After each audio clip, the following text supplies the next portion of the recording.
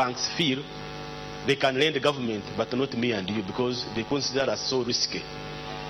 We are glad to report that in the coming financial year, government intends to borrow 62 billion. This is a sharp decline from 1.2 trillion that government had borrowed in this particular financial year. It's a very good step to the president's election. We think government can still do more.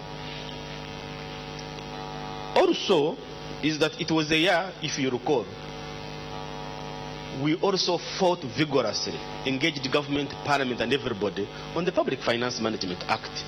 And in March last year, the Public Finance Management Act was passed by parliament with serious recommendations and inclusions that we had, and so many of them. I can also inform you that one of them was the certificate for gender equity, which government was able to put into the law. We are the only country in the whole world with such a provision in our public finance laws. Ladies and gentlemen, is that also, you recall that it was also in the middle of there that the government decided to again amend the act, barely 3 months in its implementation. But again, with your support, with your campaign, with your engagement, out of the 8 issues we had, 5 of them were taken, and we are glad that we also made that particular milestone. As of now, I am still happy that with our campaign again, the president refused to sign the income tax bill and returned it to parliament. As of today, we know it is still with parliament. So again, we know that was our greatest achievement. What happens from today and tomorrow could also be another story. But we can't fail to appreciate our efforts that the president indeed refused to grant MPs an exemption on their allowances. The other important element also that we are happy about for the last financial year is that government increased participation and spaces of citizens and CSOs to engage, especially in the budget process. It was the first time in our history that the Ministry of Finance decided to co-opt us on their regional budget consultative meetings. And you very well know that we all participated in this regional meeting. It was quite a hectic, a difficult period. They knew that we were going to fail, but we knew that we were not going to fail. And as such, we attended all the 20 regional consultative meetings, presented our papers, and it is a result of those meetings that some of these particular issues are seriously coming out. I'm very grateful for those who participated in these regional meetings, especially our friends from the East. I don't know, is SD code around here? SD, yes, SD code is around here. You would see the importance of how this important action resulted in more and more areas of engaging government and the achievements. Not to say there are other outstanding areas that we seriously would like government to look at. And among them is improving tax administration. Assessing taxes is still a problem. You earn the same amount of money, but you find you are paying different taxes. Correction, some people are still evading. I can tell you yesterday we were in a meeting and we realized that corporation tax has remained constant, has never improved for the last 7 years. And yet we know companies are being, registered on a daily basis. They are making profits, investments are increasing, but corporation tax has definitely remained flat. So there is a very big problem on that particular area. Enforcing is still a problem, where you find somebody has not paid taxes for the last 5 years, and you are coming up and I would say, please pay after 5 years, and it has accumulated in billions. So those are the major issues that we feel that are still outstanding. One other area is the definite share of the local government to the definite share of local government budget to the national budget. It's still at miserable below 15%. Local governments provide more than 70% of service delivery. To give them that small share to deliver services is self-defeating in terms of improving service delivery to the people. We are still having challenges of sectors complying, of MDAs, ministries, departments and agencies complying to NPA, NDP, and also the Certificate for Gender Equity. If you read the NDP Certificate of Compliance, you get a shock that a number of our sectors do not have strategic plans. And I'm glad that we have somebody from NDP who can even expound on that. If you don't have a strategic plan as a ministry, why the hell should we give you money? Are we going to achieve the vision, the 2040 vision? You don't have a strategic plan in the first place. So where do you base yourself even to get money and budget? Those who have, they are still in the draft form. Those even who have are not even implementing them. Imagine you have a strategic plan, but when the money comes, you divert and do other business. And that's why the question of where our money is going, even as we have got increased more, as we have got an increment in the agricultural sector, where is our money going? Wahos, part of the NDP too, is buying of Wahos part of the strategic intervention to modernize agriculture? These are some of the pertinent questions we need to be asking ourselves to look at. The other important element we are struggling with, want government to address, is the issue of supplementary budgeting. Ladies and gentlemen, this issue is seriously disorganizing and tampering the whole budget process. You cannot wake up today, you budget for 10 million for salaries, in the middle of the month, you ask for more money for salaries. That is a sign of poor planning on the part of the sector. Supplementary budgeting is supposed to be for issues to deal with disasters. Something that has happened, which you had not even planned for. But this is something that we feel that should be done. The cost of public administration, ladies and gentlemen, is another thing that we are going to fight for this coming financial year. We started with increasing the number of districts. People said, no, that's okay. We went, it resulted in increasing the number of members of parliament. They said, no, that is okay. With that, we are going to have more RDCs. No, it is okay. And now we can see the members of parliament who are coming. We are okay, that is okay. The latest one is the size of cabinet. Probably now, we need to get to the grips of these things and say, we want a minister for civil society, associations, or what? Ladies and gentlemen, the cost of running government is getting above what we can afford. It must be stopped, and we need combined efforts to ensure that these issues are addressed. Strengthening performance contracts is an area, ladies and gentlemen, we need to work on. Let me tell you, an agency every year goes to Prime Minister's office and says, for me this year with the money you have given me, I am going to do 5 things. The Ministry of Finance gives all the money to that particular agency. At the end of the year, the agency has done 0. Another year comes in, we give that agency more money. Nobody stands up to question why, with the available resources they gave you, you did not accomplish the targets that were set out for you. It becomes business as usual. We go to another year. So for me, definitely is something that must be done and dealt with. Borrowing domestically is an area, ladies and gentlemen, we have to work on. For me, is that government has the capacity to face World Bank, IMF, China, India, Brazil, and get money, rather than going to face EcoBank, Stanbic Bank, Standard Chartered Bank that are based in Uganda. Where will Kasita go to get money? If government stops to domestic borrowing, I can tell you interest rates are going to sharply decrease, go down. We are seeing that the Bank of Uganda, with its monetary instrument, the CBR, when it increases, banks increase. When it reduces, no bank wants to reduce its interest rates. So as such, we are calling upon government to definitely ensure that things are done. We look ahead to work on issue of revenue and taxation. That's very important because taxation is the price we pay for civilization. I can tell you that 26.6 trillion, URA is going to collect 12.9.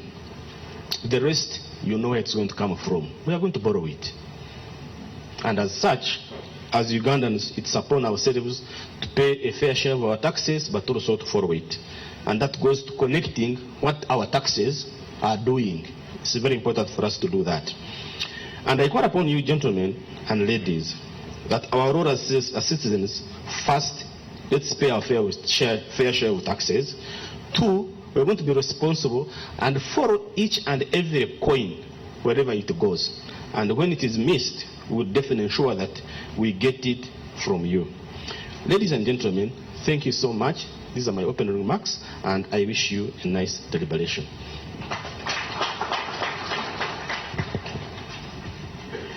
Thank you very much, Julius, for giving us context, the context in which our discussion today will take place. But Julius, before you get a minister for CSOs, we are pushing to get a minister for social media, because we are many Ugandans on social media, millions and millions. We also need a ministry with a very good budget.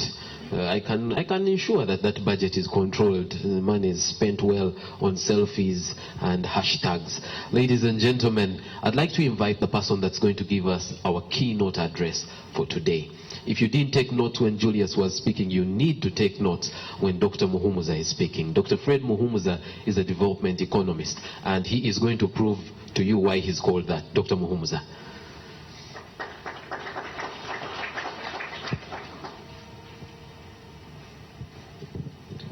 Thank you, Gabriel.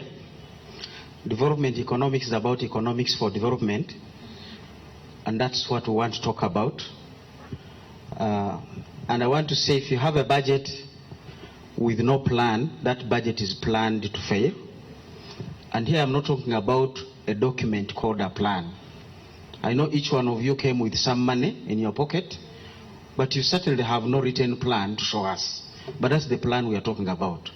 That behind every budget there must be some kind of plan. And so today I could have as well titled our discussion that small things do matter. Those very little tiny things, if you do not address them, big things fail. And I'll give you just two examples to set ourselves going. Zika mosquito, first discovered here in Entebbe, is threatening the entire World Olympics. Just like a small tiny thing. The World Olympics is grappling with how do we go forward. You can have a 600 million car, but if 3 nuts worth 50,000 are missing on the tire, you're not going anywhere. Here is a budget 26.3 trillion. We are not going to discuss how it has been apportioned, who has gotten what and who didn't get what. We literally are going to discuss those small, tiny things that if they are not with us, our budget may actually face a problem. Let's move to our first slide.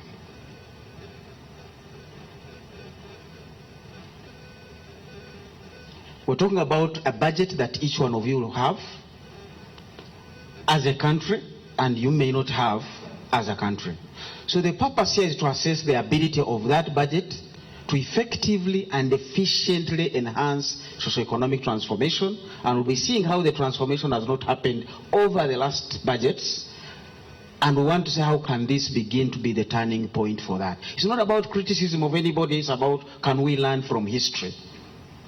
And government intends to put this expenditure towards promotion of investment, production and value addition while enhancing access to socio-economic services. The transformation story, has it happened?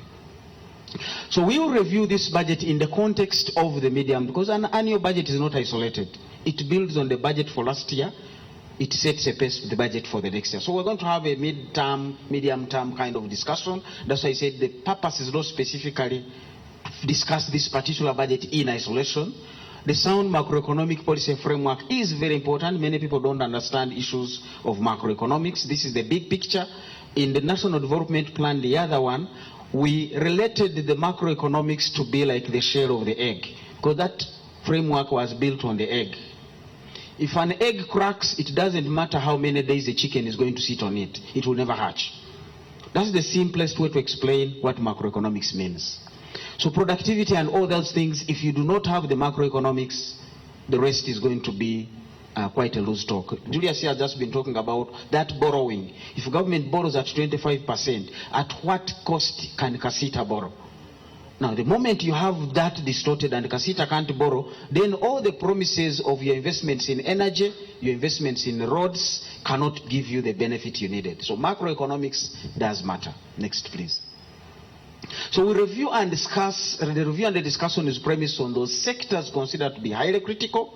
So you may not hear a discussion of your sector here just because we have a limited time as well. It's not that all the critical ones are going to be covered here, but we want to talk about some things in agriculture and just a few things to give us a pointer about small things do matter. So we'll inform, these are the things that inform the likely opportunities and the challenges and risks of the next budget. Remember, we're talking about budget approved, but it is the next budget. We are still operating in the budget of 2015-16. The one we're going to discuss will be coming in next. So we want to pick up from that story, but also review a few lessons from the budget framework papers, from the ministerial policy statements, and the plans that have been given to us. Look at the goals, the objectives, and the sectors that have remained more or less stated in those documents. So we are here not to discuss what are those issues. And what was the budget? 26.3 trillion, but the actual amount available for spending, if you read the budget speech, is about 18.4 trillion. So already you can step down your expectations from 26 to 18. 18 is what is available for spending. The other portion is by and large going to get into that space we discuss about macroeconomics. It's not that it's not important. As I've said, macroeconomics matter. We have to address those who lent us money and we're not able to pay them. So we have to go and discuss with them and reschedule. That is also captured within the budget and is the one part of what moves us from 18 to the 26. So please tone down your expectation. The pass mark is at 18 and not at 26. And that's the discussion about the balance. Of interest here is the 2.02 billion, which is nearly 2.2 trillion or 2 trillion for payment of interest. These are some of the things that if you do not handle your journey well, you get kind of caught up. So we're going to observe what are the likely risks in these sectors. And one of these we're going to talk about is education. We're saying the education budget for 2015-16 was about 2 trillion, but only 395.6 billion, or 19% had been released at least by the first half of the year. Now some of this is because of the seasonality. When is the activity, when do the activities of a sector intensify, when is the planting season? So this should not entirely mean that we did not perform. It may be that because some of the sectors, their activities lie in the second half of the year. But at 19.7% is quite really an issue, that half of the year has gone and you haven't released even a quarter of that budget. So the quality and standards, when we looked at through the government documentation, performance by the first half of the year, performance hadn't been very good in terms of those critical areas of service delivery and supervision. And when we check exactly where are the issues, what is happening in education, did the previous budget deliver? Read the budget speech, you'll find the minister has been kind enough and the ministry to share with us what are the results coming out of those budgets. Primary level proficiency in both numeracy and literacy are below 50%. Not only are they below 50%, but they are actually going down. Survival rate between P1 and P5 is below 60% and also on the decline. I believe when you're on 60, you want to be moving towards 100. But when you're on 50 and you're going down, it becomes a concern. Secondary level proficiency for senior 2 in mathematics, which is a very critical subject, was below 50 and also on the decline. The increase in the 2015 or 16 budget, apart from increasing the salary for 15% for the primary level teachers, still has a big bias towards tertiary. But remember, you are spending money to start new universities, but our problem seems to be people are not even reaching P5. So what these universities are about, we need to be concerned at least to get people past P7. So there is a concern that the next budget may fall victim due to lack of prioritization of these specific priority areas. Small things do matter. What is making this child sit in class and by P5 they have dropped out. Or even those who have not dropped out, their proficiency in basic things like numeracy and proficiency are not there. It is small things that matter. So at least we're danger that even the next budget, the 18.7 trillion, the 26 trillion, whichever figure you want to go with, may not improve the quality of education and may continue pushing those indicators downwards. The physical performance raises concern about continuity of those inherent weaknesses. Is the budget going to address the things I've talked about? 2 or 3 nuts on that tire, and then you have your value of 600 million worth of a car moving. So we plan to rehabilitate that budget of 2015-16, to rehabilitate 13 primary schools and construct 20 classrooms. But wait a minute, by half year, none had been done. Can you imagine even failing to build 20 classrooms across the whole country? The reason was attributed to changes in the procurement modality because people had agreed to re-centralize procurement. Now for me this is also a challenge. Really, what is the headquarter going to do to begin a procurement from that? Do they know the local contractors in that area? Chances are you are going to get a local contractor from town here whom you know, send him to Amdata and therefore increase the cost because this guy would pass on all that cost on you. Can't we just strengthen procurement capacity at these local governments rather than changing the policy? You can even ask the Ministry of Works or whatever to help education to do the procurement. Have one unit, but let's not centralize, because here now we lost a lot of money. We couldn't even build 20 classrooms across the country for 6 months. Small things do matter. And I found reporting on petty things, surely. These are not deliverables I would want to have at a budget level. People are reporting to say, by the way, we are able to pay the contractors. Were able to hold the meeting. If surely Julius is going to be saying the meeting took place, is that a report to put in the government report for 26 trillion? Then people will begin to say we actually traveled abroad, we bought shirts, we printed t-shirts and flyers. This is not what you expect from this reporting. So the moment people begin to report such better things, I get concerned about whether we'll get the value out of that budget. We try to scan health. The release for by December of 2015, and we're looking at the other budget to draw lessons for this current one that's coming. The budget we're looking at is the current one, the 2015-16. The lessons are for the next one. Was close to 55. Here is a good balance. At least 55% of the budget had been released, and actual expenditure was 45. You're talking about half year, so the numbers are 45, 55. That's comparable. But there is concern that the expenditure was poor in some of the critical areas. Vital service components like equipment, drugs, supplies still did not get well provided for. And it raises a question about the quality of the service. It's not just the health worker. The health worker works with the laboratory. Because when you come and give all those symptoms, they get some suspicions of what the disease could be, and they ask the lab person to kind of rule out some of the suspicions. So if the equipment in the laboratory is not there, then the health worker is left to begin shooting in the dark and guessing, could this be a bacterial infection? Could this be malaria? And at the end of the day, they shoot at both. Then you have a drug shortage. Because the doctor will say, well, this temperature, let me treat both just in case. Come back for review after 3 days. But you have lost money that you shouldn't have lost. So the status of events, progress made against HIV, this is commendable, much as the numbers are still quite big up there. But approximately half of Uganda's children are still being born outside health facilities. By 2014, this was at 44%. And you know how many children get born? This population is growing fast. But it's a concern that more than half of them are outside.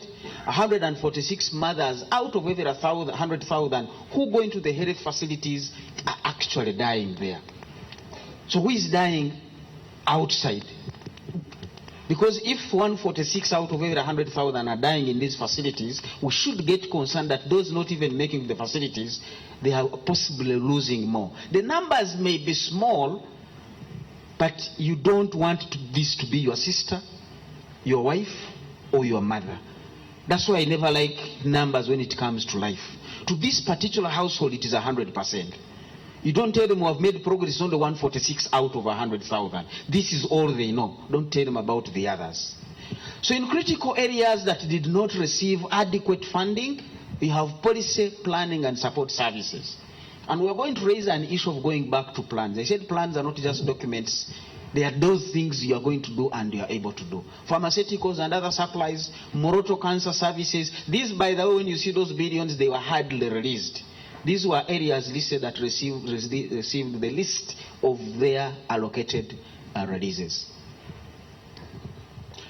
Tourism and industry, this is quite a critical sector if you want dollars, and this economy is really starved of dollars. We need them like yesterday. But and a good budget has been given this particular year, but what may be waiting for that budget, you try to look at what was actually being reported on. Are we investing in the necessary physical infrastructure, the roads, the transport, the vehicles? Are we training the necessary industry players? Because these are the small things that matter. A tourist who comes here and gets a bad experience with a waitress, goes into a room and there is no toilet paper, literally lives with that as the only remembrance about Uganda. Can you imagine? I went into a toilet, into my room, and there was no towel.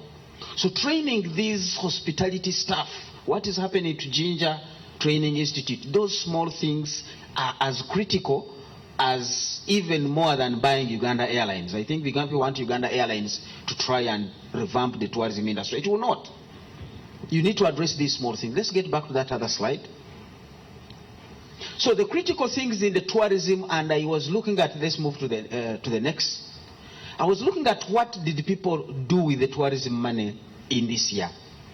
Preparation of a report on the status of tourism in the country. That was an output. Tourism Day was organized and held. The Northern Corridor Integration Project meeting was attended. Some 70 animals were rescued and 40 rehabilitated. These are government reports on what happened with the budget my friend Kenneth gave them. Animal translocation support was provided at Kavumba. I've known that place for drama. I go there to enjoy. There was also redesigning and production of brochures, and 10,000 of them were distributed across various centers. That is your tourism story. And that is what awaits the 187 billion or 89 billion they have just been given. Because I imagine you, by the time you report this is your best. You don't come to a wedding and you put on your worst. So this was the best performance from a sector that we are waiting to give us the dollars. 26 trillion may go through like that. Let's get to a critical component where Ugandans lie. And as I said, and I've said before, and I will continue to say, Ugandans are too poor to support industry. We need to begin with agriculture, so that they can earn some money, create some demand, then investors will come. Investors don't come because you have roads and energy. Investors look at a market. And if this market is in Congo, if this market is in Baghdad, they will go there. And they are there. So we need to revamp our market, and our market will begin with agricultural production. So the core objective here is to increase those production, productivity, commercialization, and this is transformation story Uganda has been working on for the last 20 years. But wait a minute, what are the results? Only 2.3 out of 5-point-something million households are engaged in what you may call commercial farming. So is the transformation happening? I don't think so. Subsistence farming has increased instead from actually 68% to 69%, and this is over the decade of the census. The last census of 2002, the recent one of 2014, subsistence households are still close to 70. Productivity continues to decline, and we are saying it is a result of where we have actually been investing the money. Things to do with knowledge, which extension service is supposed to give, things to do with provision of high yield inputs. These are some of the reasons why productivity is actually going down. And I went into the risks and failures that are inherent in some of these populist strategies. Some of them like wealth creation. And we have been distributing inputs. I got the report and crunched the numbers. I like the numbers. They don't lie. That between that period, the first half of the year, this year we are in, 2,701 tons of maize was distributed to how many households? Over 1.1 million households. They shared that much. So I said, let's give them each fair sharing of these tons. Each one received 2.5 kilograms of seed. And it can plant about 1.25 hectares. So I went on the net to look at the various possible yields in Africa, in the world, and whatever, what can come out of 1.25 hectares. You are lucky, just to go back a bit, you are lucky to get 180 kilograms. Give it a good price that your maize, wherever you are, will give you 1,000 shillings per kilogram. You have 180,000 per season from this government effort per household. We have not netted off the cost of the farmer digging and possibly renting the land, because that's what is happening right now. So the net for the farmers take home might even be negative. It's no wonder that commercial subsistence hasn't taken off. Let's move to another crop. This was wealth creation rice, a darling of every other person. And the target was Koboko, Maracha, Nebi, and Yumbe. We wanted to target to deliver at least to cover 480 acres for 960 households, which is half an acre per household. Approximately 1,200 kilograms or is what you'll get from that half an acre of rice, and it is another 180,000. Next, please. We are about to finish so that you can discuss these things. You also will have your own experiences to tell us of people you have seen in your neighborhood whose coffee is drying, but it was delivered. And we have discovered that people, because they are paid per coffee seedling sold out, they are actually manipulating the seedling and planting no more coffee, no longer the high yield. Because after all, no farmer will identify whether this is high yield or low yield. They only find out after it has not survived the drought. So the coffee production from 3.6 million bags is expected in 2025, and we hope this will rise to 20 million bags by 2020. If these are the ways we are dealing with the small things that matter, the mosquitoes, I'm afraid, might derail the Olympics of 2020. Tea production, these are the targets of what government intends to achieve, and I am saying if we are still that lax at the level of implementation, we are going to have a challenge to realize these objectives. Next, please. Energy. Hydropower generation, we were told, is about 830 megawatts. We already have an excess of 100 megawatts, and we are still building more. Now, this is where economics stops and other things begin. People have summed them up as political economy. Because in economics, when you have a surplus, the price goes down. In Uganda, the surplus raises the price. So we did have to get out of economics to find out why. Why has economics become irrelevant, and yet it is a profession or at least a discipline for ages?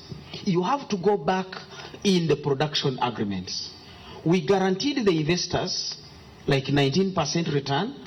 We guaranteed the investors a capacity charge. So whether you have taken the power or not, you pay. So for people who are excited about the 2.3 trillion to the energy sector, it may not lower the price, it may not increase the production. It may actually be guaranteeing a lot of earlier commitments that we made 10 years ago that we are going to carry forward for possibly another 2 decades. So that increased access to 20.4% represented an increase. This is access people who have connected to power. But I know even some of us in Kampala, we are connected to power, but we are actually resorting to solar for a lot of things. So our houses will be counted as connected, but we are not using that power. And remember, Umeme does not charge per connection. They charge per usage.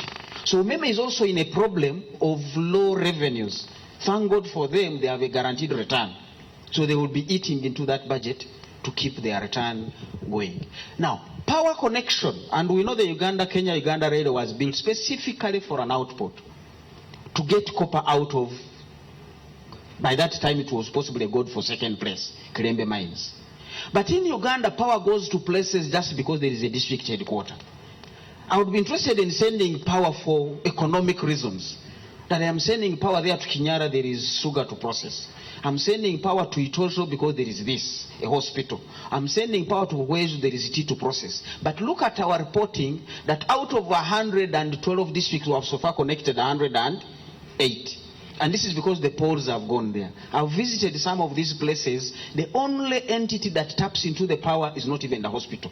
It's either one rich person, could be the MP, and possibly a corporate social responsibility facility provided by MTN. But power is in that district, and we have invested heavily to get it there. So I think some of these will come to haunt us or are already haunting us because we had to borrow to do these investments. Next, please. So false projections of cost both government and households. In 2011, I was reading a report of how we were doing the projections on power. Then, the hydropower generation was estimated to increase to 1,000. It's actually estimated to increase to 1,400 megawatts by 2019. And people are assuming it will be used. But total demand projections, there is a low base case and there is a high base case. If Ugandans continue being poor as they are, you are likely to get the low base case. The demand will be 750. So you might have a surplus of about 700 megawatts. If it was a surplus to remain there that doesn't cost us, will be okay. But if it is the arrangement that we pay for it, then it is going to be diverting our resources from Casita, from the actual investors into other areas. So the shortfall is likely to raise the tariff and the government compensation charges because of the guarantees. So that huge budget to the sector is likely to increase with no extra benefit, which will actually undermine the entire ability of the economy to move to the next level. Do budgets really matter? This is a question you can answer yourselves. Do budgets really matter? The evidence seems to indicate the following. One is that budgets based on mere operational and not strategic considerations are bound to fail. You have to be looking long term, because remember, this is not just a 2016-17 budget. It also is going to set a pace for what will be happening in 2020 and 2025. If we get it wrong today, like the debt repayments we are dealing with today, which were contracted 3 years ago, and now they are eating 2 of our trillion, we might actually end up losing the entire budget to those commitments that we do. So we need to be looking both where we are and where we are going. Budgeting and planning in an environment of weak institutions is bound to fail. We have all heard about the UNRWA report, where 4.5 or 4 trillion is being looked for. This is money that was mobilized at a very costly rate, handed over to people to give us roads. We can't file the roads. If UNRWA and all the other institutions are as weak, then the budget is likely to fail. So institutional reform becomes key besides the discussion on the budget. Budgets with no logical policy focus are also bound to fail. Why are you doing what you are doing? It's not about reaching 11 million households. You would rather reach 100,000 households and give them what will enable them to take off, rather than trying to spread. That's the logic we are talking about. Let's deal with a few, make sure that area is covered, and we move on into the next area. So budgets with no clear political goals and commitments are also bound to fail. We must have a political commitment and a political goal on this budget. The goal may be political in the sense that is made by politicians. The goal may be political in the sense that the politicians are answering the cries of the citizens. Those may be 2 different goals. To conclude, I think we urgently need policy, institutional, and budget reforms if we are to get the effective service delivery that we've been talking about. Secondly, the key area of policy reform should specifically look at harmonization of short-term budget options and the medium-term macroeconomic objectives. Specifically, we're talking about the debt trend that we have incurred today threatens to derail the entire economy. We have borrowed money for 2 years and invested in projects that are not only going to give us any benefit in 5 years, but possibly in 10 or 30 years. That is a mismatch, and we need to address those issues. The other is that a high level of governance and accountability is key to any positive future aspirations. Finally, a high level of political focus, and I was really struggling here to find the right words. I almost called it political focus and commitment towards the economy is needed for realization of middle income status. I have put it at 2030. Because sorting out the mess we are in as we speak would take us 5 years. And then the other 10 years is to move towards the middle income status. My worry is we are not even acknowledging there is a mess around us. So every time we don't realize that and begin to say, how do we sort it out? Which sorting out will take us 5 years. That's why 5 trillion is literally for rescheduling the debt that we can't pay. That's part of the mess to sort out. I want to thank you very much. Dr. Fred Muhumuza, thank you very much. If we could give him a louder hand clap.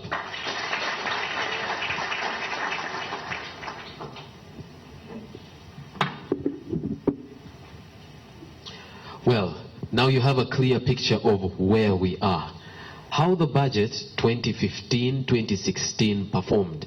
The 2016-2017 budget will start to operate in about 2 weeks' time, thanks to the amended Public Finance Act that actually dictates that by the 1st of July of the new financial year, the budget should start to operate. That's why a few things were done differently from what you are used to in the budget handling process at the parliamentary level. This time when the budget was read, it was really a passed budget. And now Parliament won't have to discuss and renegotiate a few figures there. Dr. Muhumuza used to work at the Ministry of Finance. I am starting to think that because his ideas were a little beyond the parameters, he had to go and find a place where he can really exercise his mental muscles, move his legs, and not be summoned to the disciplinary room to say, hey, your salary is coming from this budget you're criticizing. But I'd like to invite a former colleague of his, Mr. Kenneth Mugambe, the Director for Budget, Ministry of Finance, Planning and Economic Development, to give us what this budget can actually achieve. He's going to present to us a paper on the challenges and opportunities in implementing the financial year 2016-2017 budget and achieving quality service delivery. Kenneth, you're welcome.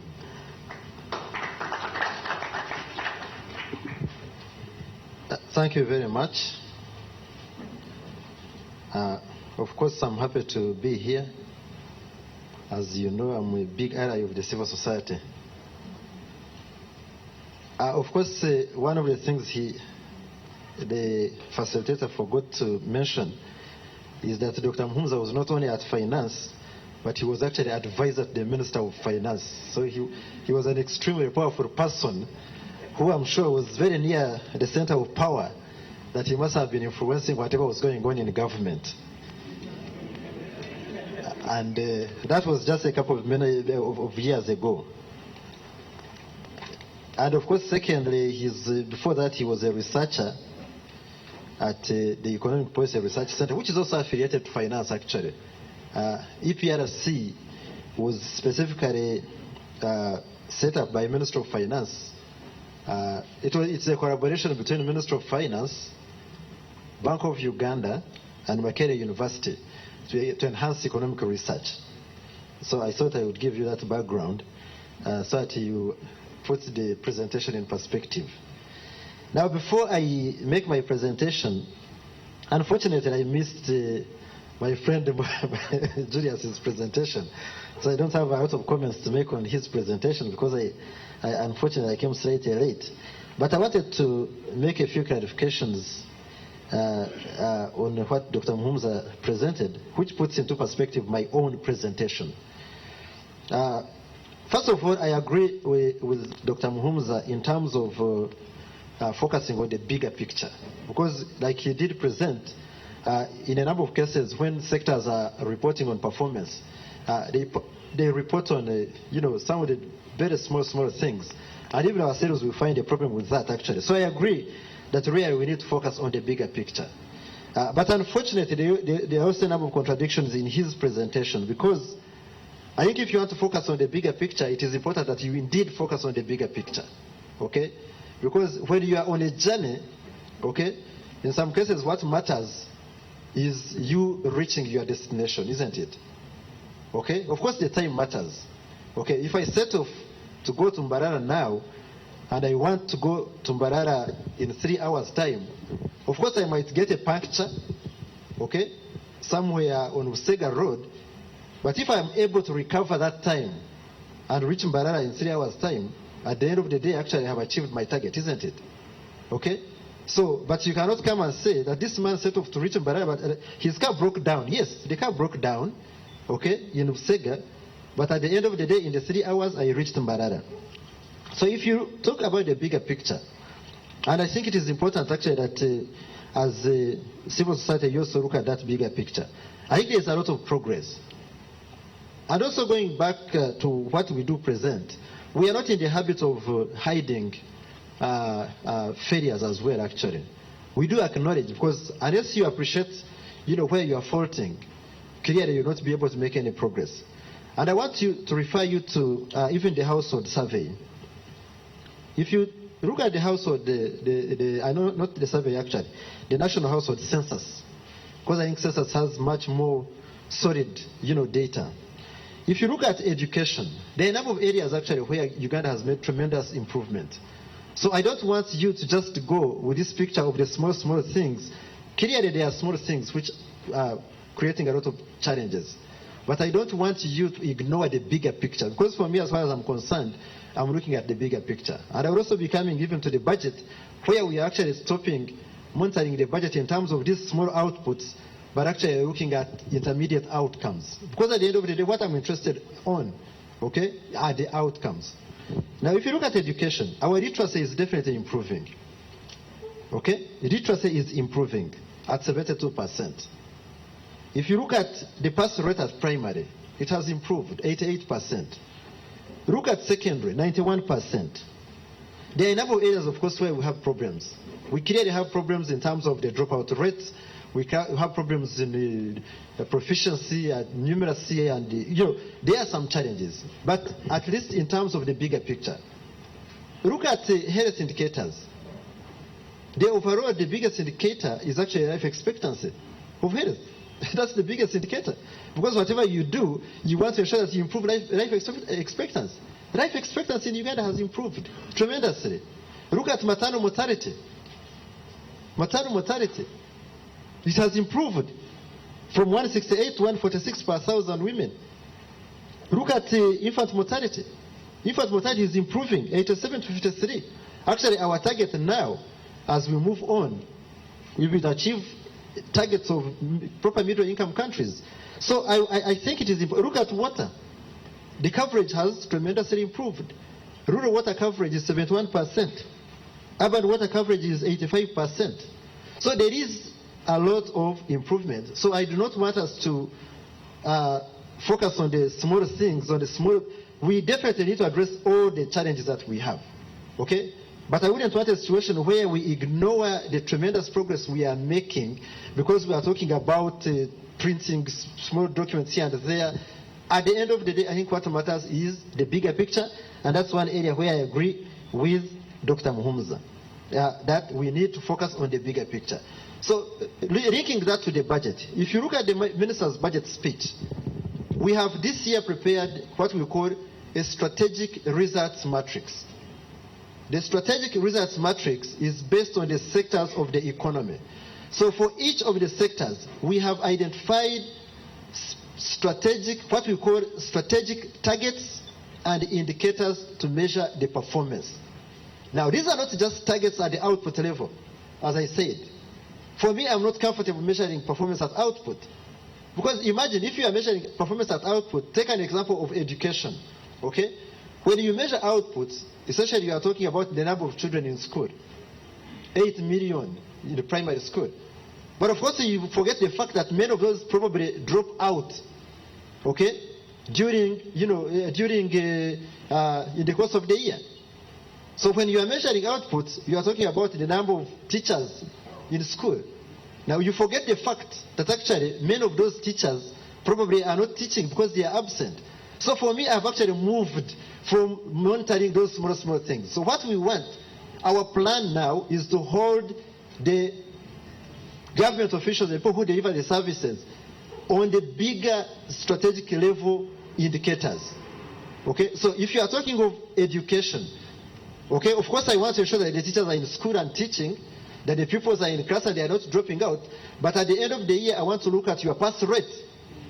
I want to see how many of your primary 7 children passed. If they didn't pass, what is the problem? Okay? What is your numeracy? What is your literacy? What is the transition rate from P3 to P4? From P5 to P6? from P7 to senior 1. Do we have improvement in those indicators?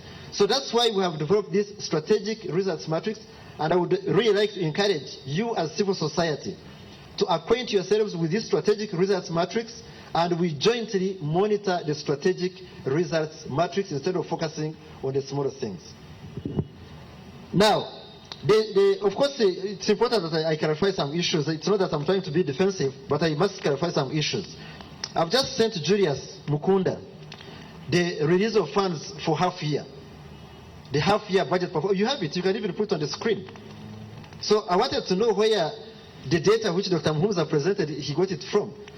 Because what I have is totally different from what he has in terms of budget performance.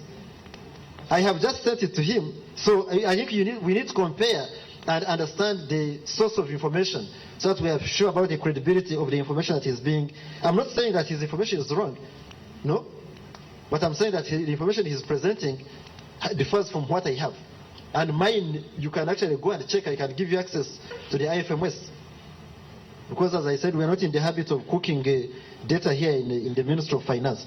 So we need to ensure that the information which is presented definitely is credible. Now, let me now turn to my presentation. Now, I think I'm not going to dwell a lot on some of the things because I believe most of the people here are very well acquainted, with what the minister presented in terms of the budget strategy. So probably what I'm going to focus more on, which is really, I believe, the basis of this dialogue, will be the opportunities, the challenges, and some of the measures we are putting in place to ensure that we improve the delivery of public services. So if you can go to the first slide. Of course, that is the basis of the presentation of the budget. Actually, the formulation of the budget. Okay? The National Development Plan, the NRM Party Manifesto. We drew a lot of lessons from the 2014 Population and Housing Census. And then, of course, we also try to find out what are the emerging challenges. Now, these emerging challenges arise out of different, fora or discussions. Actually, I pick some challenges even when I come here. When I engage the civil society, we pick, those issues. We have a partnership with Csbag. We hold regular consultations. They tell us the issues which are affecting, the delivery of the services. So we pick those challenges. Of course, the politicians, when they were on the campaign trail, they were also able to encounter first-hand information, okay, on what is actually going on right in the rural areas. So we use all that information to try and formulate a budget strategy that we believe becomes relevant to the challenges that we have as a country today. Now, the theme, of course, as indicated, we need to look at the theme actually and put it in perspective. If you go back over the years, in terms of our country, first, you remember in the days of the Poverty Eradication Action Plan, our main focus was, addressing poverty, okay? So most of the interventions and the programs that the government was implementing were largely focusing on poverty eradication. Now, over the years, we realized that actually the strategy of poverty eradication, yes, was progressing well, but there were emerging challenges. So we started now focusing on infrastructure development. Now, infrastructure development as a means of facilitating the private sector in order to stimulate economic growth and development. Now, in the recent past, we have definitely seen an emerging challenge. And actually, the biggest challenge that is affecting the economy now today is the trade imbalance. Okay? So you can actually start from that. Whatever we are talking about, whether it is the depreciation of the shilling, whether it is whatever we are talking about, the foreign exchange decline in foreign exchange inflows, it is all because of the challenges arising out of the trade imbalance, the fact that we export less than what we import. So in the budget of 16-17, the theme in order to address that challenge is enhanced productivity for job creation. Enhanced productivity for job creation. And of course, as we know, Uganda remains largely an agricultural country. And of course, here I agree with Dr. Muhumza, because we have, first of all, if you put agriculture in perspective, if you look at the share of agriculture in GDP, definitely the share of agriculture in GDP has gone down, okay? Because we have services increasing, we have manufacturing to an extent increasing. Agriculture is going down. But if you look, again, on account of the population census, if you look at the number of households that depend on agriculture, that earn income from agriculture, the number of households which earn income from agriculture have actually increased. I think from 67 to 68% or something of that sort. Okay, so that essentially means that agriculture remains a key factor, okay, in the whole growth equation of Uganda. And that's why the theme for this year's budget is enhanced productivity. This is productivity largely from what NPA calls the primary growth sectors, and of course agriculture being the key one.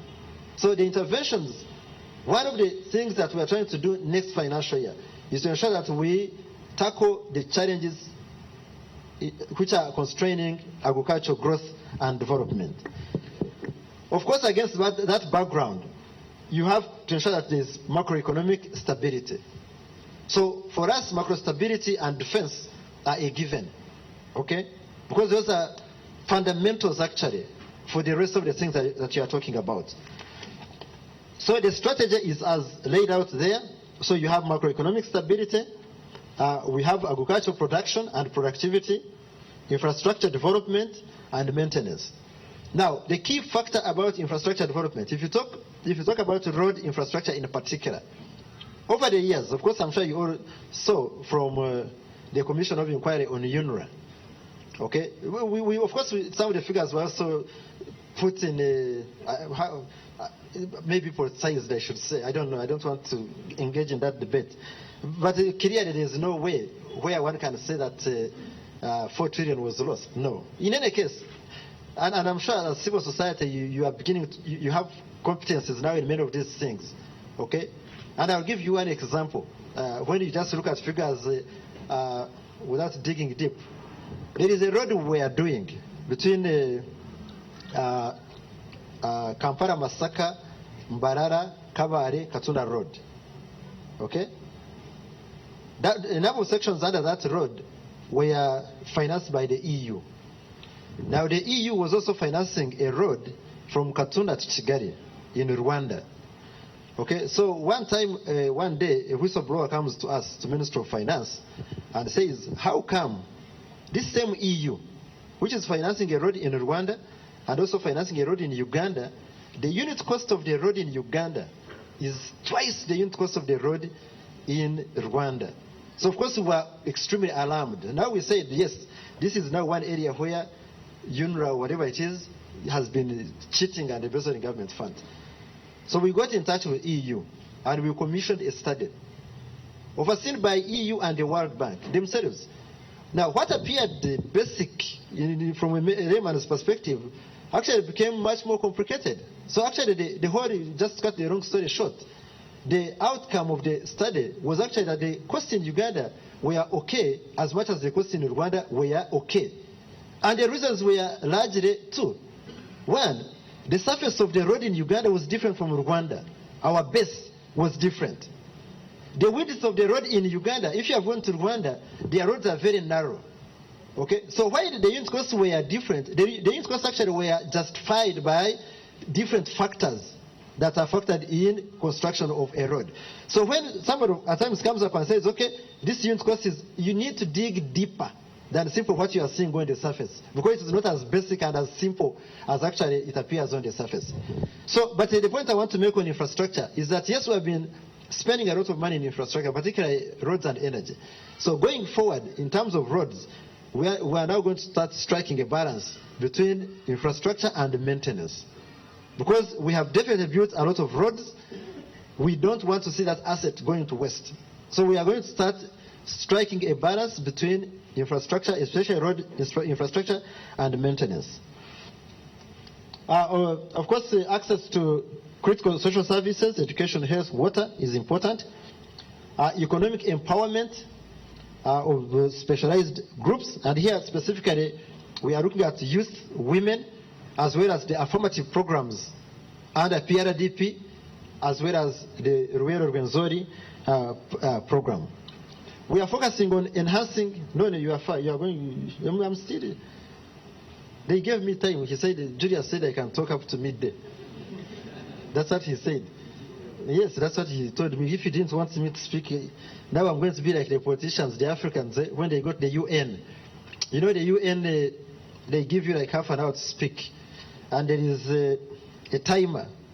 So when your time is up, the timer cuts you off. So one time, one of these people was speaking and he said, how can you call me all the way from Africa to come and talk for half an hour? So even me, you cannot call me from my office here. So I'm going to speak. Okay, now I'm joking, so I'll soon finish. Now, I wanted to make a point on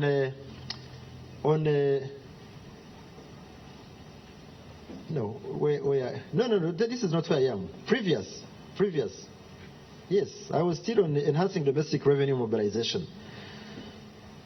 There was a point which was made, which we also appreciate, the fact that our revenue effort is low.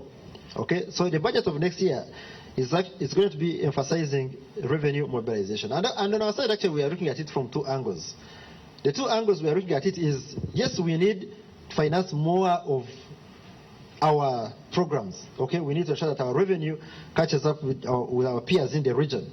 But we also believe that in terms of increasing the stake of the stakeholders, if the stakeholders are financing more of the services, they are likely, and this is actually backed by evidence, they are likely actually to demand better services because they have a higher stake. Okay, so on our side, we are looking at it from that angle. They will have a higher stake, and that is actually one of the challenges of donor aid. You know, you just imagine yourself, I mean, if somebody donates to you, you don't care actually whether the thing is working well or not. You don't care. But as long as you have put your effort in it. So we are looking at revenue mobilization on those two angles. One, the need to ensure that we finance more of our budget, but knowing that by increasing our revenue effort, okay, we are increasing the stake of the Ugandan population, of the Ugandan taxpayer, and by increasing the stake of the Ugandan taxpayer, they are likely to demand for more and better services from us government officials who deliver the services. So we are looking at that from that perspective. And then, of course, last but not least, we are going to be emphasizing improving efficiency and effectiveness of the delivery of public services. Next. Now, on the macro strategy, I think the key point I want to mention on the macro front is that we need to ensure that we maintain macroeconomic stability. Because without macroeconomic stability, then you don't have a firm foundation for the rest of the interventions that you are talking about. Now, Julius talked about, when I was coming in, he talked about the issue of the high interest rates. We know in Uganda, actually, the main reason for the high interest rates, at least the main reason, was government competing with the private sector in the domestic market. Now, in the budget of 16-17, we have tremendously scaled down domestic borrowing. This year, we are programmed to borrow 1.4 trillion shillings from the domestic market to finance the budget. Next year, we are going to borrow 600 billion. Okay? So we are really scaling down domestic. And by doing that, of course, the crowding out effect, as we call it in economics, will be reduced. And definitely, commercial banks will be forced to reduce interest rates. Because now they will not have, a risk-free instrument that they invest in money. Because all they do now is to go and buy a treasury bill or bond, and they can actually go home and sleep. Okay? Because they know there's no risk as far as... So that alone, we believe, is going to... And so we are extremely mindful of our interventions in the market, how we relate with the private sector in the market. So macroeconomic stability remains, a bedrock of our strategy for the budget of next year. Next. The next key aspect is employment and job creation. Of course, we know we have a big challenge of youth unemployment. So essentially, the budget strategy is first and foremost to try and put in place a conducive environment for creating self-employment, but also using other interventions For example, the Skilling Uganda program under Ministry of Education to enhance skills of the population.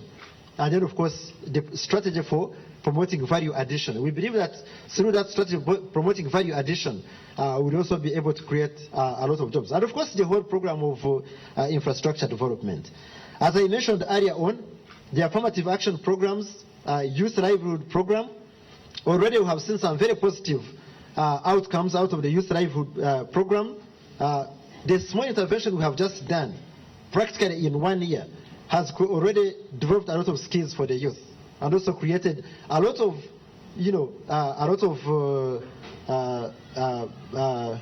projects and programs worth almost 45 billion. We are now going to roll out the Women Enterprise Program under Ministry of Gender. As you know, we have actually increased funding for these two initiatives. Next. Now, on productivity enhancement, most of the interventions under productivity enhancement, as I said, are largely in the agricultural sector. And here we are largely looking at the provision of both breeding and planting materials, as well as addressing pests and diseases, crop pests and animal diseases. Those are the two key interventions that the government is undertaking. But beyond that, especially as we move towards commercialization of agriculture, we are looking at creating an enabling irrigation infrastructure. We have now been focusing on the big infrastructure projects. Okay, we did Mubuku, we did Orange, we have done about 5 big irrigation schemes. But what we see going forward is to start focusing on small-scale irrigation programs, those which are actually deliver water throughout the year to some commercial farmer who may not be easily accessing the big irrigation schemes. So that is one of the areas that, in terms of strategy, that we shall be focusing on. The agricultural credit facility, we are reviewing the agricultural credit facility to ensure that it can support both production and the whole value chain in the agricultural system. As we speak now, the facility has almost 200 billion. It has a portfolio, or actually not almost, but over 200 billion. That is the portfolio under the agricultural credit facility, which we set up a few years back. We have put in place this year, in the coming budget, an agricultural insurance scheme as a means of underwriting risk in agriculture. So this is something which will definitely enable the banks to be able to lend to the agricultural sector, and also the insurance schemes participate in this whole scheme by underwriting risk. Now, I'm not going to go into all the things on tourism, on what. So what I will do is just to move on to opportunities and the challenges. But before that, I wanted to make a comment on electricity. Just go to electricity. Because I think Dr. Mhumza made a point, and unfortunately he has gone. There's one member of parliament.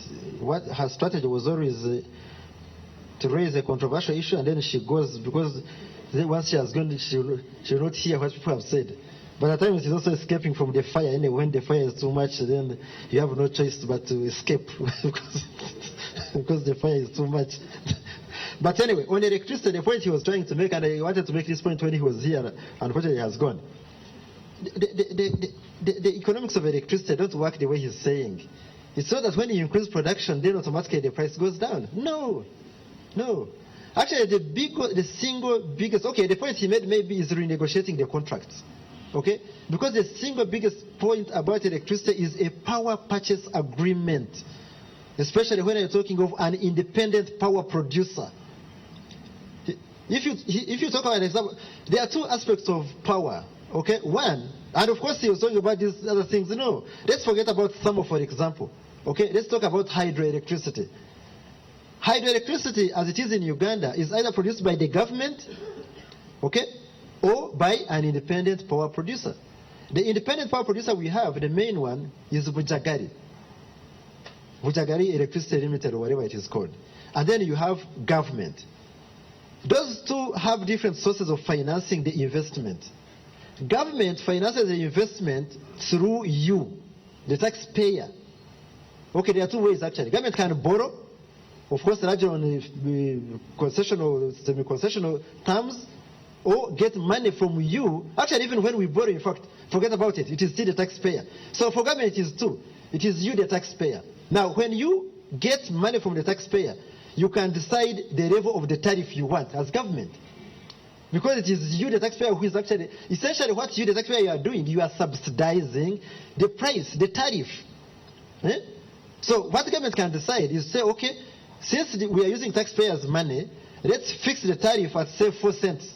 They are in cents, US cents. They can say, okay, let's put it at 4 cents per kilowatt hour. A kilowatt hour is equivalent to when you switch on a bulb. Okay, that's a kilowatt hour. So government can say, okay, let's set it at 4 cents. Because maybe they want to raise some money for maintenance of the dam. But they are not looking at an additional investment maybe.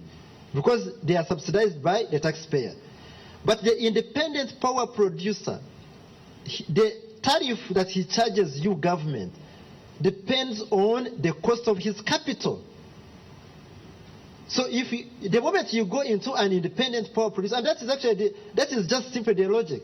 The moment you agree that yes, you are going to have independent power producers, you only have two options. Either the consumer of the electricity will meet the tariff, or you as government, you subsidize the tariff. It is as simple as that. But if you are Bujagari, you have actually gone and borrowed money. Okay? Once you have borrowed money, you must charge government a tariff that will ensure that you recover your investment and make a profit. So if you look at most of these power producers, the tariff is about 11 cents per kilowatt hour. Okay? And that is because they have borrowed, so they must cover their investment, the cost of their capital, and make a profit. Now, the option that the government has is to come in and subsidize. We looked at the cost of subsidizing. Because we have looked at it annually, if we were to move the tariff from the approximate 11 cents per kilowatt hour it is on now to about 5, which His Excellency the President wants, we need 750 billion annually. So it has a cost. So it is not as simple as saying that you can actually do this. It has a big cost. So the cost it has is, yes, you can decide to keep subsidizing. Now, if you keep subsidizing, then definitely you have a challenge of investment. Because if you subsidize, then where will you get the money for additional investment? And this is exactly what happened when we were depending a lot on thermal power. On thermal power alone, thermal power is essentially a generator. When people tell you thermal power, don't think it is anything else. It's a generator, but on a big scale. Okay? Because generators are expensive. Thermal power, on average, they were producing electricity at about 15, 16 cents per kilowatt hour. Now, government, of course, could not afford the consumer to consume electricity at that rate. So government was subsidizing to bring the tariff down to about 11 every year. By the time we stopped the huge consumption, even now we still have a bill. As we speak now, in the budget of 16-17, we have a bill of 100 billion.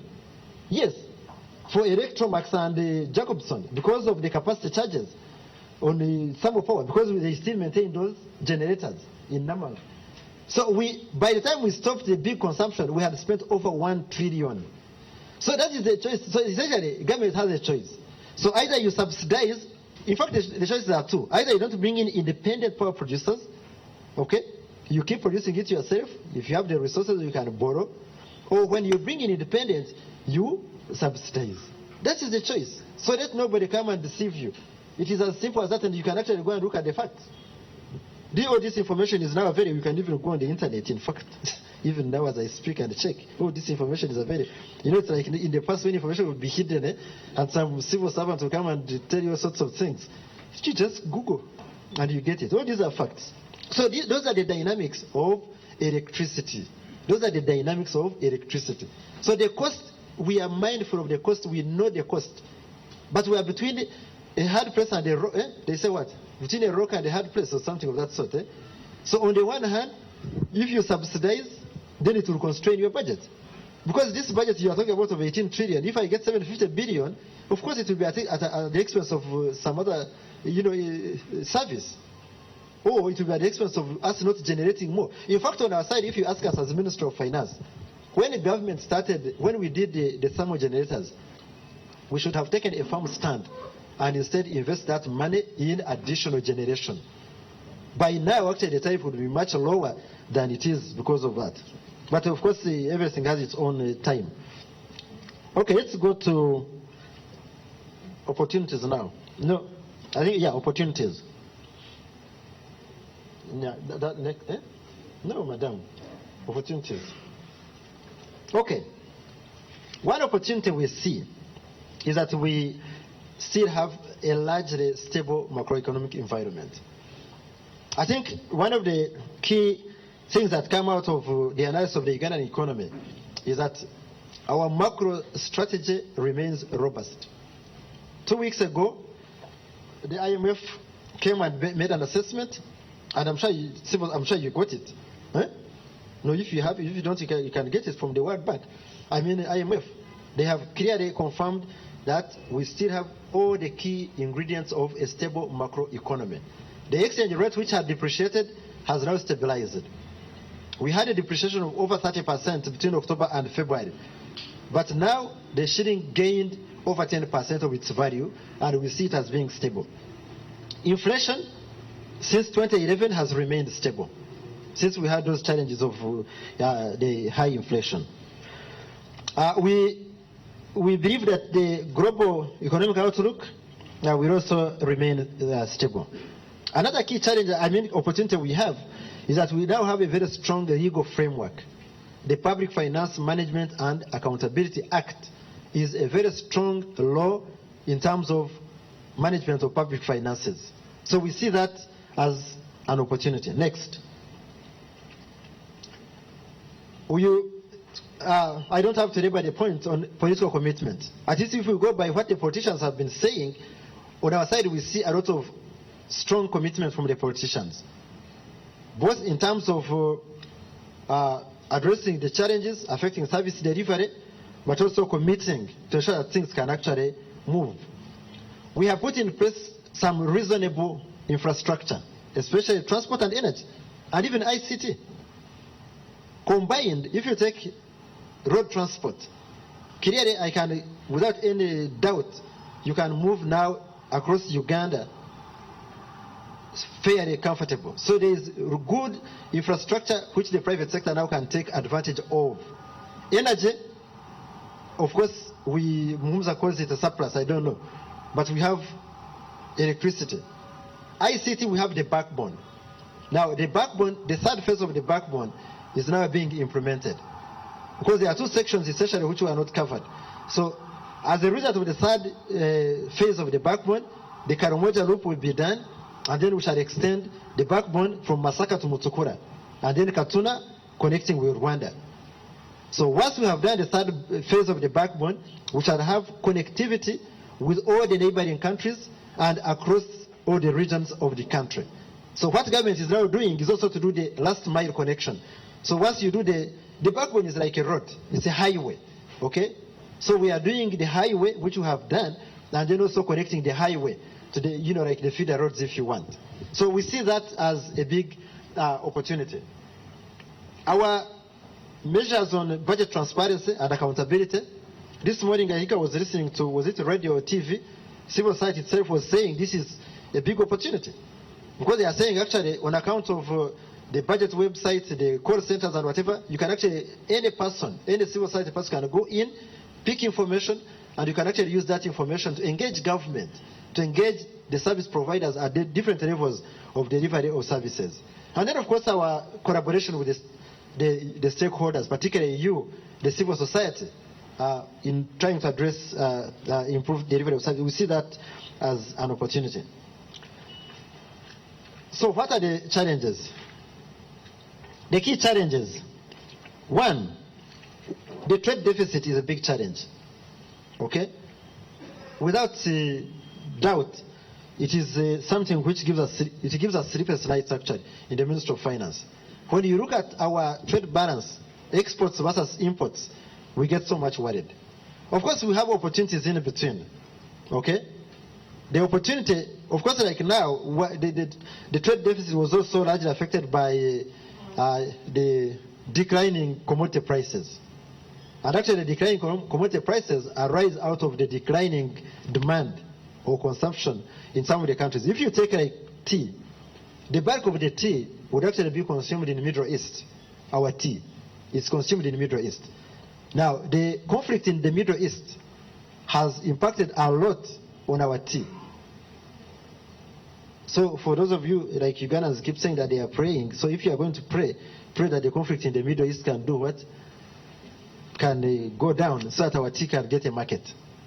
Because that is a challenge on our side to increase our exports. Now, the commercial bank interest rates are a challenge. Of course, we are one of the measures we are addressing to increase investment capital is by putting more resources in the Uganda Development Bank. Now, that is like, of course, to have a time lag. But definitely interest rates are a challenge, but we do hope that the fact that we have scaled down, domestic borrowing, the interest rates should be coming down. The limited local revenue base is a big challenge, and this is dictated by the large informal sector. Of course, I'm not saying that we don't have interventions we are making in all these things. There are interventions. For example, one of the things we are doing on the informal sector, we are trying to work with between us and URA. We are trying to put in place measures to formalize the informal sector to bring people. And one of the areas actually is to ensure that we taxpayer education, because the challenge of the informal sector is that people think that when you formalize a business, then you are taxed. Which is a complete, because even you realize even when you formalize your business, actually you have bigger opportunities for your business to grow and you become richer. Because now you have proper books of accounts, you start banking in the banking system so you can actually access credit. So taxpayer education is extremely important in terms of course, alongside many other things. Of course, the private sector is still a big challenge, especially the local private sector. And then corruption remains a big challenge. Next, weak public investment management. I think those of you who attended the World Bank, I don't know if you were there. You were. We have a challenge, and this is an area where we need support from civil society. Our public investment management capacity, actually it's not just capacity, I don't accept that it is capacity, but public investment management is a very big, weak link in our program. So this is one of the areas, again, which we are addressing in the budget of 16-17. I have already talked about, issues of coordination, monitoring, and supervision, a big problem. Technological challenges, yes, to some extent, a big problem. So now let me turn to some of the measures we are putting in place to address, to improve, for effective implementation of the budget. One, I already talked about the opportunity of the Public Finance Management Act. The Public Finance Management Act is a very strong instrument for us to improve service delivery. We have an opportunity, first and foremost, as Treasurer, as Minister of Finance, because it gives us a lot of powers in terms of sanctioning, errant accounting officers. First of all, we appoint them. Okay, so we have an opportunity not to appoint accounting officers who are not implementing their programs properly. But we also have a big stick through that Public Finance and Accountability Act. The second point is on, I've already talked about transparency, but also on accountability.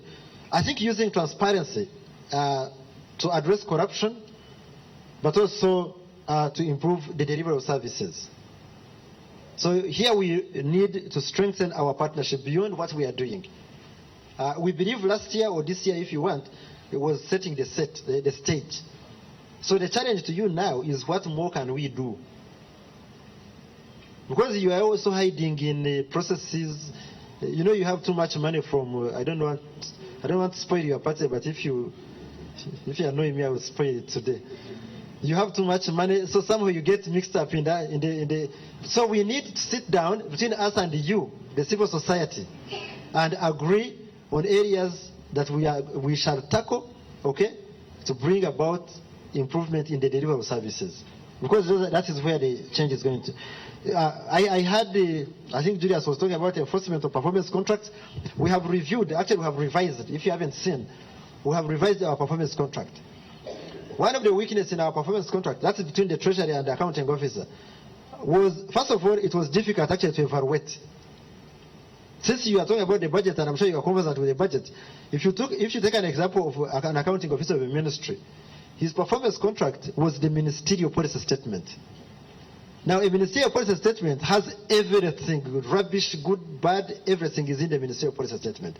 So what we have done now, we are making it more specific and linking it to the strategic results matrix I talked about. So an accounting of energy, we are going to hold you accountable for delivering 5 key outcomes and outputs. So my concern will not be what you have done in these processes and whatever. No. I will pick Karuma, okay, and I use Karuma as a benchmark, as a measure. Okay? You set out to do Karuma, to do 10% of Karuma. Okay? What have you done? So we are picking 5 projects and 5 projects and programs, and that's what we'll be assessing. So it will be easier for us. It will be much more specific, and it will become easier for us even to assess, the performance of these accounting officers and hold them accountable for whatever they are doing. Next. Public investment management. Now, the challenge of public investment management is that it starts right from the inception of a project. Many of the projects we have are probably not the kind of projects we should be having in our public investment program. So we are reviewing the whole cycle, the whole public investment management system, okay? Ensuring that projects do proper feasibility studies, okay? So we are going to increase on the scrutiny, we are increasing on the oversight function, and we are also institutionalizing evaluation of projects. Every project that ends, just like all these big institutions do, every project that ends must be evaluated, okay? So that we learn lessons. Did it achieve its objectives? Do we want a full-on project? etc. So that's an area which we are working on. Inspection and supervision. We have already set up a working team in the ministry, and you can actually join us if you want, because actually all we want are ideas. Because we know on surface we have inspectors, we have what, all those are there on paper. But so what we're asking ourselves, how do we ensure that actually these people properly do inspection, do supervise? So we want your support. So we want actually you to come and join us in the ministry as we prepare this paper on strengthening inspection. But it's an area which we want to focus on. Budget monitoring and accountability, which is linked to that. Promotion of e-government. We are working with NITA-U and the Ministry of ICT to integrate all government IT systems. Every single day where you go, you hear your department is preparing this system. The other day we were in a meeting. The Local Government Finance Commission has prepared an IT system for revenue mobilization in the local governments. Then as we were discussing, Minister of Local Government says they are also preparing one. Now these are institutions which are under the same roof practically. So we are looking at integration of IT systems, but also enhancing e-government, e-procurement, e-government, okay, as areas of facilitating delivery of public services. We are deepening fiscal decentralization. We have already done 2 phases, okay. Phase 1 was consolidating the grants. I'm sure you are aware we did that last year. This year, sorry, 15-16. This year we consolidated all the grants to minimize the transaction costs on the part of the accounting officers. Because you can imagine an accounting officer was handling over 50 grants. Now when you have 50 grants in a district, it means you must have 50 books of accounts, because you have to have books of accounts for each grant. You must have accounts, bank accounts. So you can imagine how much time you spend even signing vouchers and all. So we have consolidated those ones. Now, next year, we are going to do a study to look at the whole architecture of fiscal decentralization, which essentially entails the financing of services in the local governments. Okay? Is the money, sufficient on account of the mandate of the local governments? So that's something which we are going to deepen. I think I'm going to now on the last slide. Next. Of course, private sector development. I think here what we are really focusing on next year is the issue of local content, supporting local content. In the context of BUBU, buy Uganda, build Uganda. So we are working on that, and again we need more support from the sectors. We are making a point to the politicians that there is also need to enhance political inspection of services. Inspection at the political level. There is need for increased supervision and inspection. Yes, at the technical level, but also at the political level, and I think everybody agrees. We are handling the issue of domestic areas. These are monies which are owed by service providers. Somebody has supplied a service or a good to government and he has not paid. So we have made it clear in the first quarter of next year, July, 2 weeks from today, the money that we shall release, we are instructing all accounting officers to ensure that they pay debts, because this is constraining the private sector in terms of their cash flow.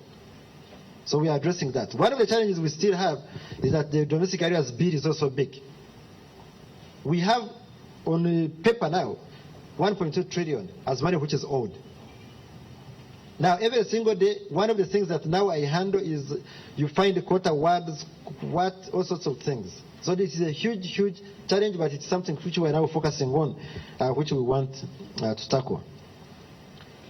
And then, of course, as I said, we have prepared a strategic budget results matrix, which we are going to use now as a tool to monitor the implementation of the budget at the strategic level. So in conclusion, we believe that the execution of the budget of next year will really depend on how much we tackle those issues. We have seen the opportunities that we have. We need to enhance our collaboration between us and you, civil society. But of course, ultimately as government, we must ensure that we undertake our function, our responsibilities as government if we are going to achieve the objectives of the budget. So I think I will stop here. And if you are not careful, I will also do like Mumza and leave. Thank you. Thank you very much, Mr. Mugambe. And again, thank you for not speaking until midday, like you had earlier threatened. I had gotten a bit worried. Ladies and gentlemen, thank you very much for being a part of this CSO post-budget dialogue, especially you who is watching us at home by television or over the internet. Thank you for watching NTV. If you would like to contribute to this discussion, use the hashtag on Twitter, UGBudget16. UGBudget16. You can copy the handle of Csbag. We're going to take a very short commercial break, but in a few seconds, come back and watch NTV and continue to hear what is being said about your 26.3 trillion budget, what the opportunities are. I am Iguma Gabriel. See you after the break.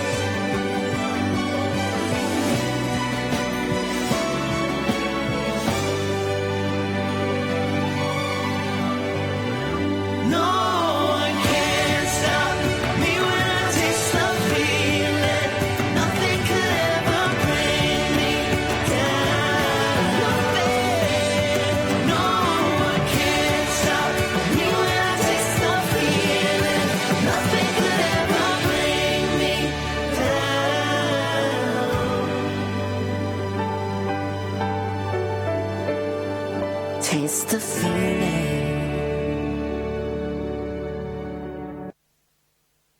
Huggies babies thank you in their way. I clap for you. I cheer for you. You are the one. I dream of you. Now baby will thank you even more with Huggies Dry Comfort Diapers. Huggies is designed and tested to work best while baby is wearing it. Huggies' unique 4-layer absorbent core absorbs fastest where it's needed most, front and bottom. Plus the elastic waistband fits baby perfectly. Try new Huggies Dry Comfort and see why Huggies babies love Huggies. Ekifo ekimu kissa wamusu n'ekyalo ekiweddeko abamanye bakiraza mumwa. Tugenda kutuuka gy'oli oyogere naffe ebikwata ku kyalo kyo, embeera mw'okolera, ebyobufuzi, ebyobulamu n'ensonga endala nnyingi. Ebyogerwa tebiyita. Tuusa eddoboozi lyo, yogera naffe buli lwakuna butereevu ku NTV akawungeezi.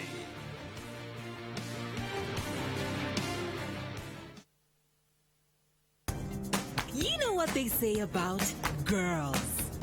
Who cries more? Girls. Who does the chores? Girls. Who's the shopaholic? Girls. Who's all about selfies? Girls. Who brings the drama? Girls. But we want to show you our real world where we're more than just girls. Introducing Csbag TV, the first female channel in Uganda, made for you to bring out the best in you. Csbag TV, it's your time. On the next episode, brought to you by... On the next episode... What do you mean you were with Arredondo? Where would you have seen him? I went to his house. No. Remember what we talked about. We need to figure out what happened here because I don't understand it. Do you? Well, I don't understand any of this. I was cleaning and missed all the gossip. Listen, now what do you mean you found the earring in Yair's room? I did. What were you doing in my room? You never go in there, Camilla. That's true, Camilla. He does clean his own room.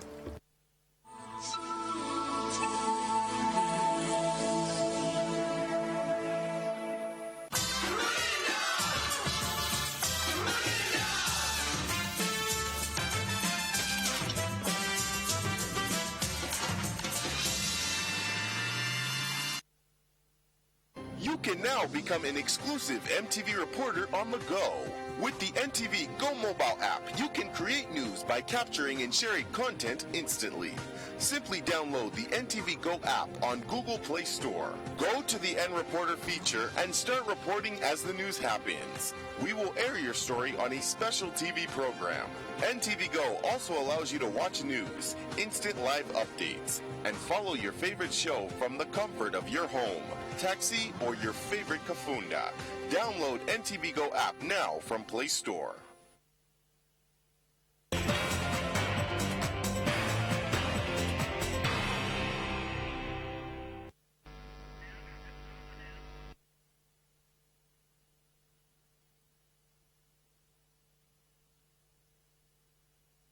Opportunities in our 2016-2017 budget. This budget starts to operate in about 2 weeks on the 1st of July. You have had presentations from Dr. Fred Muhumuza, who gave us a keynote address. He was talking about how the budget 2015-2016 performed, what challenges it had, and what opportunities the new budget actually presents. Then we had a representative from the Ministry of Finance, Mr. Kenneth Mugambe, who put in perspective the budget that is just going to start in about 2 weeks and highlighted some of the challenges but showed the opportunities that this budget comes with. We're going to have a panel discussion, and I would like to invite my panelists very quickly.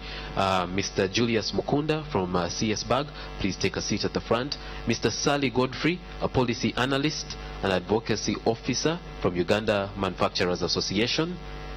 Dr. Asuman Golova, the head of research and innovation, National Planning Authority.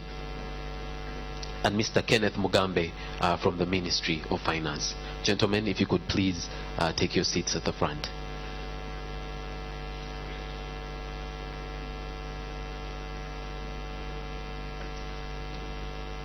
Those of you who are watching us online, you can contribute to this discussion using the hashtag UGBudget16.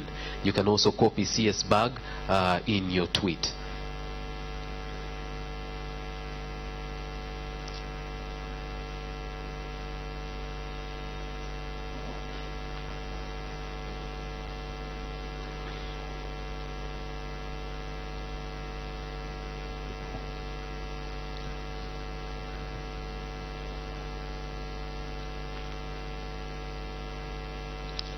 All right, gentlemen, I'd like to start very quickly by going to Dr. Asuman from the National Planning Authority. We saw from the presentation that Mr. Mugambe gave us that the budget is actually supposed to be centered around the National Development Plan 2, NDP 2. But we'd like to find out, are we really complying with setting our sector budgets according to NDP 2?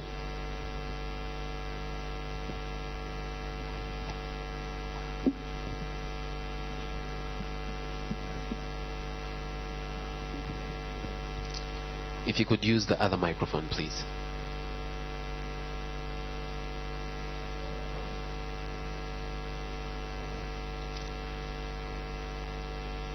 As we figure out the technical glitch over there, you can share with us online, because we are coming to you live on NTV and online. Use the hashtag UGBudget16, and then we will see your comment or your question to any of our panelists. Dr. Asuman. Thank you very much. Audience, I'm happy to be here to talk on behalf of the Planning Authority on the budget. It's interesting because National Planning Authority is also part of this budget, because as Kenneth Mugambe put it, we are part of the strategy setting, we are part of the strategic direction, and we indeed worked closely with finance when we are coming up with this budget. But that said, I'll have 8 key points I'll have to bring out. One, as a planner, my interest in the budget and my institutional interest in the budget is to ensure that the budget is actually trying to implement the plan. Why? Because the budget is the single most important tool to make sure that we deliver the strategic direction that we agreed. And this country, we did agree that we should be able to achieve middle income status by 2020. And my talk will be talking mainly along those lines. Now, the first point I'll give, looking at the overall budget, the budget speech, it did align very well at the overall level. When you look at the theme of the budget is in line with the theme of NDP. You look at the budget priorities and strategies, they derived from the NDP. When you look at the sectors, the priority sectors, agriculture, tourism, minerals, infrastructure development, and human development capital, exactly from NDP. This is the strategic direction we agreed, including issues related to export orientation and industrialization. I should say that the export orientation worked closely with Ministry of Finance to deliver this in order to coin down the strategic direction. But that said, normally the devil is more in the details, like Kenneth did allude to, the small things, the challenges we have been having. We did notice one thing coming out of the PFMA Act is a powerful tool which ensures that NPA does assess budgets to make sure that actually indeed budgets, not only at the overall level but sector and vote level, they are aligned to deliver the strategic direction. The recent assessment, we did find that while the alignment was consistent at the national level, Ministry of Finance had done a good job, but the weaknesses, there were glaring weaknesses at sector levels and MDA levels. Indeed, we realized that out of the 17 sectors, only 8 had strategic plans. And out of these 8, only 4 were aligned to the NDP.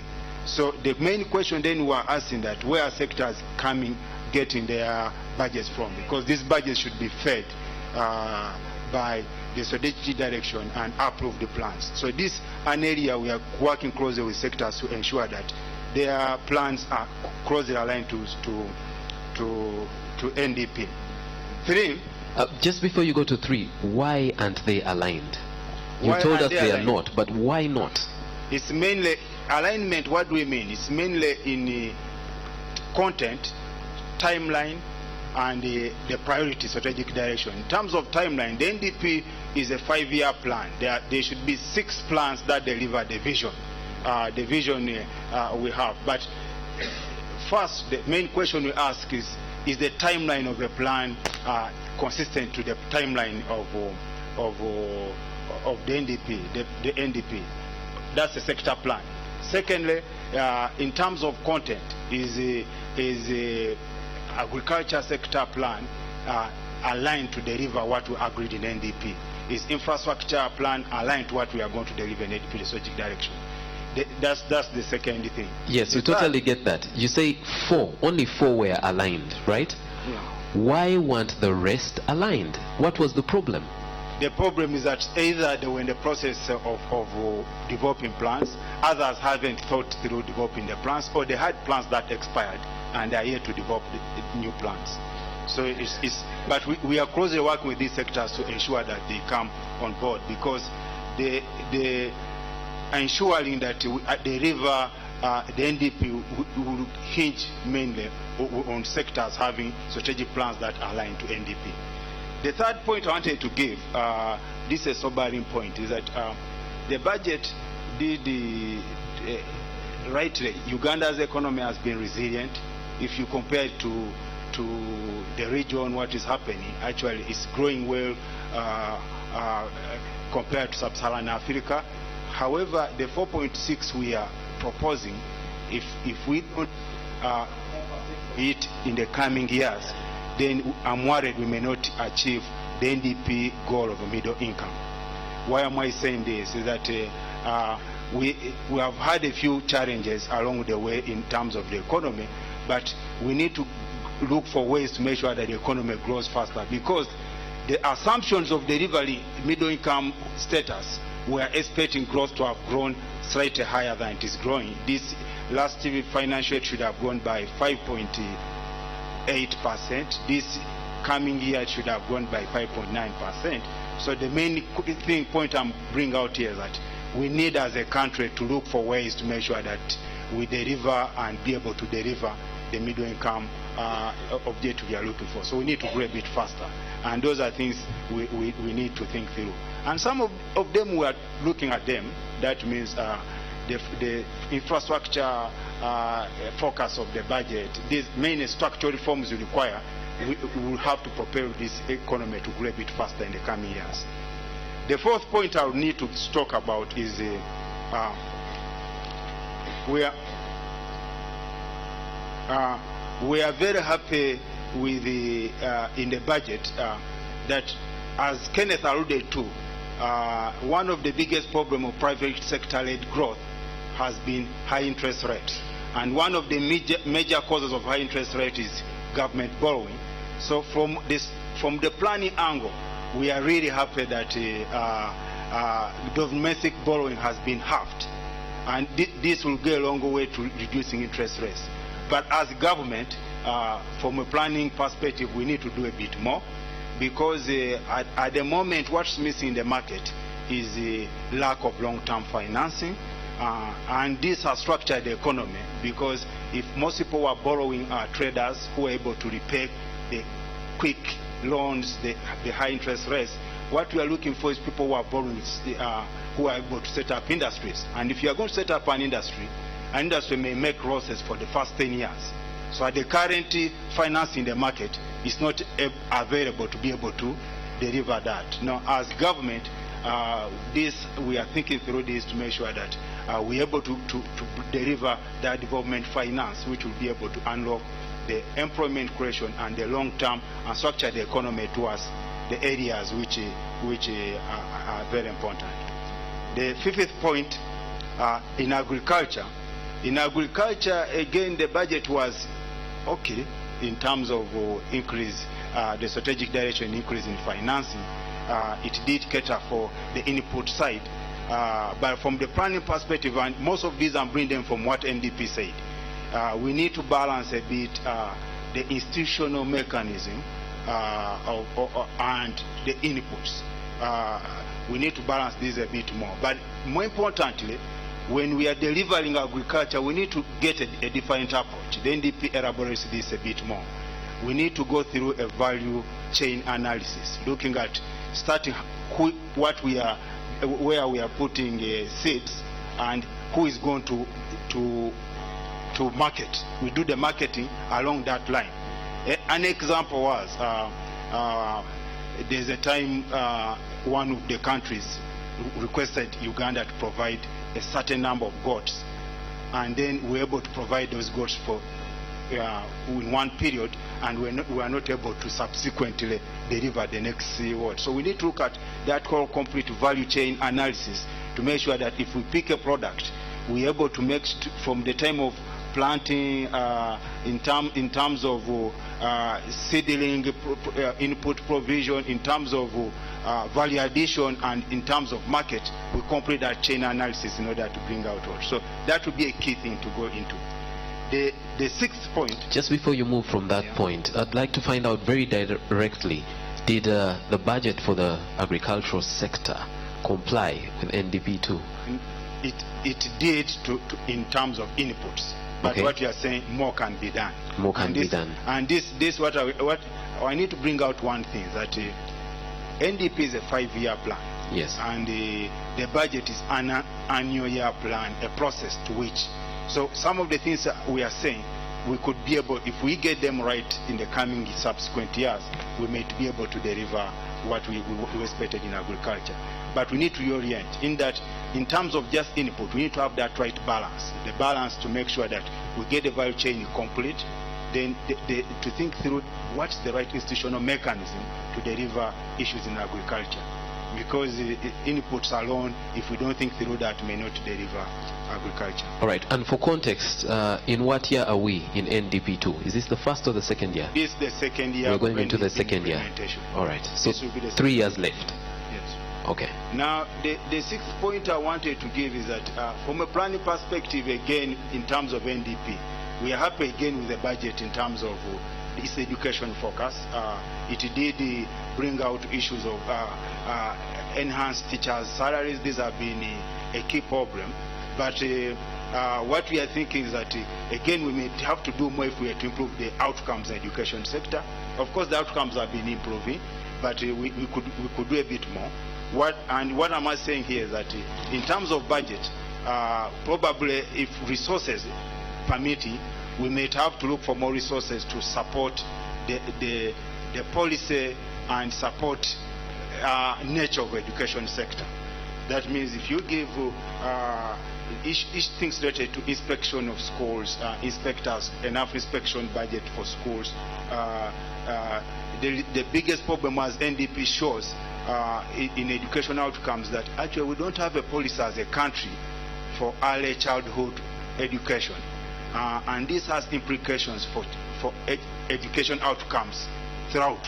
Because if a kid who went through nursery, the chances that he'll go through primary better are higher. And the implications are even good for health, because their health outcomes, hygiene are higher. But that policy, while we got it right on UPE, we are yet to get a policy which is able to cater for early childhood education.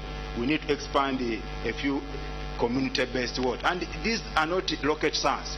You can come up with a policy where each primary school as it is, it must have a class for early childhood, starting a world. So within this, we could even work them within the current budgeting.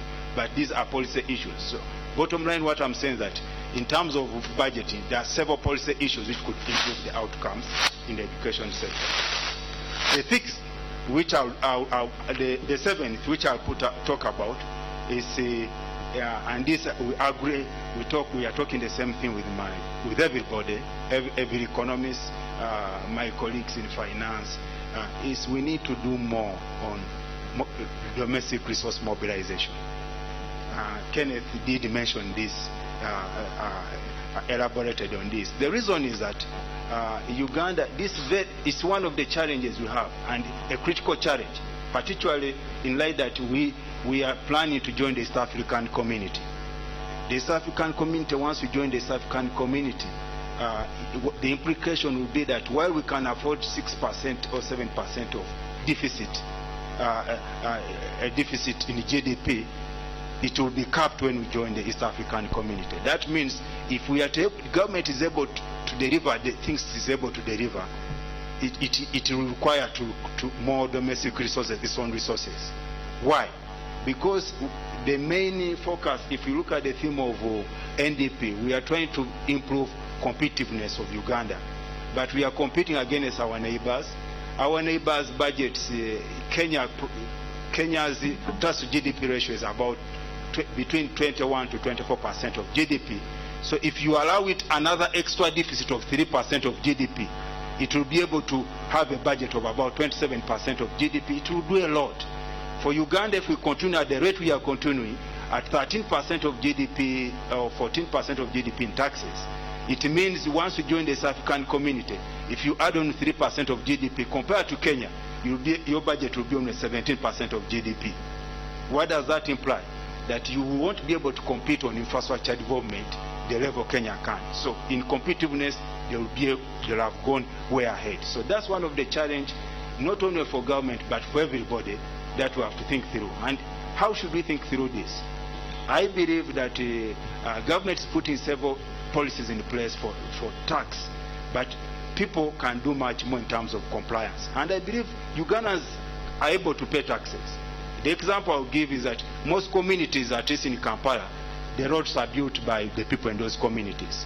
If somebody can build that road, that means if we government as government, we promise to build them that road very well, they will be able to pay that tax to us. I know my community I'm coming, we are building a police station. So, but it means that money, if we get put in taxes and we tell government to build it, we could do a bit. But bottom line, what I'm saying, we need to do a bit of more thinking, and this is the thinking we are doing in government on how to, we are doing with several research organizations to say, how do we enhance the domestic resource mobilization? The second is on non-tax revenue. Non-tax revenue, at the moment, what we are getting is a bit low. If you look at the certificate of compliance the NPA produced, one of the comments we gave is that several government institutions are collecting non-tax revenue and utilizing it at source. And we don't know how this rhymes with NDP, the rival of NDP. Posta Uganda, UCC, we need to get to see whether these monies we could be able to use them for NDP strategic direction. The last, which is very important again, and my brother Kenneth did point on this, I need to mention it again, is we need to improve more efficiency in public expenditure,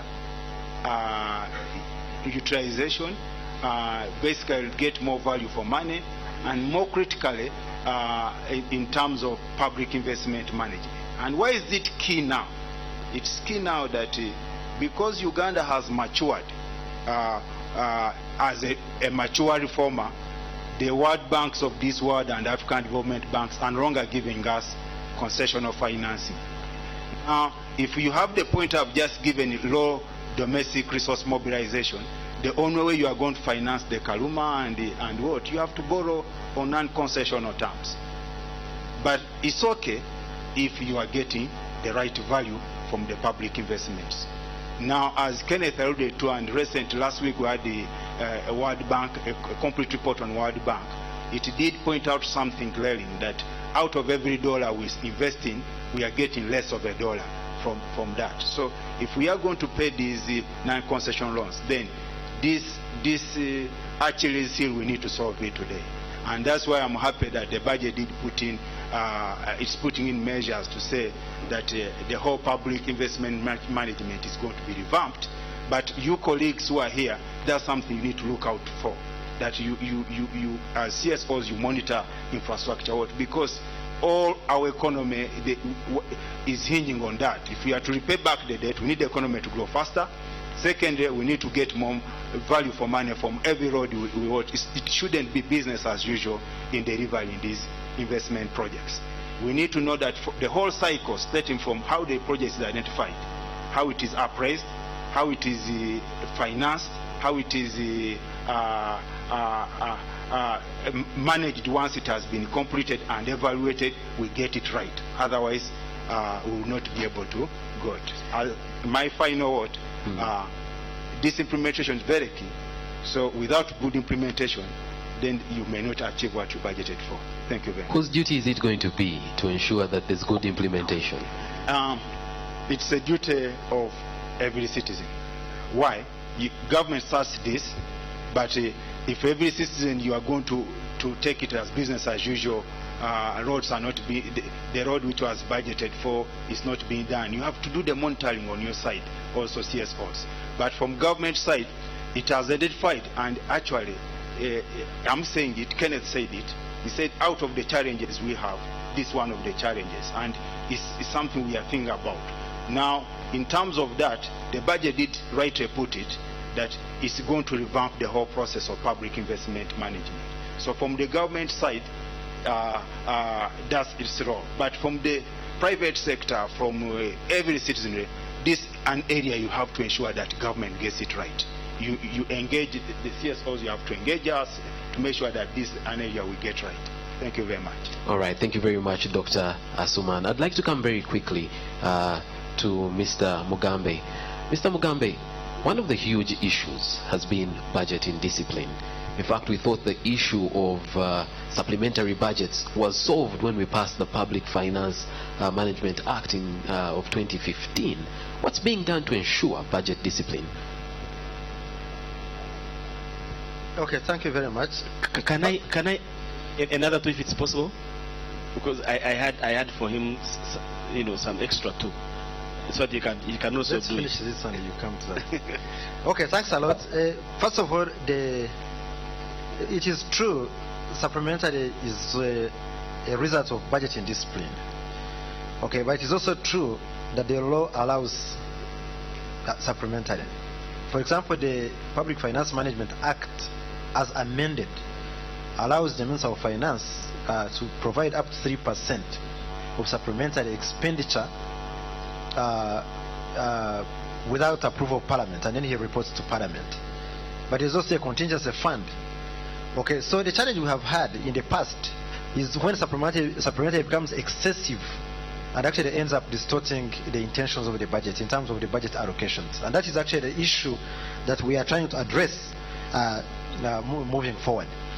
Now, the challenge of supplementary from our assessment actually starts from the time of budgeting.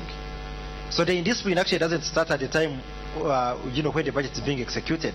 It starts at the time of budgeting, where some accounting officers put money where they know they are not necessarily going to spend it because they are going to bargain for more money by way of supplementary. So they put resources not in their priority areas but in other areas. So we have tried to address that by ensuring that resources are provided where the priorities of the sector are. So we believe that by enforcing that, ensure that the resources are budgeted where the priorities are, it will minimize the pressure on supplementary. Now the second issue is during execution. We have seen situations where again accounting officers either they do what we call mischarging, they via resources to some extent or even beyond the legal requirements. So we are going to be enforcing execution. But also another challenge actually was where on our side as Minister of Finance, maybe where we cut expenditures. So if you're an accounting officer, you have a work plan, okay, and you have actually programmed, maybe you have even gone ahead and procured, and during execution we cut your expenditure. Of course that becomes a problem which is created by Minister of Finance. So what we are trying to guard against is a situation where those kinds of situations arise during budget execution, and we believe that also impacts on the implementation of the budget. Then of course we have to resist the pressures ourselves, because there is a portion of supplementary which is actually on account of outright indiscipline by the accounting officers. They didn't plan properly, during budget execution, they create a situation where something appears an emergency, but out of poor planning, and actually because they are trying to make a case for supplementary expenditure. So those are we are definitely addressing. Now, in the past, some of the areas where supplementary has been rampant were in the areas of salaries as well, pension.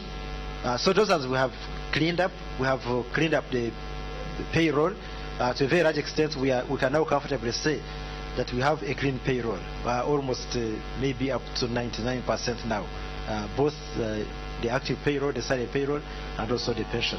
So we do not anticipate a lot of issues arising out of the payroll translating into supplementary expenditure. So in a nutshell, we believe that moving forward, of course, as we ensure that the budget is properly done, in terms of proper planning, proper implementation of the budget in line with people's work plans.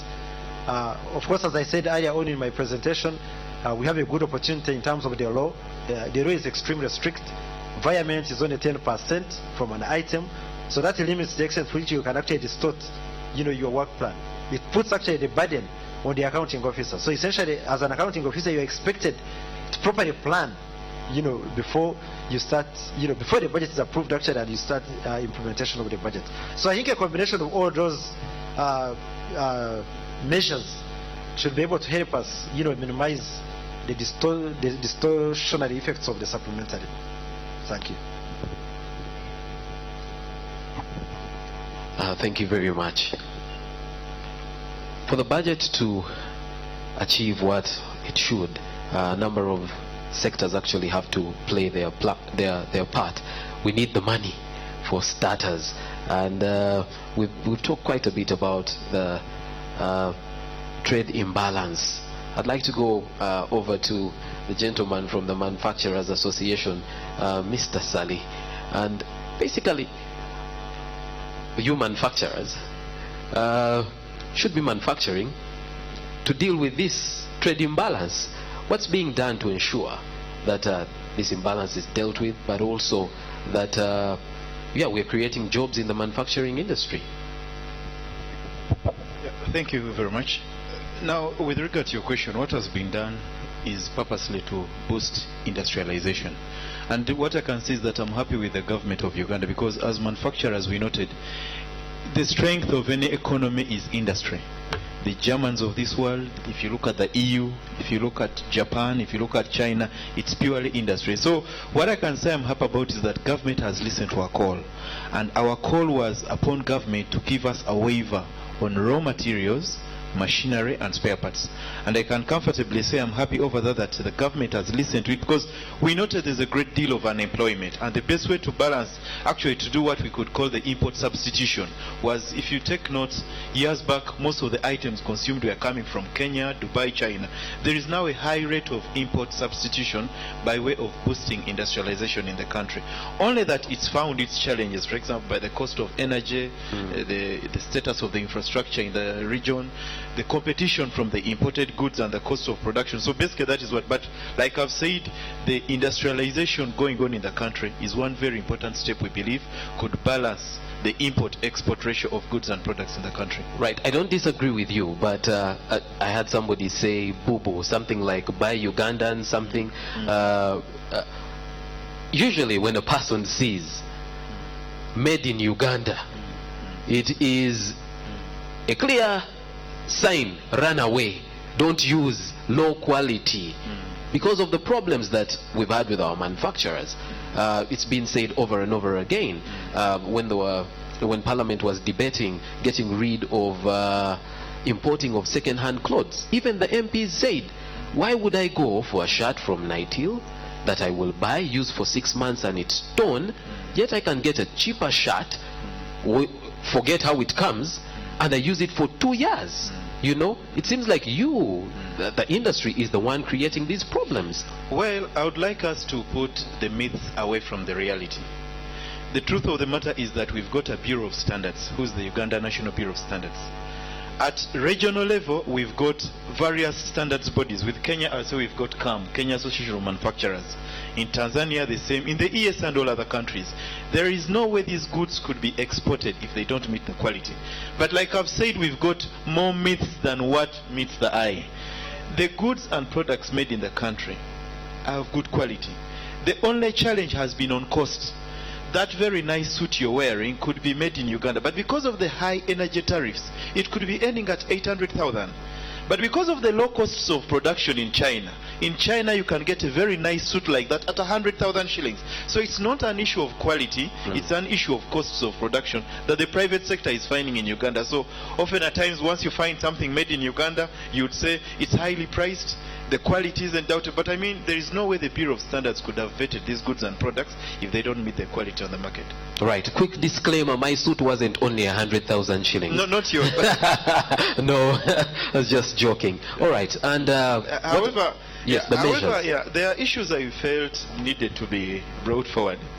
And with regard to the budget that was read, I find it imperative that if I don't bring out these issues, I'll be unfair. And about the budget, I would like us to say one thing. I would very much like us to walk the talk. I think it's very important that if the budget has been read, it's now a norm that every other budget is read every year. I mean, but do we walk the talk? I think that's one area we need.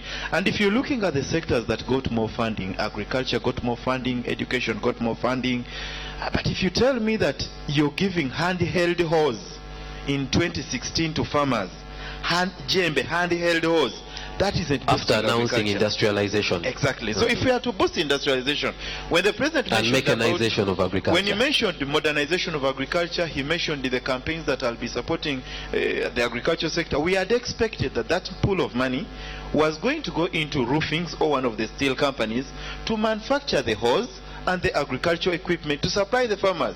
But still, what happened? The hose were imported.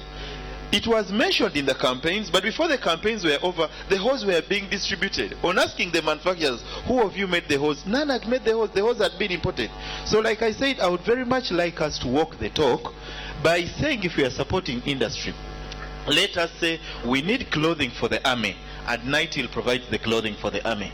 We need scholastic material in order to boost UPE. And the books, pencil, pens are made by Pickfair and the various scholastic industries in Uganda. That's the only way we shall achieve it.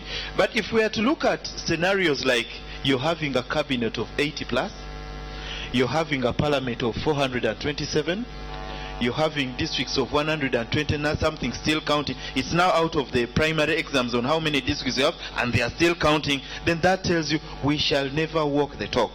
If we are to really be realistic, and I think I'll use this opportunity, if any of you is related to a member of parliament, tell him we are not happy about their request of exemption. Purely as industry, we aren't. We would be very happy to see this prioritization of resources in the country going to more concrete areas like infrastructure, like energy, security, education and health. So these are some of the areas that really show us that it can't happen. Then, like we said earlier on, you mentioned about the issue of China. And there is the issue we as private sector keep requesting, the issue of recapitalization of key institutions. In Uganda, we've got Uganda Development Bank. When was the last time the private sector got funding from Uganda Development Bank? So as a proposal, we are proposing recapitalization of Uganda Development Bank and recapitalization of the East African Development Bank. Because when I was in Europe, there is a word they told us, tax value visibility. I don't know whether you all pick it. That when you simply look across and the monies that have been collected, do you see value for money? Just broadly speaking, if I'm in Europe, what I see, and I come back home to Uganda, tax value visibility. Broadly speaking, when I look at, do I see? Because what is worrying is that for almost every project I'm seeing, it's IFAD money, it's World Bank money, it's JICA money, it's Indian money, it's foreign money. But overall, if our colleagues from Ministry of Finance could show us the rate at which URA has been collecting revenue, we would very much have seen more support of infrastructure as well as using internal resources, because more and more trillions are being collected, but the projects happening across the country, more are using foreign money. Now the question comes, where is the money being collected in the country going? And this is why we are saying, if you would recapitalize Uganda Development Bank, we would be happy to see private sector companies like roofings and the rest sourcing capital from within the country than going to the Exim Bank of China. Then another one I wanted to bring out, this one we actually jokingly try to test my daughter that if I have sweets and I'm selling at 50 shillings, would most students buy them? Then if I sold these sweets at 2,000, would they buy? He said, no, they wouldn't buy. So I came back and I was a little bit amazed. If my daughter could know that when you raise the price of a commodity, it doesn't sell. And this related to how do we widen Uganda's tax base? I think that's the question. Currently, as I'm speaking, over 90% of the taxes collected in Uganda are collected from 30% of the eligible taxpayers. Many people fall out of the tax bracket. And the question was, how do we widen the tax base? I wrote a paper on this, and the example was the car number plates. My ordinary vehicle, the number plate goes for 246,000. A number plate, the ordinary number plate. And the question was, if URA and government could put the private number plate at just ×2, put the private number plate at 500,000. So every youth, everyone, I would be happy to name my grandfather by giving him a number plate. What did URA and government do? They raised the private number plate from 6 million to 20 million shillings. Now, a little logic. Do you collect more revenue by putting a private number plate at 20 million, or you collect more revenue? Which I was saying that, how do we widen the tax base? How do we capture persons up the tax bracket into? As I speak, the private budget is at 20 million shillings. So these are some of the areas that I was saying that I started with the word, let's walk the talk. But it's quite annoying when we propose ideas that globally we are seeing oil prices falling. On the Brentwood stock prices, the London stock prices, in Dubai prices of oil are falling. And what does the government do? Government says, let us raise the tax on fuel. Yet we would have expected that since Uganda is heavily reliant on road transport, because globally road transport is second most expensive after air. Whereas globally the most developed countries use water transport, which is the cheapest, followed by rail, road being third, and air being fourth. In Uganda it's upside down. You raise the cost of fuel, you don't hit it. It's the same thing with vehicles. As I speak, Uganda has got less than 1 million cars in the country. And the biggest buyer of cars has been NGOs and the government. You've seen all the Land Cruisers. Instead, what does government do? You raise the tax on cars. Yet, I would have expected a multiplier effect. That if government lowered the tax on cars, I don't know whether the word would be fitting, let me use it. Every Tom, Dick and Harry with a few million shillings would buy a car. You get it? If we all bought cars in this room, we would all consume more fuel. The more fuel consumed with more tax on the fuel, more spare parts would be imported in the country, more repair garages would be available. So you're creating... Do you realize that you're saying import? Import. Oh yeah, because yet we are talking about exactly, because the reason is dealing with the imbalance. A moment. You can't do it all. Okay. You can't do it all, and I'll be truthful on this. If Japan has made a car, you're lying yourself that Giraffe 5 will be a success. I'll be blunt on this. There are areas you can compete and areas you can't. In economics, we use comparative advantage. Uganda is more competitive in agriculture.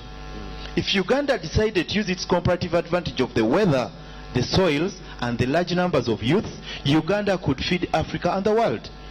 Right now, as I'm speaking, Uganda ranks number 2. Number 2, I repeat. Uganda ranks number 2 in the global supplier of organic products.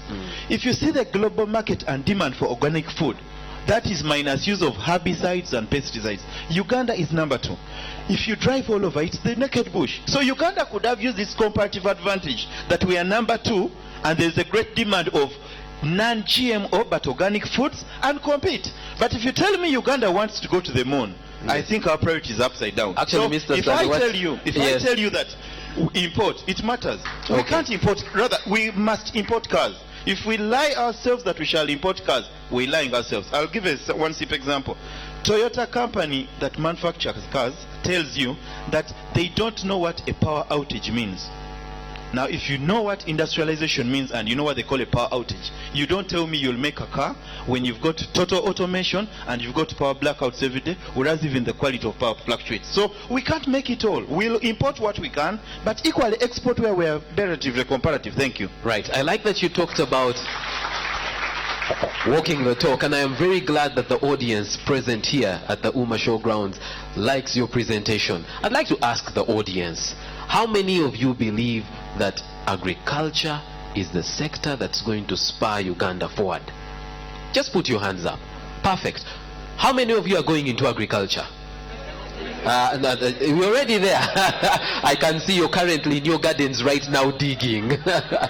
You know, because the issue has always been that whereas everybody talks about agriculture, very few are willing to leave their jobs in offices and go and do agriculture. I also like that you talked about the MPs. We actually have a number of them here.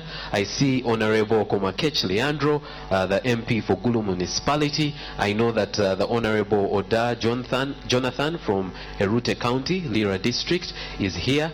We have Honorable Amodoi Crispus from Toroma County, Katakwi District, and Honorable Akol Anthony from Kilak North, that is in Amur.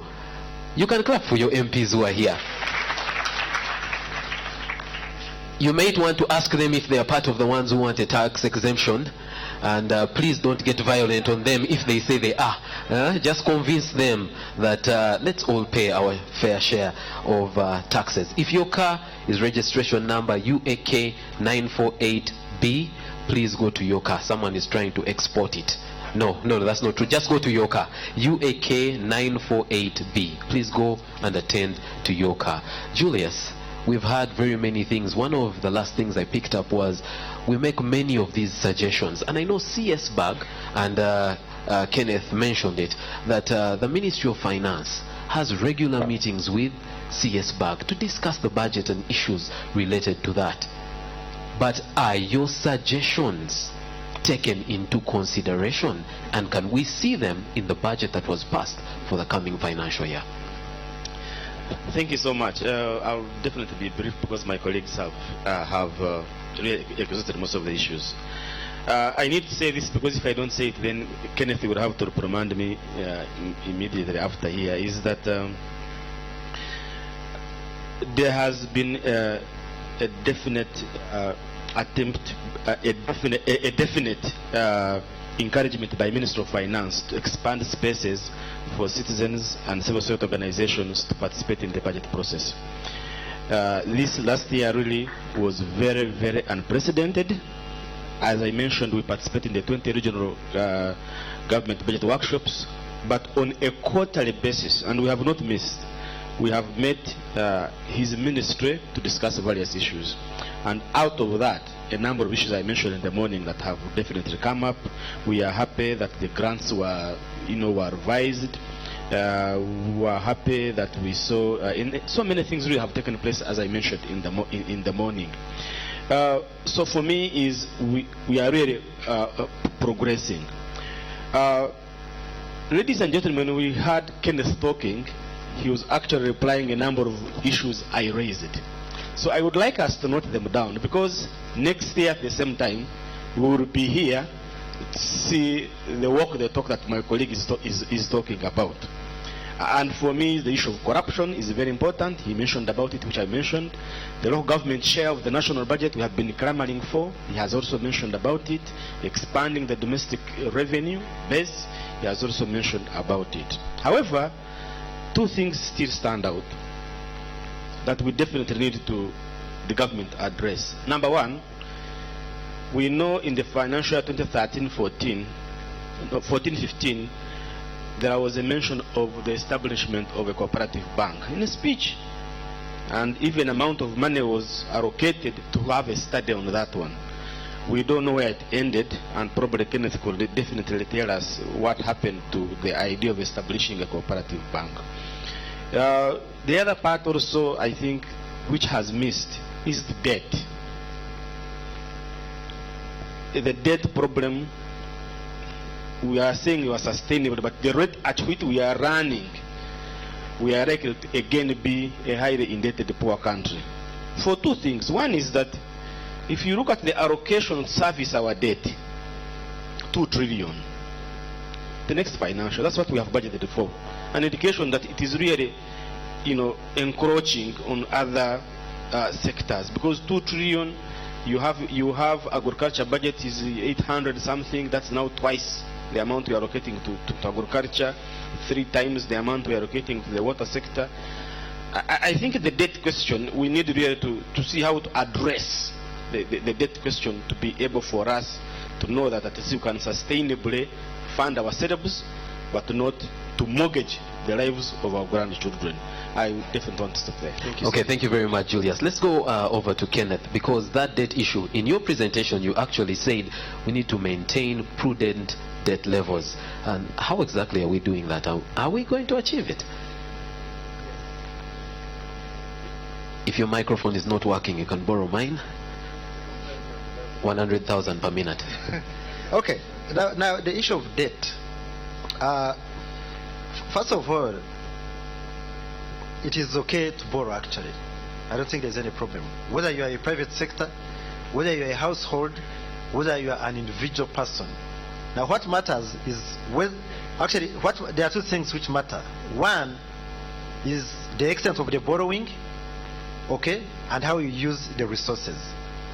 Now, the Minister of Finance did state in the budget very clearly, our debt to GDP ratio now is about 30%. Okay? Now, the threshold is 50%. So when you hit 50%, then your debt starts becoming unsustainable. Actually, you are hitting, the levels of unsustainability. Now, 30% you are able to borrow and actually pay back. So you don't have a problem. Now the challenge, and I think where probably the stakeholders or the civil society should be raising issues on how we use this money. Okay? In our view, based on our debt levels, as long as we actually borrow now as we are doing, and we use that money to build our productive capacity in terms of infrastructure, in terms of energy, which of course will stimulate growth and actually translate into economic growth and development, we have no problem. We are very mindful, and actually this question is asked by Parliament every year. Every year we take a loan to Parliament. The question they ask us, and even Cabinet actually, is are our debt levels sustainable? And the answer is yes, our debt levels are sustainable. We have a debt management strategy, and we can actually, this is the information which is shared with the public. So we are confident that our debt levels are sustainable. They are sustainable, but they keep increasing. No. We will not wake up one day and it is 50%. It keeps going up, and I think that's where the concern is. Okay, let me explain. What we are talking about is not the nominal value. No, it is not the nominal value. It is a ratio. Yes, so definitely the nominal currently value, about 30%, exactly, right? 30%. It was less previously. It's increasing. It's around 30%. Remember, even our GDP, even our base, because the base is actually the GDP. Our GDP is also not static. The GDP is increasing. Of course, we keep borrowing more. I'll give you an example. When we started the discussions on the SGR, approximately we need about $3 billion for the eastern route, essentially Maraba to Kampala. Okay, but the commitment of the government is actually to extend the SGR up to Mirama Hills. Okay, now if you look at the cost of the entire project will actually require about 6 billion. But when we did a preliminary assessment, there are 2 key factors which emerged. Number one, if you borrow for the whole extent of the eastern route and then the extension to Mirama Hills, which is almost $6 billion, then you actually start hitting unsustainable levels. Okay?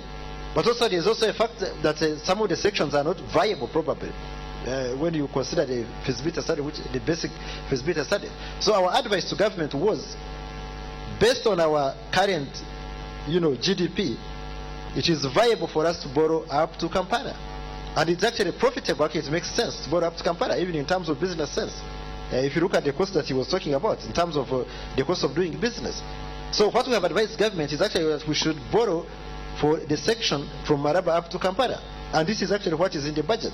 So we are very mindful of the sustainability of the debts. Because the moment you actually hit unsustainable levels, then all your macros actually will become unstable. Now, but since I have the mic, I wanted also to comment on a few other things, Mr. Moderator, if you allow. Can I just I'm going to allow you to comment on those, but Julius had a direct question on the cooperative bank. If you could respond to that first, then you can go to those issues. I think establishing a bank is a process. Okay, and maybe you can also. This was 14-15, the budget of 14-15. It is. We are now at 16-17. This process is long. Huh? It is a process, and the process, of course, it is something which came up even in Parliament, and it is still being considered.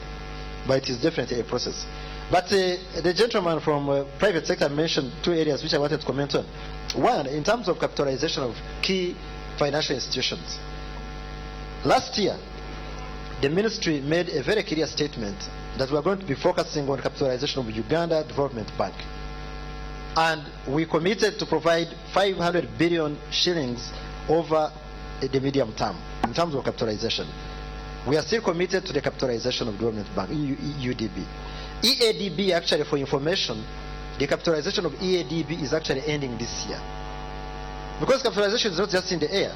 The shareholders of EADB sat and made a resolution on the level of capitalization that is needed to ensure that EADB can effectively undertake its function. And we have actually made our part of the bargain for EADB. So actually EADB is well capitalized, and the private sector can. In fact, the challenge of EADB is the fact that the Ugandan private sector lags behind the rest of the shareholders in actually taking credit from EADB. That is the biggest challenge. If you actually look at the loan portfolio under the East African Development Bank, Uganda lags behind. Maybe we are competing with Burundi. Yes. So the challenge is back to the private sector to take advantage of the capital base of EADB and borrow. Where I agree is UDB. I think the challenge of UDB is that we have resource limitations, so our extent of capitalization is actually slow. So what we need going forward is to ensure that we speed up the process of capitalizing UDB. Now, on the question of the vehicles, okay, while I probably might agree on the issue of the personalized numbers, the fact that the increase was too sharp and might discourage use of the personalized numbers, clearly you wouldn't want to reduce taxes in order to import more vehicles. It doesn't just add up. Okay, it doesn't add up. Because are you increasing your production capacity by importing more vehicles? If you have a policy that encourages importation of more vehicles, are you increasing your production capacity? His argument was that if there are more vehicles, more fuel will be used. Remember, I was here. Okay, yes, okay. I was here, I was listening. No, but I'm just posing questions.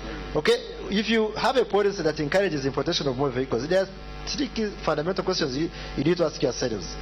To what extent are these vehicles that you are importing increasing your productive capacity as a country? The bulk of the vehicles as we know them, because if you look at the vehicles which support production, the taxes are low. These are the trucks and whatever, the taxes are low.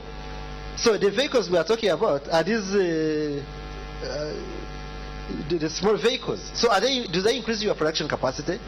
Are they protecting your infrastructure? Are they protecting your environment? Because actually when you put up a tax, the tax has many intentions. A tax raises revenue, but it can also be a deterrent for the negative effects that would actually happen on the economy. So when you are discussing a tax on vehicles, the Minister of Finance takes into account all those considerations. Okay? The cost on the environment, which is a huge cost. The cost on the infrastructure that you have actually set up. Okay? Like in this case, think about even I think he's not being mindful of the cost of doing business. One of the challenges actually raised by the private sector. In the past, the private sector used to raise electricity as the main constraint. Forget about the cost of electricity. That time they were raising availability. Electricity not being available was the single biggest constraint. Now, when we started addressing electricity, actually from the time when we set up the thermal generators, the key constraint was roads. Roads, okay? So government had to put more money now in roads. Do you know now the second biggest, one of the big constraints, especially in Kampala, Jinja and Entebbe? Traffic jam. No, traffic jam actually is a big constraint. You go and do a study, because imagine how much time it costs an investor from Entebbe to Kampala on an ordinary day. That is the cost of doing business. This guy could actually come. Actually, it costs you more time, a lot more time to come from. In fact, it costs almost the same time to come from Kampala to Entebbe, almost the time it costs you to fly by air from Uganda almost to Johannesburg. On a bad day, it will cost you 4 hours to come from Entebbe, and it costs you the same to go to Johannesburg. So it impacts a lot. So a tax actually addresses all those things. Okay? Of course, it tries to balance, the revenue and also those deterring measures. Okay. So I agree, yes, I need to check with my colleagues why the one on personalized. But even me, I wouldn't lose sleep on a personalized. Because I wouldn't. Because personalized is a luxury. So let those who can afford the luxury pay for it. The impact on the tax, I'm sure, will not be much. So it is a luxury. So if you are willing, because there is mushrooming of all sorts. When you're on the street in Kampala, you see all sorts of stars, JSJ, no number plates, no what. Yes. So if you want to enjoy the luxury, pay for it. Okay, thank you very much. The people seated in the audience definitely have their questions and comments about the discussion we've had today. So I'd like very quickly to ask you to put forward your questions. When the microphone comes to you, please stand up so that we can see you. The gentleman at the back in the checked shirt put his hand up first. I don't have any ladies on the panel, so I'd like to request that ladies, your voices should be heard at this point.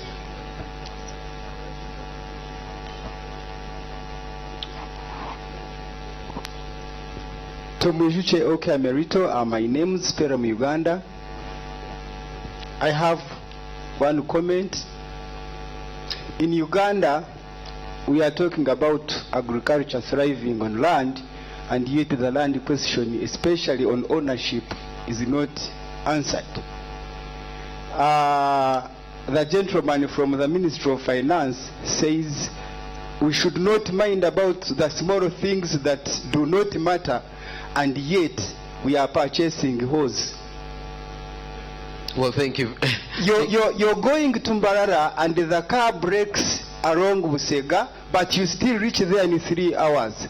What about those snakes and birds that you are killing? And there is a likelihood that you will not reach there alive, and so the whole activity will go because so those small things, I think they still matter. All right, thank you very much for your comment.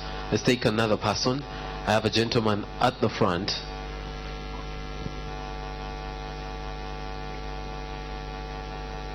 You watching us by television can send your question using the hashtag UGBudget16. Okay. Thank you.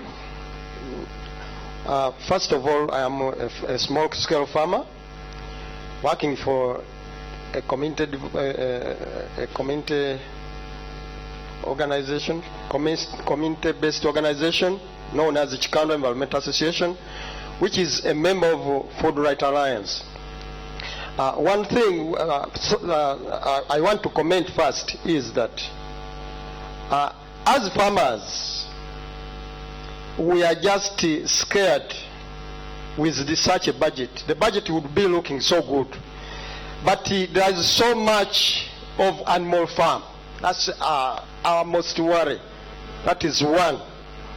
Then two. And that will be your last one, because other people would also like to make comments. Okay.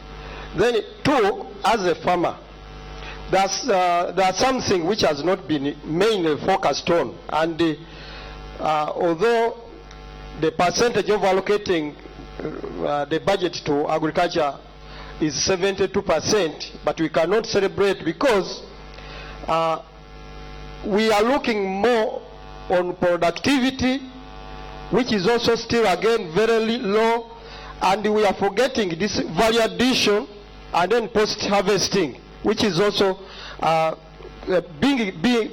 causing a big problem, and because the loss of food is between 30 and 50, which means that however much we will produce, we are not going to gain much. Therefore, I request the government to look into that, because with value addition, as a small-scale farmer, you cannot manage to add value we need the government to build infrastructure to help us in so many things, and also even financing us. Okay. Otherwise, the production will be plus and minus. All right, thank you very much. I have a lady in a black and white dress. Remember to say your name, and please keep your question or comment short. Thank you. Florence Nasuna, work with Caritas Kampala, a Pelham member.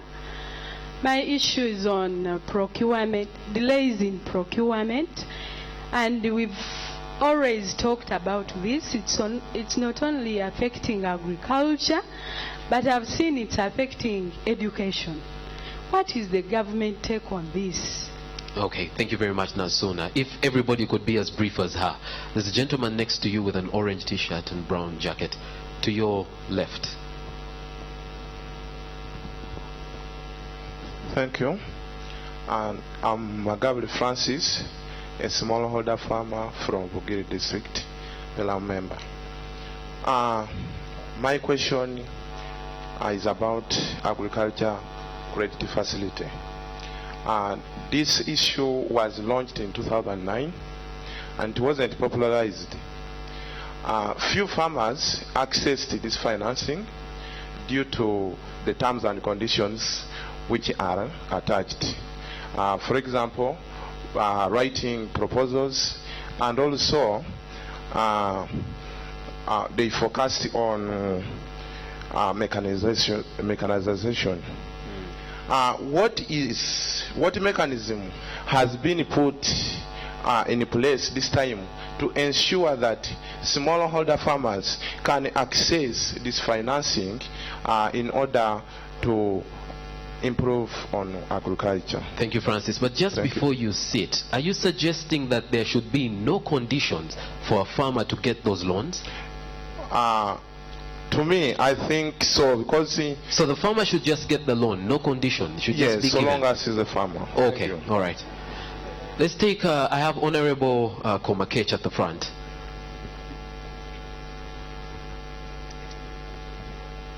Honorable, before you say anything, are you for or against taxing MPs? I'm against. Okay, now you're Honorable can speak. Your colleagues are also present. We shall see if they agree with you. Please. Yes, my name is Leandro Komakech. I represent the people of Gulu municipality in the 10th parliament. Well, moderator, when the issue was being raised, I think I've been one of those champions of reducing public expenditure. And if you heard me very clearly on the floor of parliament this week, the size of the cabinet of Uganda is not reflective of the revenue that we intend to raise for this country.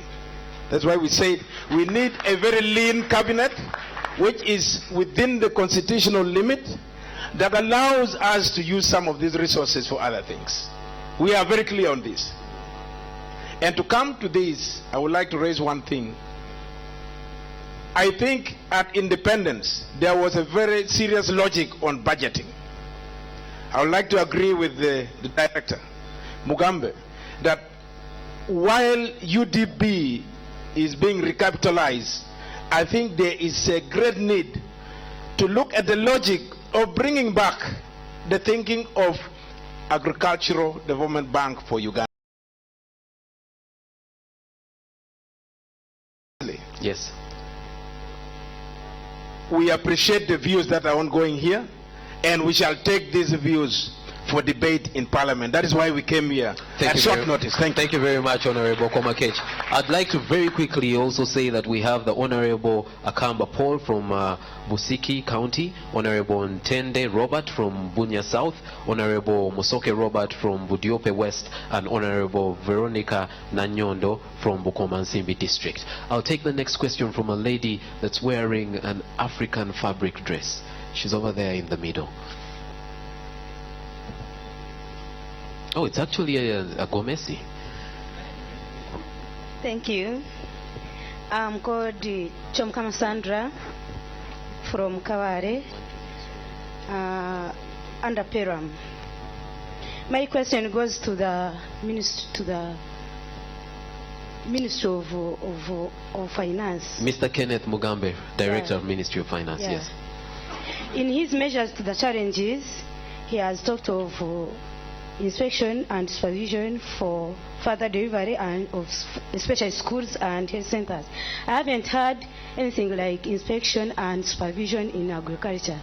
With this centralization of funds up, yet we would like that money to be to us down in the villages. Right. Me, I'm a smallholder farmer. This money which is centralized to NAD Secretariat, and it is, are you very much aware that it's not well used down there to us farmers? Okay. Have you inspected it and supervised those Right. the captains you are using? Let us So I'd permit like him to answer your to know. question. Kenneth, I know you'll be leaving very soon, so if you could respond to the questions that have been asked. Okay, thank you, moderator. I think there are a number of issues that came up. The first one on the, I just wanted to correct the impression. I didn't mean that small things don't matter. No, that's not what I meant. I meant that in terms of focus, you are better off focusing your energies on the big picture. Eh? So it's like depending on how you set your target. Okay, but in between, you must address the small things actually. Now, if you take the subject we are discussing, which is the budget, if you look at like the countries which have matured, what they do, just as an example, for them what they do, they give an institution money. I'm sure you are aware. But if you look at our budget, even when we give you money, we give you conditions on how you are going to use it. So the conditions are the small things. And the reason we do it is because we know you are likely to divert the money, you are likely to do all sorts of things. But in the big countries, they have matured, so they will just give you money and hold you accountable for a road. They will not tell you that you are going to put this one on this item. No, no, no. So essentially, that's what I meant. So you need to really put in perspective. So I didn't mean that the small things don't matter. You must address the small things, okay? But put your energy on the big picture, okay? So that's what I meant. Now, on the issue of the gentleman who spoke next, who said I think on the one hand he said he's happy with the budget, but he sees animal farm, isn't it? That's what you said. Okay, and I think he may, of course he didn't elaborate, but my reading of what he was saying maybe is implementation. I think one of the challenges we normally have, which we actually agree with or appreciate, is the fact that yes, pronouncing all these measures is good, but they must be followed by strict implementation. And I think this is where you, even as civil society, can also come in. Hold government accountable. So government, you have, even parliament, okay? You have pronounced these things, okay? So at the end of the year, somebody should be able to hold us accountable for what we pronounced, both in civil society and in parliament. So that is essentially what I think. But I appreciate your points on, of course, the allocation for agriculture has increased. Agriculture has gone up by 65% in nominal terms. So if you look at the budget of agriculture this year compared to next year, it has increased by 65%, which is a big increase in one single, year. Okay. Of course, you raised good issues about value addition, post-harvest handling, and storage. If you listen to my presentation, I said, okay, let me repeat. In agriculture, in my opinion now, in fact, let me give my opinion. There are at least 3 key things that need to be done. One is what we are focusing on, which is distribution of planting materials. Okay, by the nature of agriculture, we believe that planting materials will have a big multiplier effect on production. Number 2, we believe that we need to address the issue of extension services. We need to have extension services. The extension system has been restructured, so what needs to be done now is implementation. Between this year and next year, we have provided reasonable resources for recruiting agriculture extension workers. So we need to make sure that these people are in place and they are working. In my opinion, I'm not a big farmer, but in my opinion, extension has to be done all year throughout, especially for a small farmer.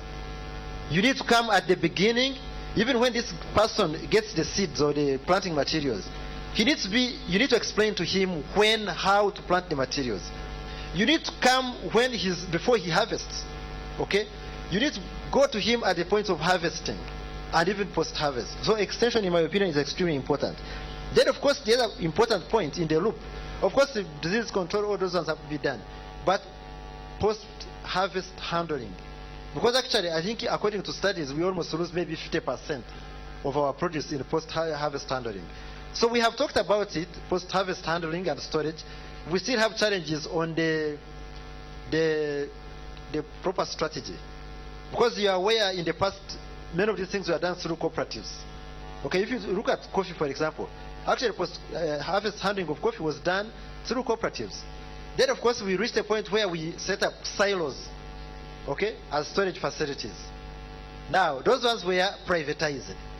Now, what we are looking at now is forming a partnership between the Uganda Grain, I think it's called Grain Council, it's particularly for the grains, and the government on how to handle issues of storage. Then, of course, last but not least, the issue of value addition. Because definitely there is no way a farmer is going to get his worth, okay, unless we add value to these products. Whether you're talking of, animal products, whether you're talking of crop products, we need to add value. So for me, I think those four are key issues which we all need to focus on. Now, Carl has talked about procurement. Of course, procurement, in our opinion, actually, procurement is used as a scapegoat by government officials. Since I'm a government official, I can tell you this. Procurement, because I'm not, you are civil society. In most cases, people use procurement as a scapegoat. So what we are actually looking at now is to try and, in fact, even yesterday we had a meeting with PPDA, and we have challenged the PPDA. We said, you PPDA, look at all the audits you do, the procurement audits. First of all, we all know that government actually loses most of the money through procurement. Now, it is the single biggest area where government loses money. So we need to handle the issue of procurement. In our opinion, the problem is that it is not the law. It is actually the implementation of the law. So we need support from you to ensure that the law is actually effectively implemented. People can actually procure on time and whatever using the current law as it is. So the issue is implementation of that law. Now, on the ACF, the Agricultural Credit Facility, of course, you said people should not give conditions, even proposals. I don't know. But remember, this money, we as government, we don't have any other mechanism of reaching the farmer other than through a financial institution. And remember, it's a loan. However much the interest is low, and the interest is actually low, but you have to pay back. So these financial institutions must have, but we agree the conditions must be reasonable to encourage uptake, the farmers accessing, the loan. Now we have, okay. So let me finish. Just 2 minutes. One, we are reviewing, as I said in my presentation, we are reviewing the SCF. Because we have actually got complaints from the smallholder farmers that it is not easy for them to access the facility. So we are reviewing the requirements to ensure that more farmers can access. But we are also expanding the scope of the facility so that it is actually broadened. Honorable Komakesh talked about the agricultural bank. Good, he has a good platform in Parliament, so he will pursue that in Parliament. Inspection and supervision. No, in agriculture, especially when I'm talking about inspection and supervision, actually, as government, we are not just talking about education and health only. No, we are talking about the whole inspection and supervision function in government. Actually, if you look at roads, for example, one of the key challenges is actually supervision. In fact, not just roads. This energy infrastructure contract. The biggest problem is supervision. You must have heard of what was going on in Karuma. Actually, it is a lack of effective supervision. So we are talking about inspection and supervision across the entire government. But of course, different sectors require different mechanisms for enhancing inspection and supervision, and that's what we are working on. I did mention that we have set up a working team, and I requested civil society to nominate somebody to work with us, and with your experience. So tell us, where do we need to put the emphasis? What are the weak, what are the gaps? Of course, we have in theory, we have the structure but how can we make those people effective in terms of monitoring? Now, definitely I agree. We need to put more emphasis on monitoring NADS, the resources we are putting in NADS.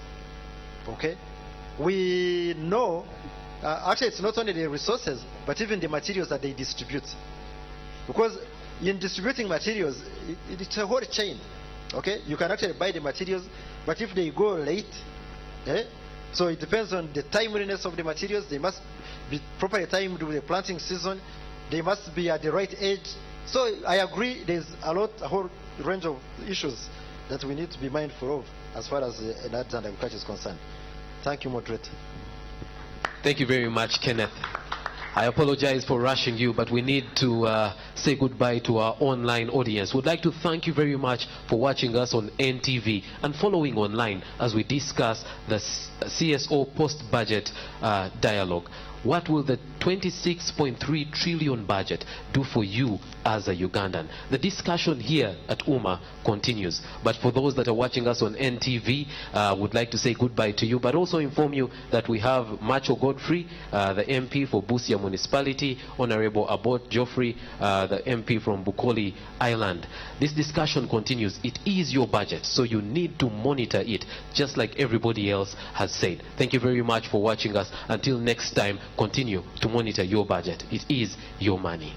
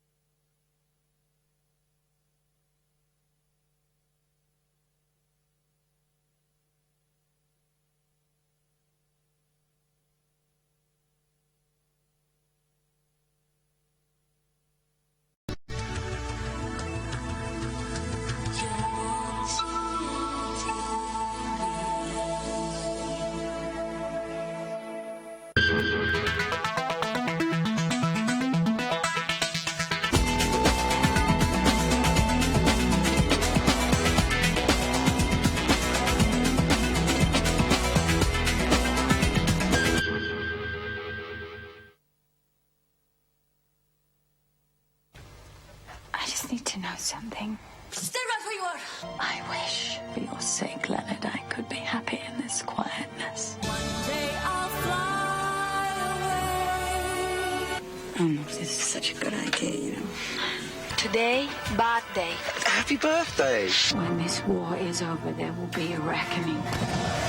Come and get me, boys. A star who carries herself with a grace and luminescence, Nicole has deservedly risen to the top of the Hollywood star ranks. She has had a wide, varied acting career. I was 14 when I was cast in my first feature film, and it was called Bush Christmas. And the only skills that were really required were to ride a horse and to eat live worms. Statuesque Nicole Kidman started her career in the Australian film industry. Then she was just 14. She went on to conquer Hollywood. From Dead Calm, which was a film that I did in Australia, to sort of Moulin Rouge and then the others. And it's just extraordinary what can happen in 10 years. But it doesn't feel like 10 years. That's what's so frightening. Nicole possesses an intensity and takes her acting roles very seriously. She's an artist and works always to perfect her art. She's been influenced by the greats Jane Fonda, Vanessa Redgrave and above all Katharine Hepburn. Nicole studied at the Australian Theatre for Young People in Sydney and the St Martin's Youth Theatre in Melbourne. Her major break came with the movie Dead Calm, a thriller starring opposite Sam Neill and an evil Billy Zane. This role helped establish the 19-year-old as an actor with substance. The awards soon rolled in. Nicole Kidman.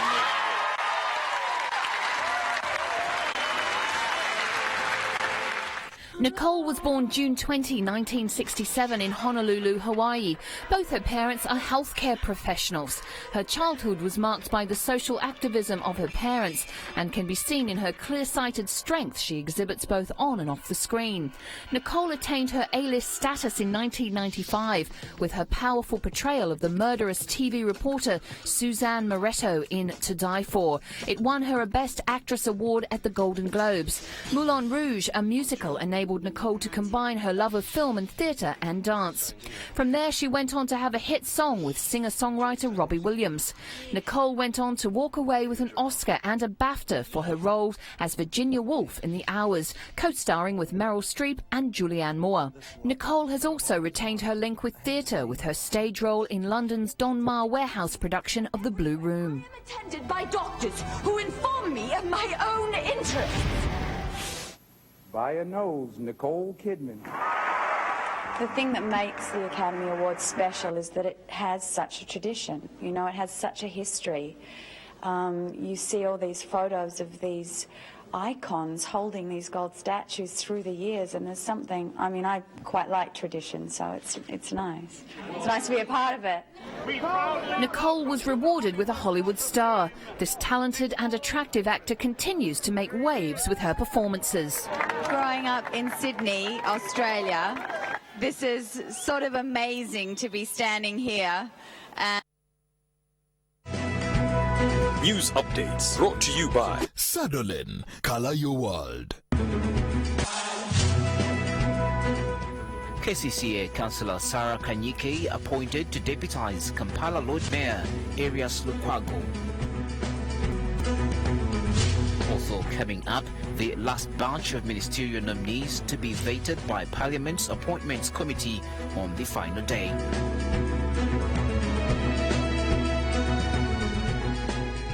And Egypt obtains images from the wreckage of the Egypt airplane that crashed in the Mediterranean Sea last month, killing 66 people.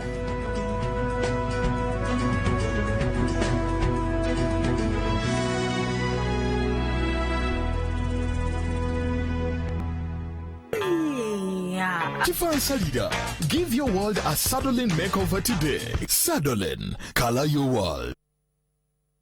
On the next episode, brought to you by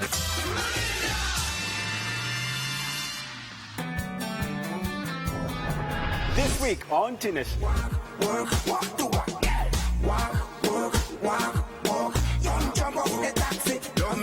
What are you looking forward to see tonight on your prom? What are you looking forward to see tonight on your prom? Pardon? Thanks for having us. I hope you guys were paying attention. And we need your skills. Catch the brand new episodes of Tinish every Saturday at 11 a.m. only on NTV.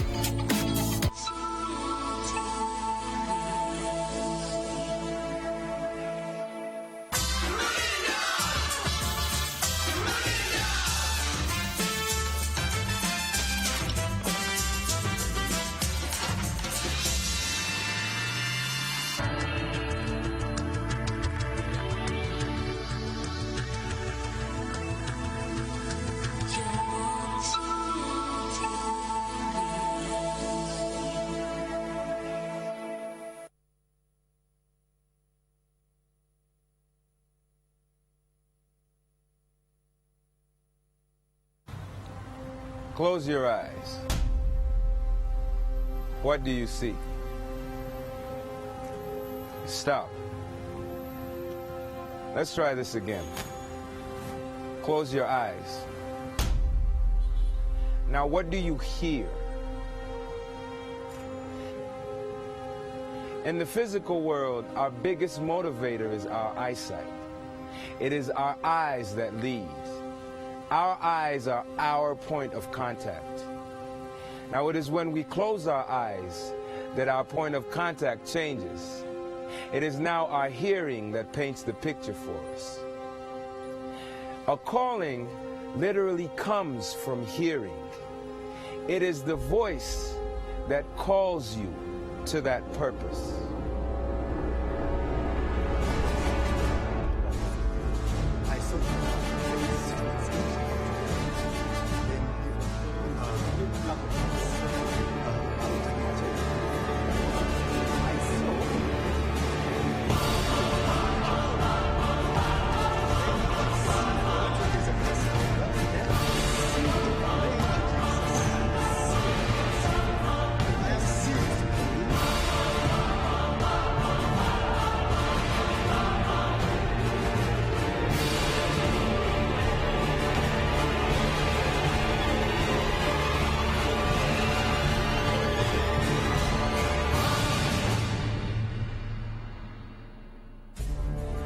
Everyone creates the image of their life based off of what they hear, whether from external voices or internal voices. We all hear the inner voice. That inner voice that has a knowledge of where we're going before we ever desire to.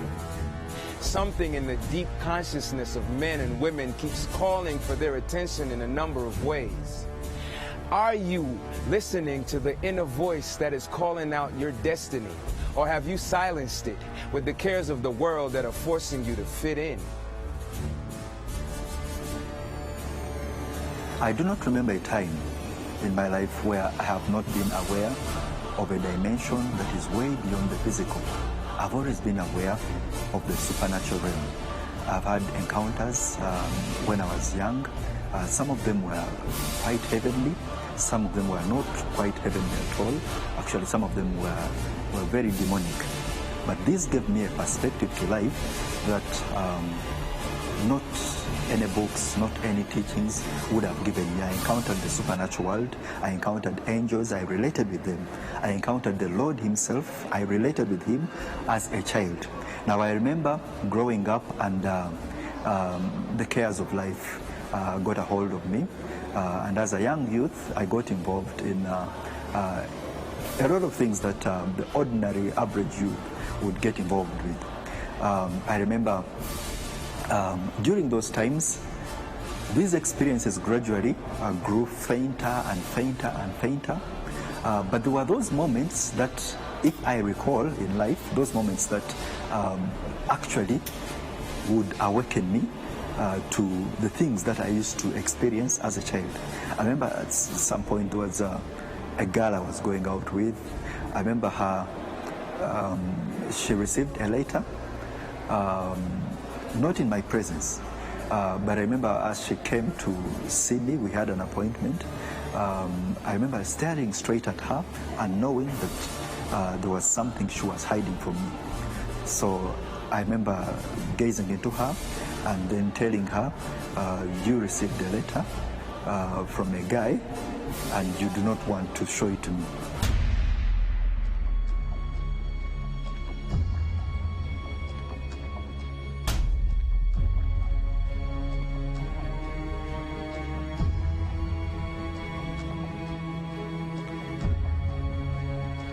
Now, of course, she was shocked at this time. But then I went deeper into what I was actually picking up. I remember telling her from the introduction of the letter how this boy had actually introduced his feelings to her, way into the body of the letter to the conclusion of it. And at this point, her eyes were wide open. She was almost fainting. And she knew something was taking place that was not ordinary. So I told her to go get the letter and show it to me. Now, amazingly, this girl goes and brings the letter to me, and I read it, and I'm amazed myself at how I was able to pick this up.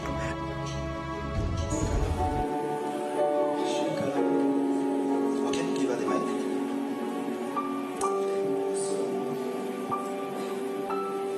The Spirit of God increases you, and I see him cancelling a lot of things that the enemy wanted to take downhill in your life. I see an end to a life going down, and I see you beginning to resurface. This is what I see. Were you born in December? Yes, 10th of December. 10th December. Glory to God. This is what I see. It's going to start by a certain favor that comes to you at your workplace. And this has something to do like with travel agency. Thank you, Jesus. Yes, I was working in Tanzania. I was working for Mozambique Airlines. Okay. And when I came to Uganda, my boss has Delta Airlines and China Southern Airlines in Uganda. That's the new realm, and it's going to be higher. Amen. Now the Spirit of God says it's going to tie in with your personal destiny. Amen. You've just come from Tanzania? I came in January, on the 12th of January. Okay. let me shock you. Do you have a Ugandan line or? On my WhatsApp it's a Tanzanian line. It's TZ. First bring it. The TZ one. I'm going to show you that these things cross boundaries. Thank you, Jesus. I see myself, and I see Romans 8:31. I see if God be for us, who shall be against us? Thank you, Jesus. Thank you, Jesus.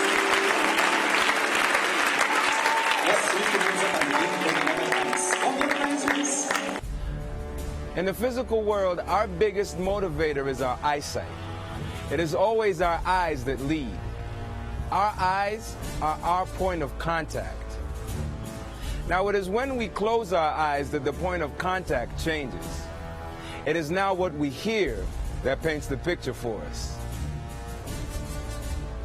A calling literally comes from hearing. There is a voice that calls you to your purpose. There is a voice that calls you to that purpose. Everyone creates the image of their life based off of what they hear, whether from external voices or internal voices. So when I questioned this, because of the background that I had with some of the supernatural experiences I used to have, I straight away decided to forget this that just happened, because I did not want to be dragged back into that life, because I knew it was a terrifying one. Actually, some of the experiences I used to have were dismissed as, just a child, and because I was really the most fearful at home because of the experiences that I used to have. I've had experiences that would baffle anyone.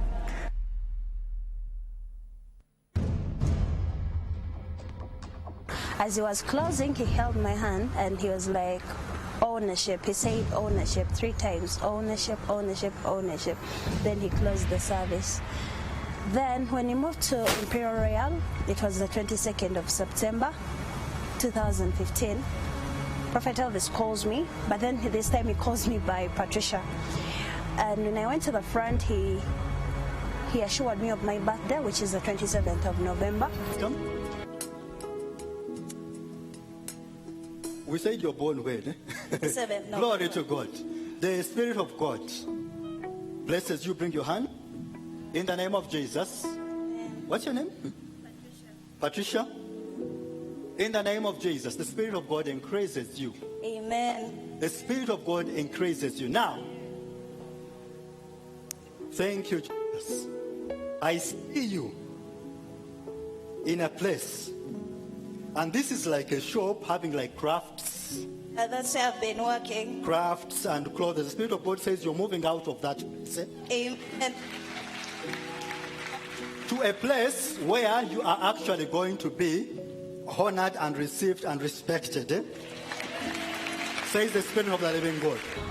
I had walked away a week before, so when he told me that he was seeing a craft shop and some clothes and some craft items, I told him that's where I had been working. Then after he told me that God was moving me to a better place where I would be honored, received, and respected. Yeah, so I went back home. I was really, really very, very happy, and I couldn't believe it because I'd just walked out from work a week before. Actually, I walked out from work a Tuesday before the 22nd of September. Then, in January 2016, my boss calls me back, and yes, I did go back. But then this time round, when I got there, I had a different mindset, a different mentality, you know? Like, I looked at her stock, at everything that she had, and as like, this is what I desire. I desire something of my own other than working for someone. So I kept praying and praying and praying. Then time came, I drew my budget of what I wanted. There is some other boss in that same shop. I looked at her stock, and her stock was worth 2.8. So to me, I was like, no, for me I need 5 million shillings. And that would be a good start. That would be a good start for me. With that, I placed it in the point of contact that came after, point of contact, and still, as I was praying, I had the Holy Spirit speak to me, and he was like, you know what? Speak to your uncle about this and this and this and this. So I went to my uncle's, told him about everything, told him about the budget, told him about what I needed, basically. And he was like, okay, give me some time to think about this.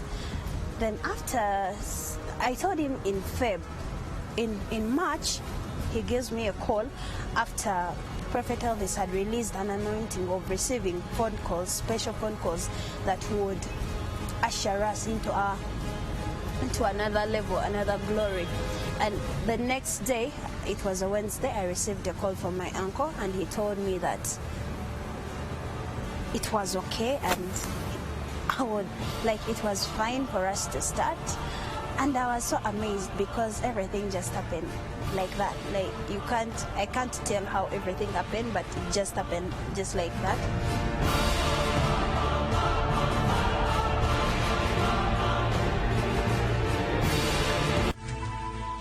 NTV, turning on your world.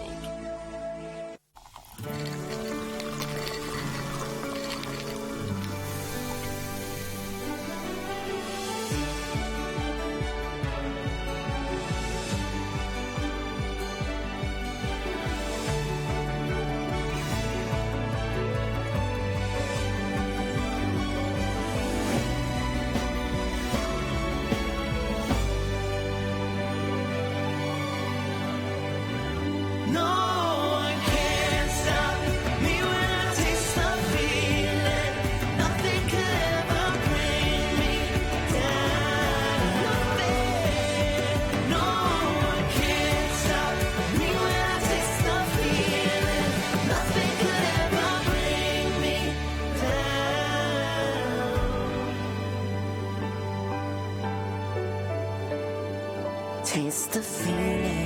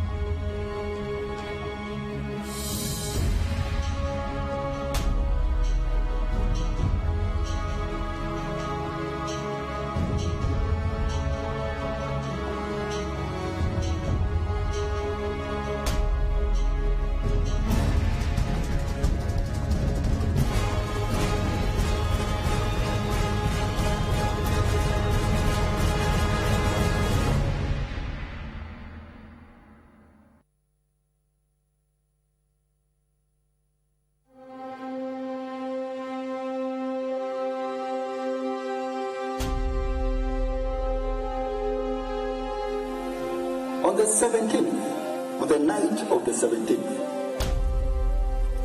the Spirit of God shows me something. And,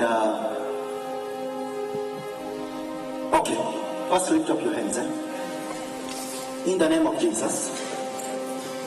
In the name of Jesus. The fires that are set out, the spark, something before on the eve. But I thank you that you said faith reigns over fear.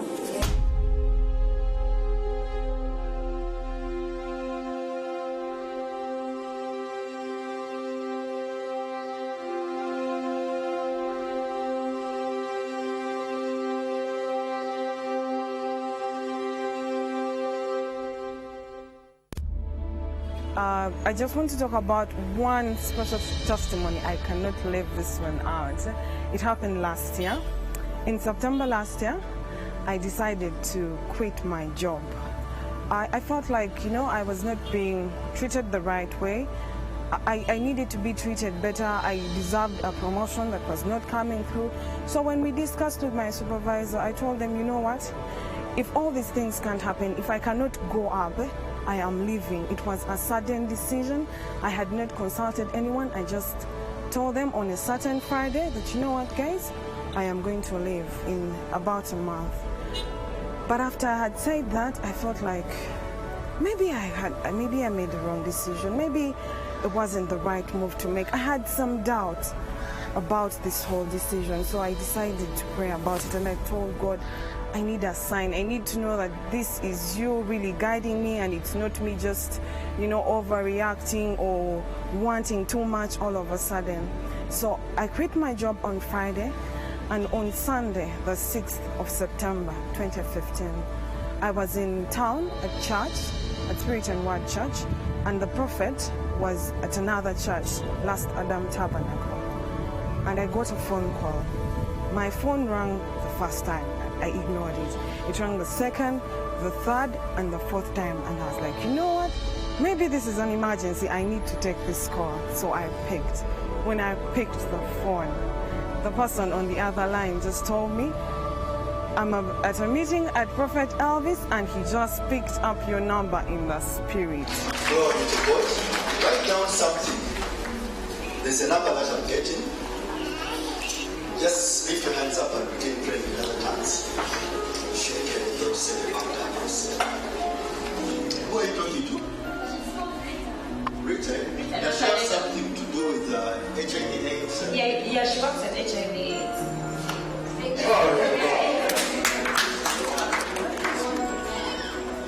Okay. Does she have someone in the family in Yanja? Do you have a Yanja in your family? Her youngest brother. Now, tell her. After you all the fights. Glory to God. The Spirit of God says, I see a location around Buya, and that has to do with work, something like that. Yeah, that's where she works. The location in Buya. I know that she works there. In the name of Jesus, the Spirit of God says that there is a shaking that is coming there. There's a shaking that is coming there. That is going to affect her. That is going to affect her. She told me about it. Glory to God. And the Spirit of God says, the location where she is now, where you are now, shall be moved away. You're going to be moved away. Now, let her not despair. Do not despair. Because of 1-2 months. Because of 1-2 months. Where it seems like nothing is going on. Where it seems like nothing is going on. The Spirit of God says, after those 2 months. After those 2 months. Grace shall appear in her.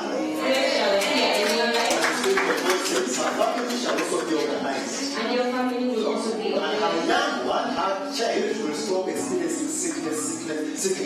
And your child shall stop experiencing sickness. Now, you tell her, that says the Lord. That says the Lord. My God, I was blown. I was like, awesome. It was so awesome. I felt like God knows me. Like, I was not in that meeting. I was elsewhere. And the message he gave me was particular to my job, because he asked where I was working, the place he was seeing, and that is where I was working exactly.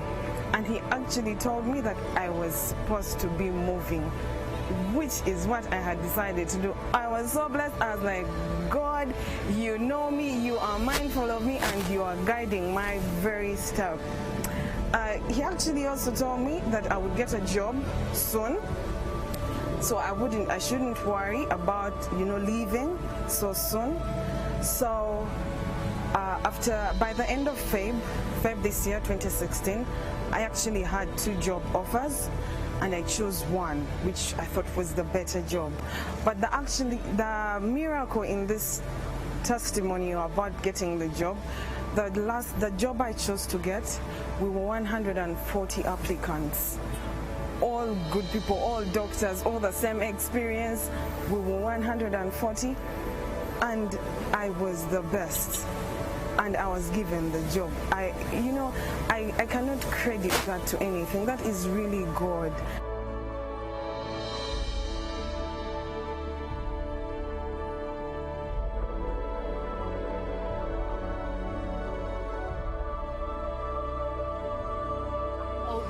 a lot of people kept on talking about the navigator. That was a name that was used to describe him at the time.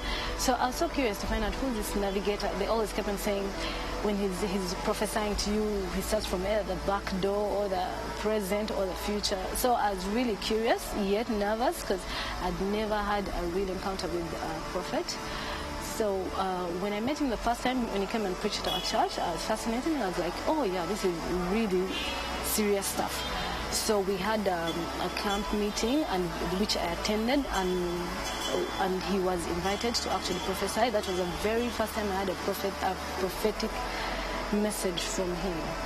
At that point, he began revealing to me several things that would happen in this nation, several things that would happen in the world, and there are quite a couple of witnesses that I would share with the people, the friends that were with me around. I would share with some of these prophetic revelations that would come to me. At some point, I wondered to myself, I would ask myself, why would I see things that were on a global scale, a national scale, and I'm only sharing it with about the 4 people, 5, 6 people around me, the friends that were around me. I would expect that if I get something global, it is meant to be shared on a global scale. So anyway, the Lord told me afterwards that a time is coming when I would be called entirely in the ministry, and there would be a platform to share his revelation, his word to the nations.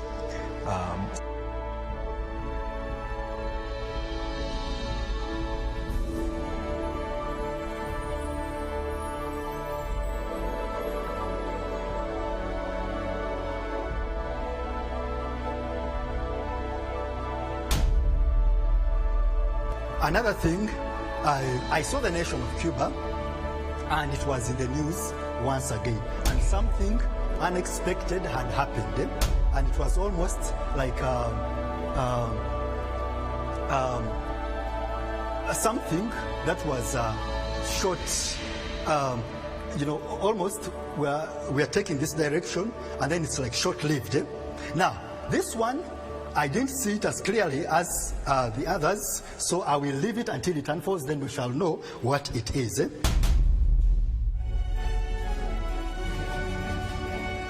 It is history in the making. President Obama is about to land in Cuba.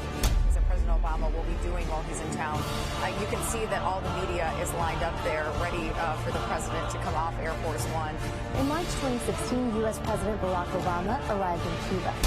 First time a sitting president had visited the country since 1928 and marked warming relations between the two nations. The visit comes on the heels of a half-century embargo and decades of tension. So what happened between the U.S. and Cuba? Why is their relationship so complicated?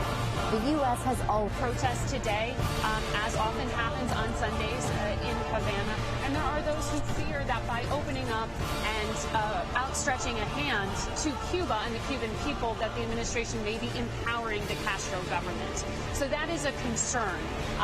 One other interesting thing that we've seen on U.S. shores as a result of this policy, some would say, or simply at the same time as this policy change, is a very substantial uptick.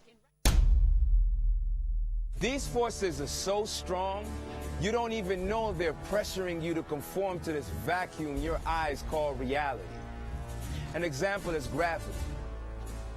As long as you are standing on this ground, you will be oblivious and not even notice the force of gravity that holds you to it until you try to defy it.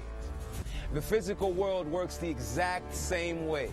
Until you try to defy its established forces, you cannot notice its dictatorial nature working against your true supernatural existence.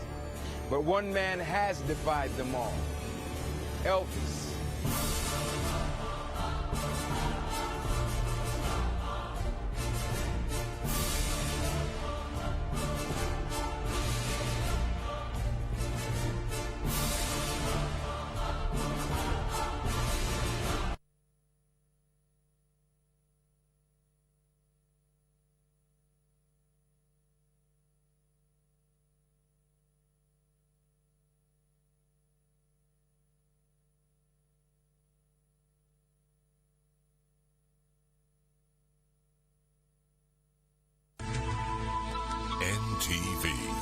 Turning on your world.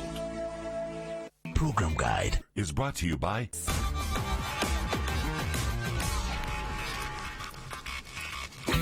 Program Guide.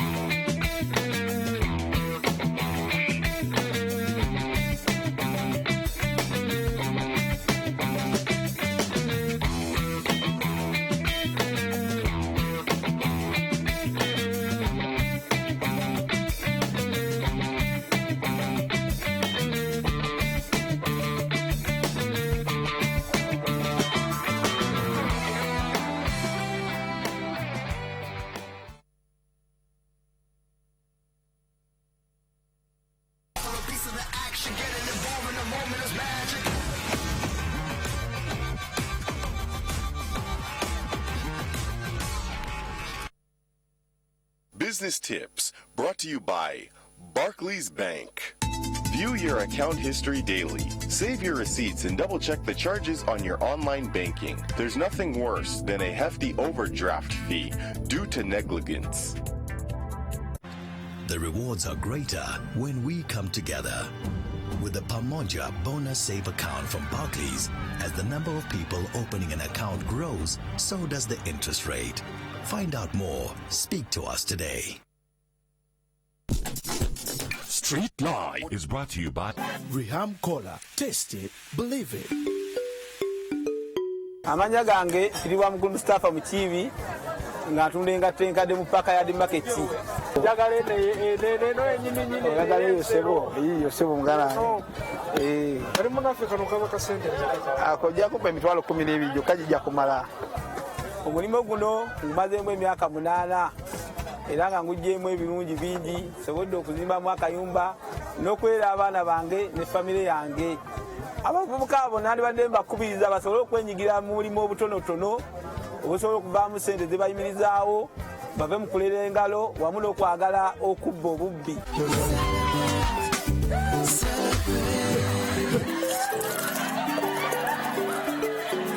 Riham Cola. Taste it, believe it.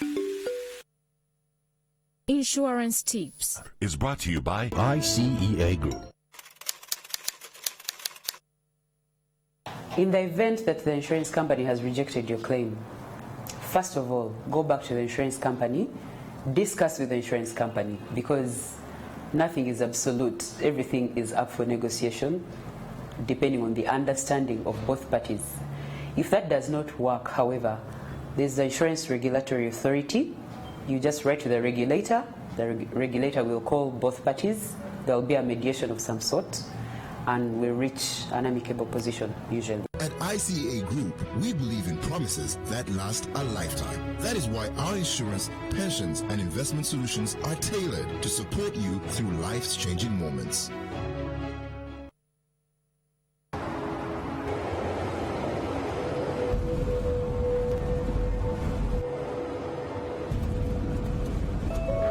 And the change of government won't stop a thing. I've run out of fingers counting the number of multinationals sitting up here. What about the 3 companies that announced their plans to launch last week? I say they're shopping. Me, I'd be looking to sell. At what price?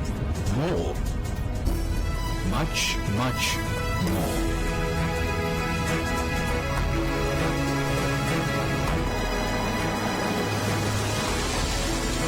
I don't know who you are or how you know these things, but one thing I'm sure of, you're in the wrong job. Here, call me tomorrow at 9 o'clock in the morning. I'd like to hear more from you. Are you ready for your big break? The East African, understanding the region. NTV, turning on your world.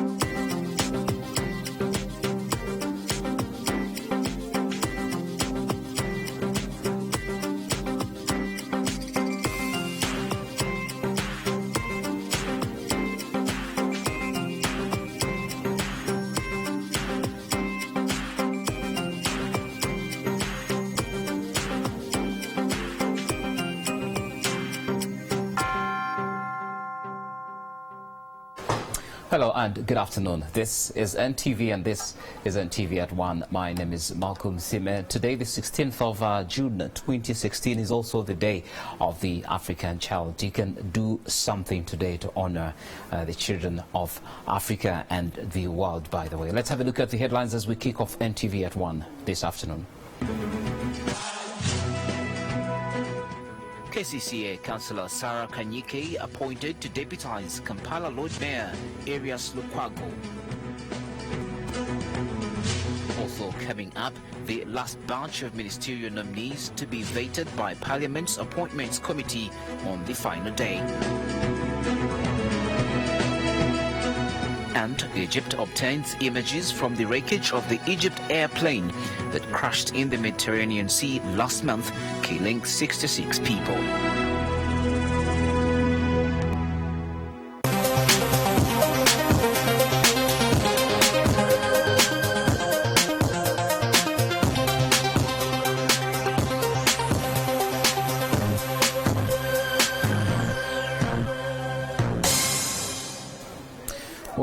Welcome once again. This is NTV at 1. Kampala Lord Mayor Arias Lukwago has appointed Sarah Kanyike as his deputy. Kanyike is the KCCA councillor Machinye East. The council at its maiden sitting approved Kanyike's appointment and she took oath of office. She replaces Sulaiman Chidandala, who did not return to the KCCA council.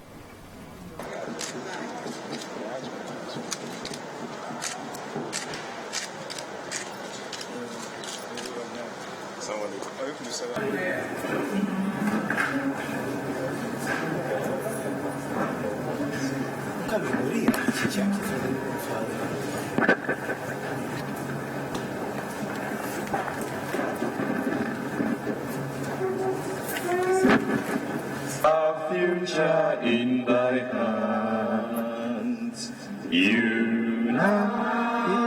Motion carried. To appoint Sarah Kanyike as the deputy Lord Mayor.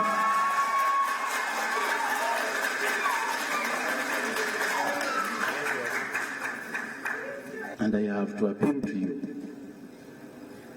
to accept my choice. I kindly request you that you adopt the person I have chosen. I'm here to second Madame Sarah Kanyike as a deputy Lord Mayor. I arise to second the approval of your well-thought selected deputy, Honorable Sarah Kanyike, together with my honorable councillors. Because you chose a suitable candidate on that position. She has been a speaker in this council, in the former KCC council, for quite long, for a number of years. Therefore, I know if given chance, she will deliver to our expectation.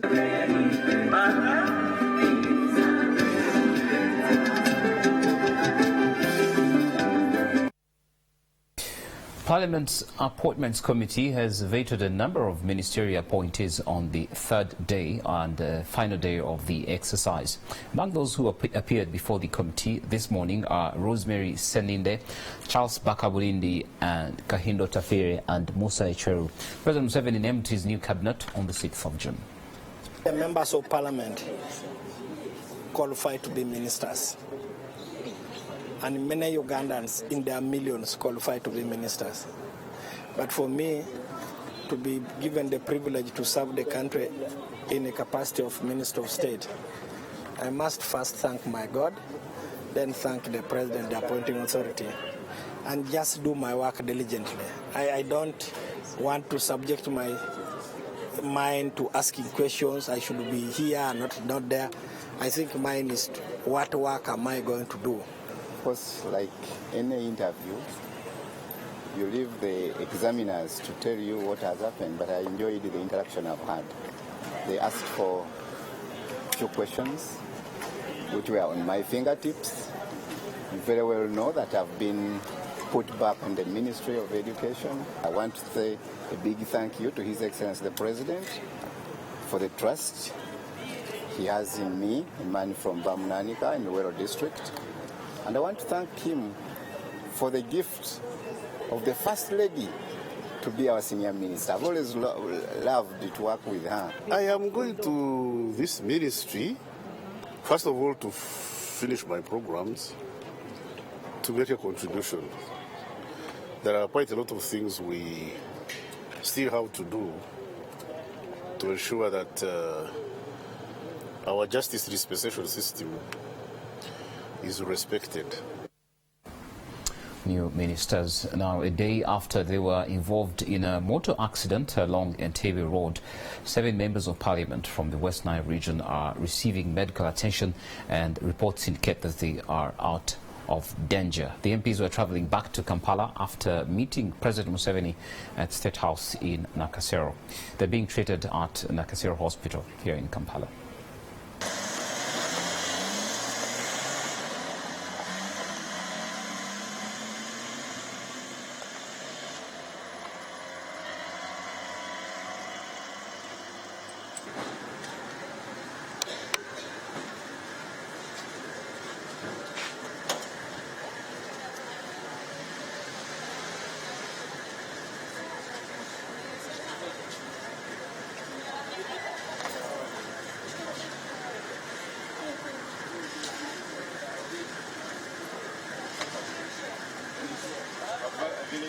There were 2 taxis.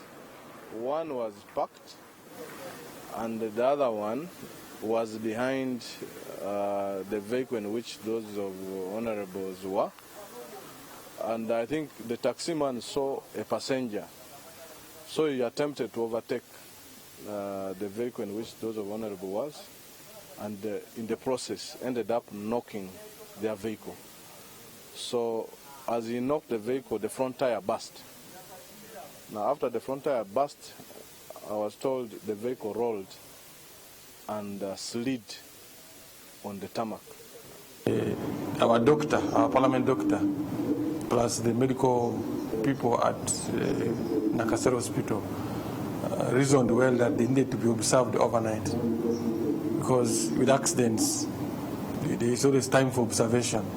But from the general look, they mainly had bruises.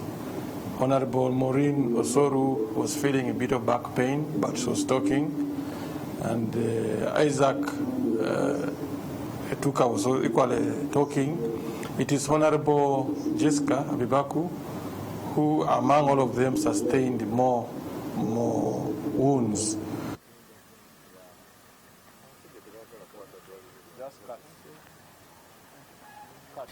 Government will start a new youth project called Green Jobs. The Permanent Secretary in the Ministry of Gender, Labour and Social Development, Pius Bigirimana, said the project will focus on sustainable environment management through tree planting, waste management, garbage and paper processing, among other things that will be catered for. This project is expected to start in the next financial year, will benefit about 1 million youth annually. Bigirimana says United Nations has promised to support the project with $11 million, which is approximately 37 billion Uganda shillings. This project will supplement the already existing youth livelihood program. These are jobs which are related to environment protection. And environment protection has got so many forms. It can be through emission, it can be through pollution, it can be through garbage deposit, it can be through ecosystem protection. For example, if young people are engaged in tree planting, that's a green job, because you are trying to restore the ecosystem by planting the trees. So the young people are going into planting of the trees, engaging in the nursery, engaging in planting the trees. Those jobs shall encourage them. Those who will go into production, for example, of processing the garbage, like KCCA, all this garbage comes from KCCA. They might go into the projects of recycling the garbage. Those are going to be supported. Those may be going to recycling paper, recycling the buvera, recycling all of these things that are related to restoring, for example, the fridges, the cookers. So these are related to that. Now, where is the money coming from? Government has included this project within the planning and budgeting for the next few years to come. United Nations actually has made some provision of about $11 million as part of the program. There are many things that are involved, and to see that we get moving. The program will be welcomed by organizations like Youth Go Green Uganda, which is already involved in mass tree planting across the country. Moving on, police have arrested 2 youth leaders in Rengo district for defaulting on the repayment of 6 million shillings under the government's youth livelihood program. Again, let's have a look at these pictures. The youth councillors for Kingo Sub-County, Maureen Nakaketo, and for Lwengo Rural Sub-County, Farida Nabukalu, were detained at Lwengo District Central Police Station for failing to pay back 3.5 million shillings and 2.5 million shillings respectively. This was money they received in the 2013-2014 financial year. Lwengo District CID officer Rita Basemena says 22 out of 45 youth groups could not repay the youth funds. She said police is cracking down on all the defaulters after government complained of losses. The youth say they received the money, but government forced them to establish projects in which they had no interest and which brought them no profit. The government's youth livelihood program was set up to help the poor and unemployed youth in all the districts in the country. The program is implemented under the Ministry of Gender, Labour and Social Development. The East African community passed a budget for the region worth $100 million, approximately 340 billion Uganda shillings for the coming financial year. However, with weeks to the end of the financial year, contributions from partner states remains very low, with Uganda rated at just 63. Followed by Burundi. This scenario has consequently set the operations of the key institutions and agencies under the economic group for a dismal performance of less than 50%. Lawmakers now from the East African Legislative Assembly were briefing Uganda's Minister of Finance, Matia Kasaija, on the fiscal changes facing the East African Community bloc. You can put it in French, I'm sure. We're also here to seek his support because the community has grown in size over the years, because now, since it was revamped, we are more than 10 years in existence, but the financing mechanism has not been as adequate as it's required. Of course, before I talk about the insufficiencies, I want to say that the community is financed largely through support from the donors. But Burundi totally, for the last 2 years, has not been able to comply to their commitments of remittances. These other partner states are not at 100%, save for Kenya. Even Uganda itself is at 63%, but we are coming to the end of the financial year. So what is happening with activities that are supposed to be financed by these percentages that are yet? Well, now, when it comes to the last 2 months of the financial year, this is when the staff and the technical people get clogged with a lot of money and they can't really implement. Most of their performances are below 50%. We had just finished analyzing the budget of 2016-2017, but it shows that their performance is not really up to date. Thank you. Thank you. We're proud of you and wish to continue cooperating. Thank you. Thank you. Thank you. Thank you. This is NTV at 1. We're taking a short break and come back with a few more stories making headlines this afternoon.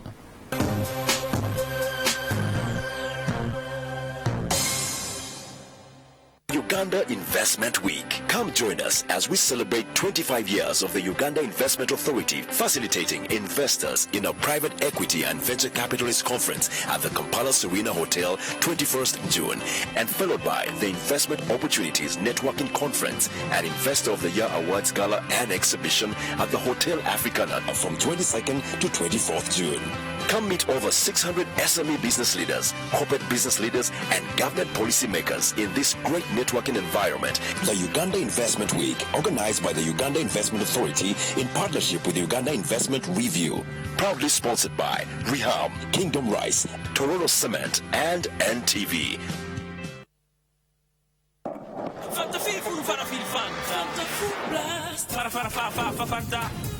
Wow! Amazing!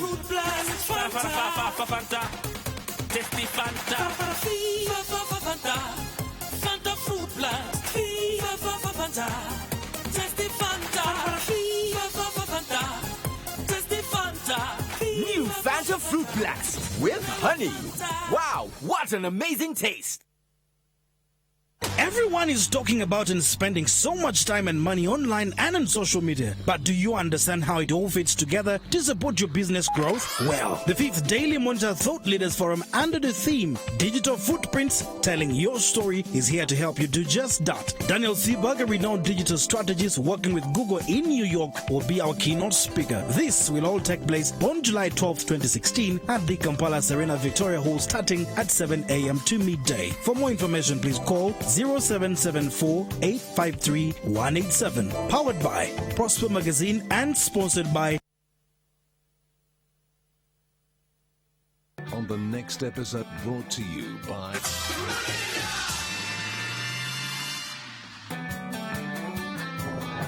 This week on Teenage.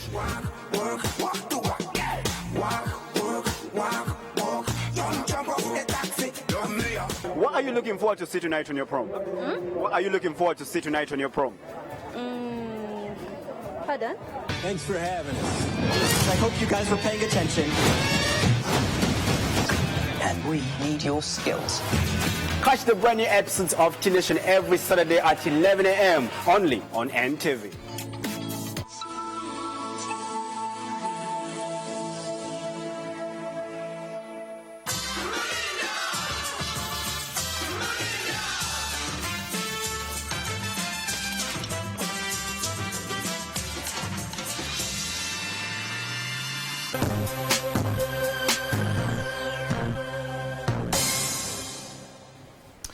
Welcome back. Now, in our series, in our part 3 of our series, the Ikk community in focus, Shiran Huche explores the challenges of getting an education in this ethnic group. But among the minority is also among the minority Ikk community in Kabong district, northeastern Uganda. Education is a luxury many can afford to dispense with. Quite often, school children are reported they can't go to school due to hunger or insecurity. But even at school, there are no teachers, and even where they are woefully unqualified. So we have a look at this report now.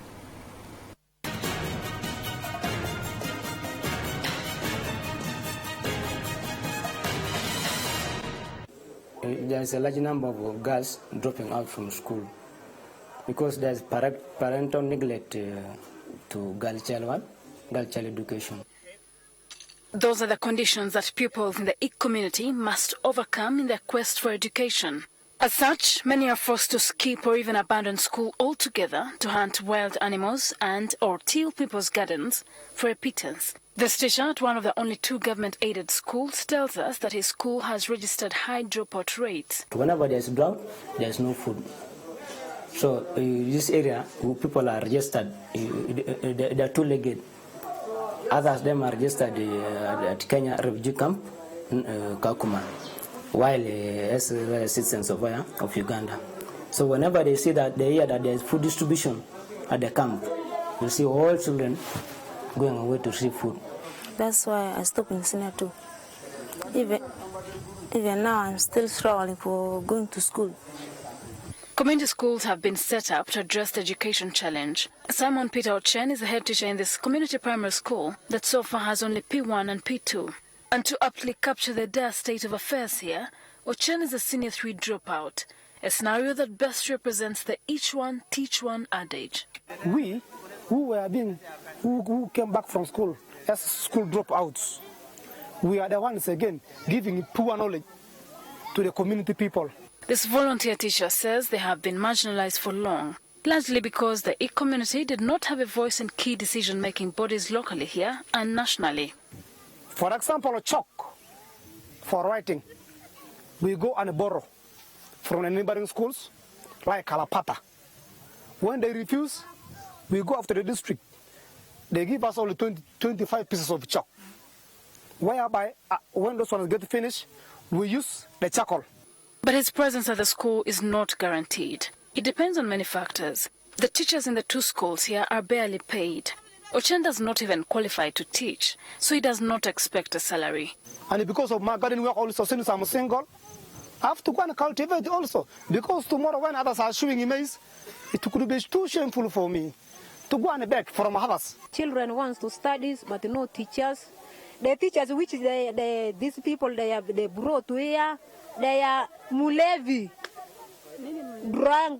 drunkards. He sometimes gets small handouts in cash and kind from parents who appreciate his work. This is my side. So should I take my boy? We then head to Kamion Primary School, the biggest and farthest of all the schools. At the time of our visit, the pupils are on holiday.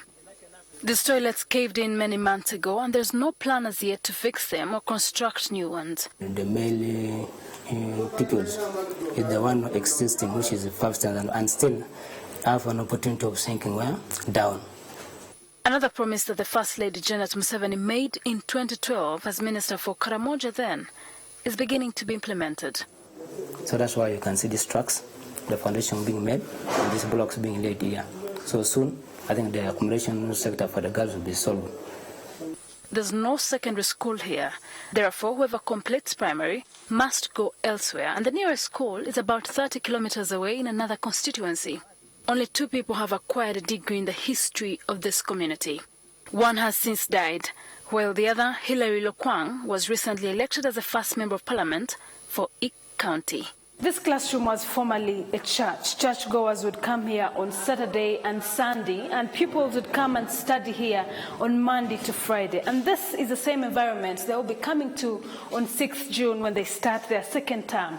No desks, no seats. And in fact, there's one additional item that has been placed here, a log, where they can sit and attend class. Certainly not a very comfortable place for any child. Shiran Huchere, NTV, Ikk County, Kabong District.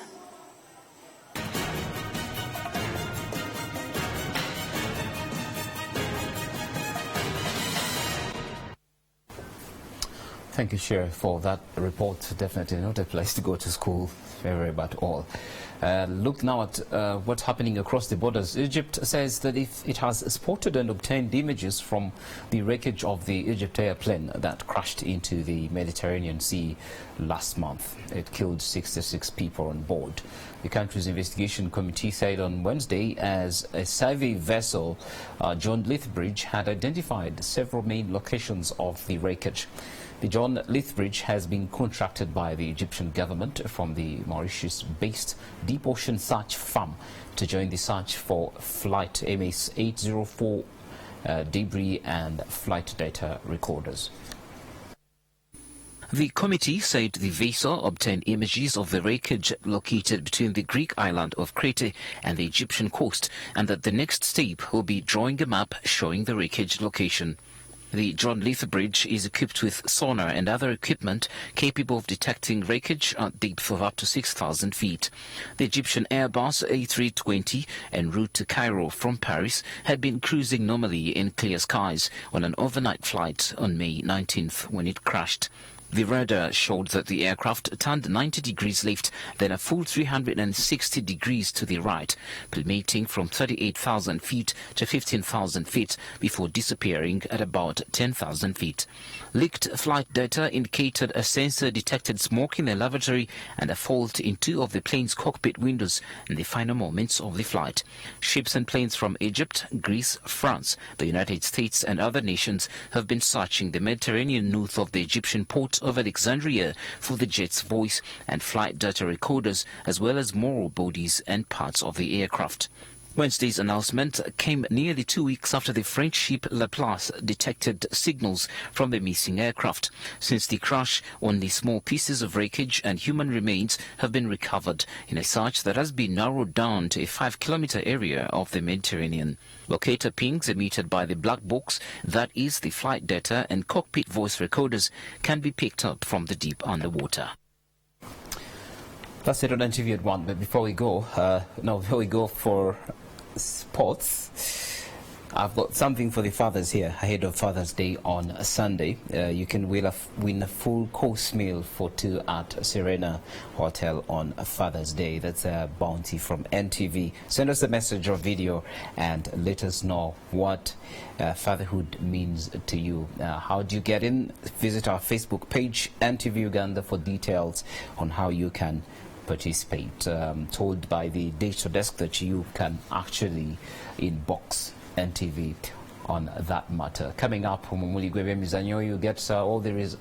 All right, let's have a look at sports now. Antoine Griezmann and Dimitri Payet scored the goals as France beat Albania 2-0 to make it 2 wins from 2 and qualify for the last 16. France, for all their inter-territorial superiority, failed to register a single shot on target until Griezmann made a decisive intervention in injury time. Albania swept forward in search for a leveler, but were hit with an ultimate sucker punch as Payet from West Ham finished off a quick French break to secure France all 3 points. And Griezmann!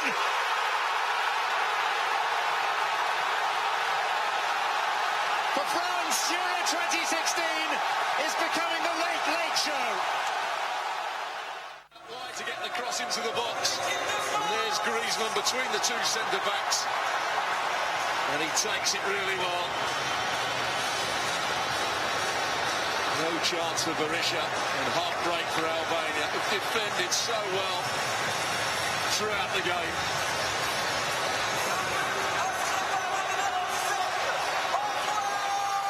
The nation's mood changed by one of their poster boys, Rami.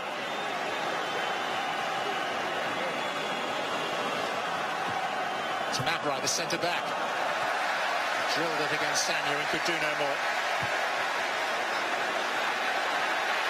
Gignac. It's Payet. It's still Payet. It's drilled on Albania, but France are through to the last 16. Gignac just spinning down the side. Don't quite see the pass there. It's some 60 yards or so. Gignac slips over, but once Payet got it into this position and came on his right foot, you knew exactly what he was going to do. He's done it week in, week out at West Ham in the EPL, and he's got a lot of room to hit there. Berisha maybe could have done better, but it's very difficult. The scoreline is much better than the performance. Fifth international goal for Dimitri Payet, his first from inside the penalty area. France, the favourites for years, and the game that was also watched by French President François Hollande, kept him on the edge for the entire 90 minutes. We'll be getting updates, fixtures and news, transfer news for the English Premier League from our team, Darren Cheyune and his group coming on Muligoyemzanyo. You can follow us on Facebook and on Twitter. But don't forget, you can win a full course meal for 2 at Serena Hotel, all courtesy NTV on Father's Day this Sunday. Visit our Facebook page, inbox the digital team, and you'll be getting to know how you can participate. Have a good afternoon and enjoy your lunch.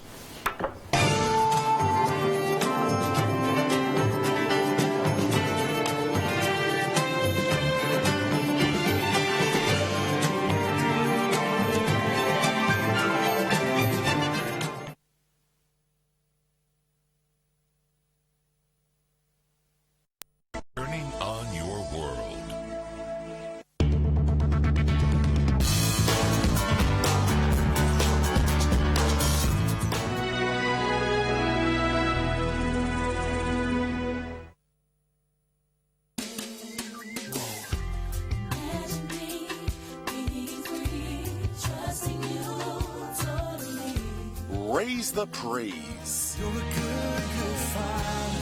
It's who you are. It's who you are.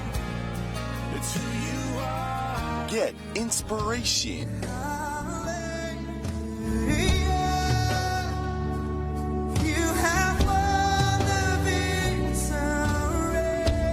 Rise up every morning with a song of praise to the Lord.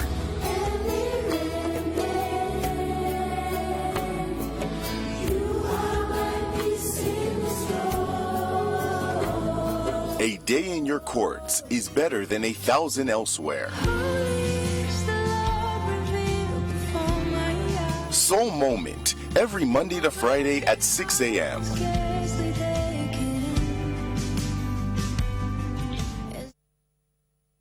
Today's highlight.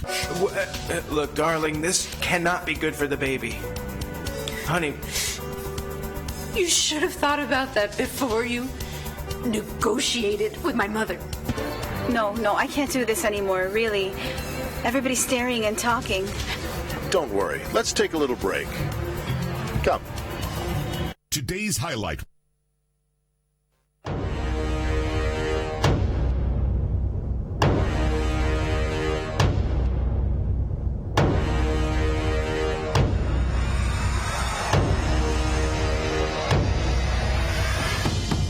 From the land of the rising sun, 100 determined athletes have accepted the challenge to become I will be. I'm gonna be the first Ninja Warrior. Divided into 4 extreme stages, competitors face the ultimate test of strength and will in their quest to become champion.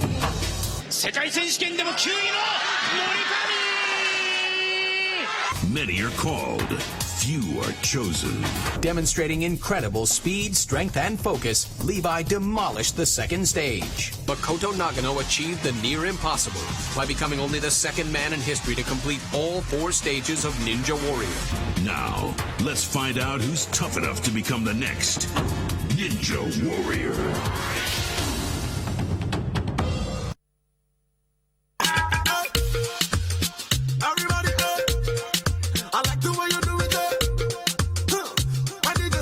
Exposed, we are the business. Hey, watch out for this. Watch out for this. We bring the house down. It's your boy Esco Star, Selector J up in the building. As they bring you some mad DJ skills and crazy video mixing. Exposed right on NTV every single Saturday with your boy Esco Star. And of course the illest, the baddest, the craziest selectors on the wheels of Steel Selector J. Remember to call in with your music requests and also get a chance to win some incredible goodies. Every single Saturday, 1:30 p.m. to 3 p.m. Exposed, we are the business.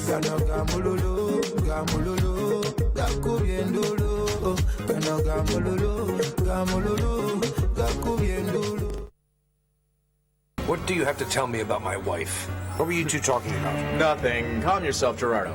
Do you think I'm an idiot? Do you think I don't notice the flirting you have going on with that idiot? Raquel is not the woman I thought she was. Ooh, imagine what the family will say when they find out that you're Junior's girlfriend. I am not Junior's girlfriend. Why did you do it, Eva? Did you get excited by the serenade, or did you want to make Jose Ignacio jealous? No. Don't tell me that, please. I warned you not to interfere. Let me go. And you're telling me that Eva is interested in you? Yes. You really think so? Yes. Get off me. Hello, Barbara, dear. I was waiting for you. Don't tell me, dear Lord woman, you are going to grow roots waiting, because what you don't know is I have no desire to waste my time with you. You are incredibly vain. You're so mistaken. You really think the world revolves around you. No. The one mistaken here is you. I mean, what do you mean you're going to give yourself a chance with my brother? The real father of Eva's child is Ramon Gomez. That's a damn lie. I think that you're losing control and your wisdom. Your thirst for revenge is just blinding you now.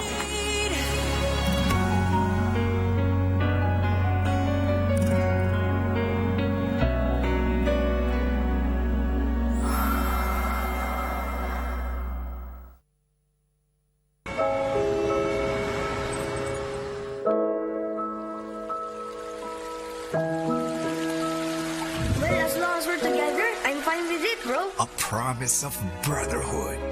Oh no, you're burning up! JR! My brother's going to be fine, right? You can adopt the 2 of us. Your brother can be adopted, but I'm going to have a hard time with you.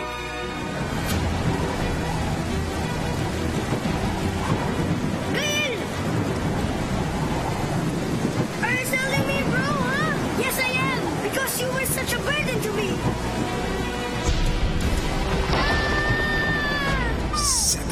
by tragedy.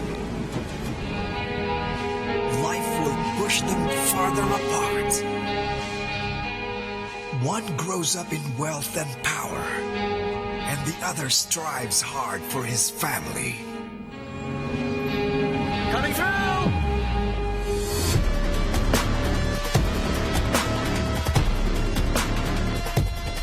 Their love for one woman will bridge them again. How much are you? Pardon? $2,000? $4,000? Should I be impressed with your question? Yeah, there's nothing money can't buy. Hey, sir, you know I can take the wheel if you want some thrill. Mia! This is as far as I go, sir. Mia, what are you doing? Not all women have a price. Bridges of love. Isa yaragula Yesu ngali je mabega akali mu mufunzi Yesu ne Isa ani yasookawo munne Isa buli lwotayogera na muntu kutegeera bimukwata kutosobola kumutegeera yenna tekisoboka era endako yakatugamba nti Abaganda mbwanyala jakasukira eggumba gyegenda kala kagamba akukano obote wateekwa okubaawo eddoboozi abantu lye bakozesa eddoboozi abantu lye bakozesa okutuusa okunnyonnyola kwabwe okutegeerekeka okutangaza bye bakwatako naye nga waka mubimuyita waka mwamuyitanga mutya big daddy kuwuliriza kufumiitiriza kukola kwogera ina tuwaye bwe yamala okutuula ngenda okutunula mu kibatu kyange kino kyentaddeko bwenge nga muvaamu ebiwuka by'ensolosozi ebimu byewuunyisa binakuwaza ebirala bikyusa obulamu omuntu atasomye atya n'okuyingira ofiisi naye ng'omanyi nti onnina omukyala n'abaana awaka nakinkola nina ne bizinesi naye ntya n'okuyingira ofiisi eno okwennyonnyolako yeddoboozi lyenjogerako tuwaye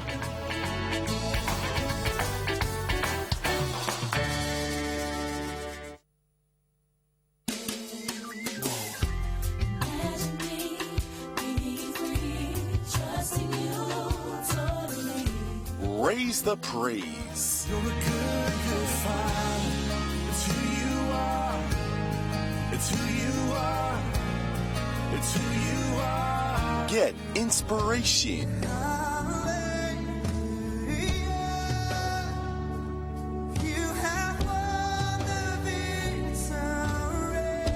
Rise up every morning with a song of praise to the Lord.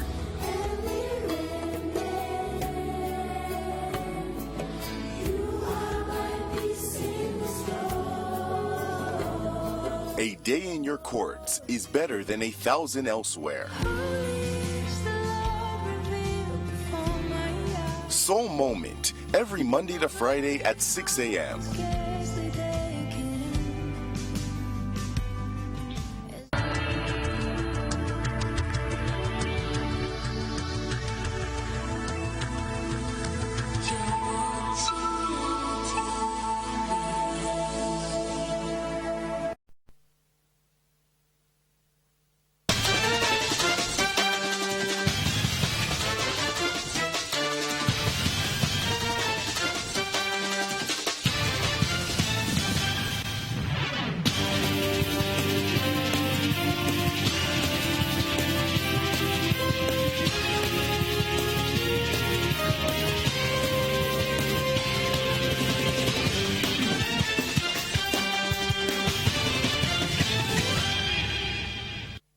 Abantu abasoba mu 130 bakakwatibwa mu ggwanga erya Bungereza mu keetalo ak'okwetegekera omupiira wakati wa Bungereza n'eggwanga erya Wales ku ssaawa 10 mu mpaka eza Europe.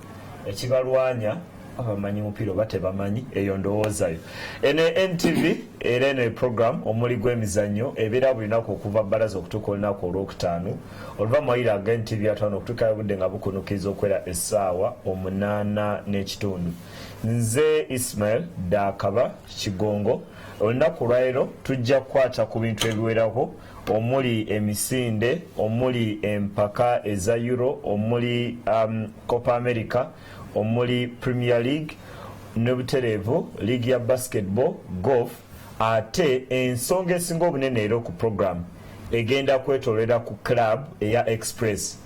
Ngenda kuwa seconds 2 ogambe munno omuwagizi wa Express oba omugoberezi w'omupiira aberenga omukoonako asembere TV ye awulire ebipya ebiri mu ttiimu eya Express. Ttiimu emu ku ezo ezisingayo obukadde wano mu Uganda nga yatandika 1957 era ng'olunaku olwaliro nkyaziza n'abakungu okuva mu klabu eno okutuyamba okugaaya mu nsonga mu kino ekitundu ekisooka eky'omuli gw'emizannyo. Aninaanye wano ye mwami Ram Abubakar Muhammad era nga ye Chief Executive Officer owa ttiimu eya Express. Nkwanizaako nnyo ku muli gw'emizannyo. Nsanyusa okubeerawo nange. Asembayo wali ye Corporate Relations Manager oba akwata ku bya enkwatagana ya club n'abantu. Abantu club bagira abatya ye mwami Michael Bwisho. Nkwanizaako nnyo ku muli gw'emizannyo mwami Michael Bwisho. Neyanziza nnyo naye nsaba kutereezaamu. Nze Kajimu Moses mulyagumu PRO. PRO. N'ensabire yonna girabyeko olupapula olumu olw'amawulire bagikoze ndawo. Mwami Kajimu Moses. Kasita kasaati ate ekinensa mwonna temwambadde biraga Express. Express kasita omyusaamuuko. Akatali kato.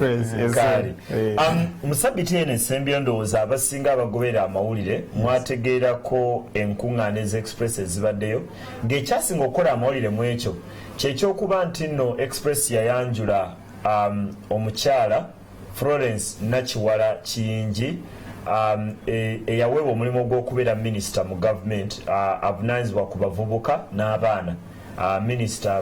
Omumyuka minisita avunaanyizibwa ku bavubuka n'abaana mu kaseera kano naye nga si kyenkyukakyuka yokka ebadde mu Express.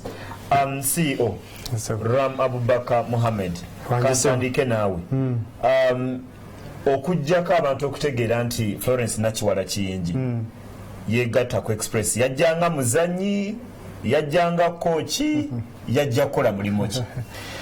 Omulimu ogwamuweebwa kwe kubeera nga ye ssentebe chairperson wa club. Kiina enjawulo n'okubeera president wa Express? Kiina enjawulo kubanga akolanga president. Yes, Vincent Bale Mugera mukama waffe yakulira akakiiko aka board. Kati ku bukiiko obukozi kwe kuli executive ekulemberwa owekitiibwa Nakiwala Florence Kiyingi akolanga chairperson. Kati bwe kidda mu kuddukanya club yabeera final decision maker. Yes. Webale kuba nti nekyo kitereeza kuba ate nagenza okulanga bagamba akulembera Express Vincent mwami Vincent Bale Mugera nga muli ngamba ye zatawulidde bulungi kati nawulira Nakiwala Kiyingi. Waliwo akaseera board we yeetaagibwa kugezanga meeting nnyo eziteekeko obanga board yenu zituula mu mwaka, so awo naye atwala ripooti waggulu eri. Yes. Season ewedde mwami Kajimu, season ewedde Express yali wonera obuna bwokka bwokka emabega ttiimu eyawangula league KCC. Naye ekifaananyi abantu abasinga kye balina ekya Express mu biseera bino bamanyi club ey'entalo, bamanyi okulwanagana mu executive yennyini, bamanyi club ey'okulwanagana mbawagizi era guli omwaka soni 2 eziyise. Nsoni ya 2014 na 2015 Express yafiira obonero ku mupiira gwa village emirundi 2 olw'okubagana mu kisaawe. Kyekyo ekifaananyi ky'osanga bw'oyita eyo ng'ebbali omanyi bw'obeera publications manager ekisinga obukulu kwegenda okumanya kampani y'abantu bagimanyi nga ki. Bw'oyita eyo osanga abantu Express gye bamanyi eriwa. Neyanziza nnyo mukulu Ismail okusooka kaneebaze omukisa gwe mutuwadde okutukyazaako wano kwogera ku nsonga z'Express efuuse ensonga mu kiseera kino. Abantu the Red Eagles Square Pass Moto Wankuluku Boys nga nzira ku kifaananyi ku kibuzo ky'ombuuzize eky'abantu abawagizi b'omupiira mu ggwanga Express kati bagirabira mu kifaananyi ki. Toli mulimba era tolimbye okulaba nti okugamba nti abantu abawagizi b'omupiira mu ggwanga Express bagirabira mu ttiimu eteekawo okulwanagana okuba amayinja yo eryawo bwetyo era emirundi egisinga tubali tufiirwa obubonero nnyo n'ennaku ezo bagenda ne batutanzaako ku mupiira ogwali ebwikwe. Batutanzaako emitwalo gyali 3 olw'ensonga nti abawagizi baffe ebweru ekirungi tibyali bweru wa kisaawe balwanamuuko ne batutanza emipiira emitwalo 3. Naye ku mulundi guno tuzze kukyusa kifaananyi ekyo okuviira ddala ku bukulembeze okukirira ddala wansi ku muntu asembayo ng'omuwagizi. Waliwo oluusi ebintu ebimu byetoyinza kukyusa mbagirawo ng'olina kukikwata mpola. Nolwekyo nzizaamu omutima eri abantu abadde balina ekifaananyi ekirala ennyo ku Kirabi Express ti ku mulundi guno ebintu tugenda kulaba nga tubikyusa mu mpola tuleme kuddamu nate kufiirwa bubonero nga bwe twafiirwa ku mulundi guli vira homwandawe ne tutwala ku bubonero mu ngeri bwetyo. So tugenda kubanga tutandika embeera eyo era okwagazisa abantu kyetwagala okuteekawo n'okulaba nti Express tugiza ku ntikko nga gye yali mu biseera bya 89 ne naddala myaka gy'ekyenda awo nga gitandika omwami David Otuwe yajjira n'ayita abavubuka abato bagensemoge we bajjira mu Team Express. Muhammad, bwe ndowoozaamukko ku Express akaseera kano ebyo byonna omwami byakonyeeko biyinza okuba nga tukwatagana ne wali ekifaananyi kirala. Express tesobola beera na muzannyi myezi 4 ne bwembanze nondeeta kati olwali ekibisimanyi mupiira kwa mwanimpadde yawo ka contract. Abazannyi b'Express be bataba na ndagaano, abazannyi b'Express be bakuba first round, second round ne bagenda mu KCC ne bagenda mu Ziswa ne bagenda mu ki. Ekyo mugenda kukola mutwe kikyusa kuba club etasobola sigaza abazannyi baayo. Siraba nsonga lwaki nange omwagize b'ensigaza. Ohaddakaba ekintu ekyo ekya contract y'omusambi w'omupiira abasambi bonna kiri mu mateeka ga federation leero okubeera nti omusambi bw'abazze mu club Express Football Club aweebwa endagaano era tewali musambi ayinza kutandika kusambira club oba n'afuna license nga talina ndagaano. So ekyo kimenyawo kiri kyogambye mbw abazannyi omwe bagenda kati ate waliwo n'ekyokubiri okubeera nga endagaano mugituukiriza mu butuufu bw'okugituukiriza. Okitegeera kati bwe muba temugituukiriza ate ebiseera ebisinga obungi omupiira gwa Uganda we gubadde tegusobola kusustaininga oba okubeera nga gubeezaawo nga teguyingiza nsimbi zimala kuyimirizawo club. So byebintu byetunogedde eddagala kyova olaba enkyukakyuka ezo zibadde azizze zibeerawo newetuli wano. Pastor Samuel Kakanda abaana wanagenda n'abasabira amagulu osanga musajja watadeta kubangako omuliro akubye omuliro okuva mu senta nguli mu katimba. Si kumuleeta buleesi isima abaddemu naye nga tali mu bukulembeze. Aba Express tebavaamu ate olaba bolingiza waggulu eri jjajja wabakkiriza omulangira Kasimu Nakibinge naye gyali at the top. Ennaku zino abadde yeebalama ebintu bya Express bingi nedda nga tulaba wana owabedde Abubeka Muhammad mukana akaseera ebintu bino ebisinga byangu nnyo okwewakana.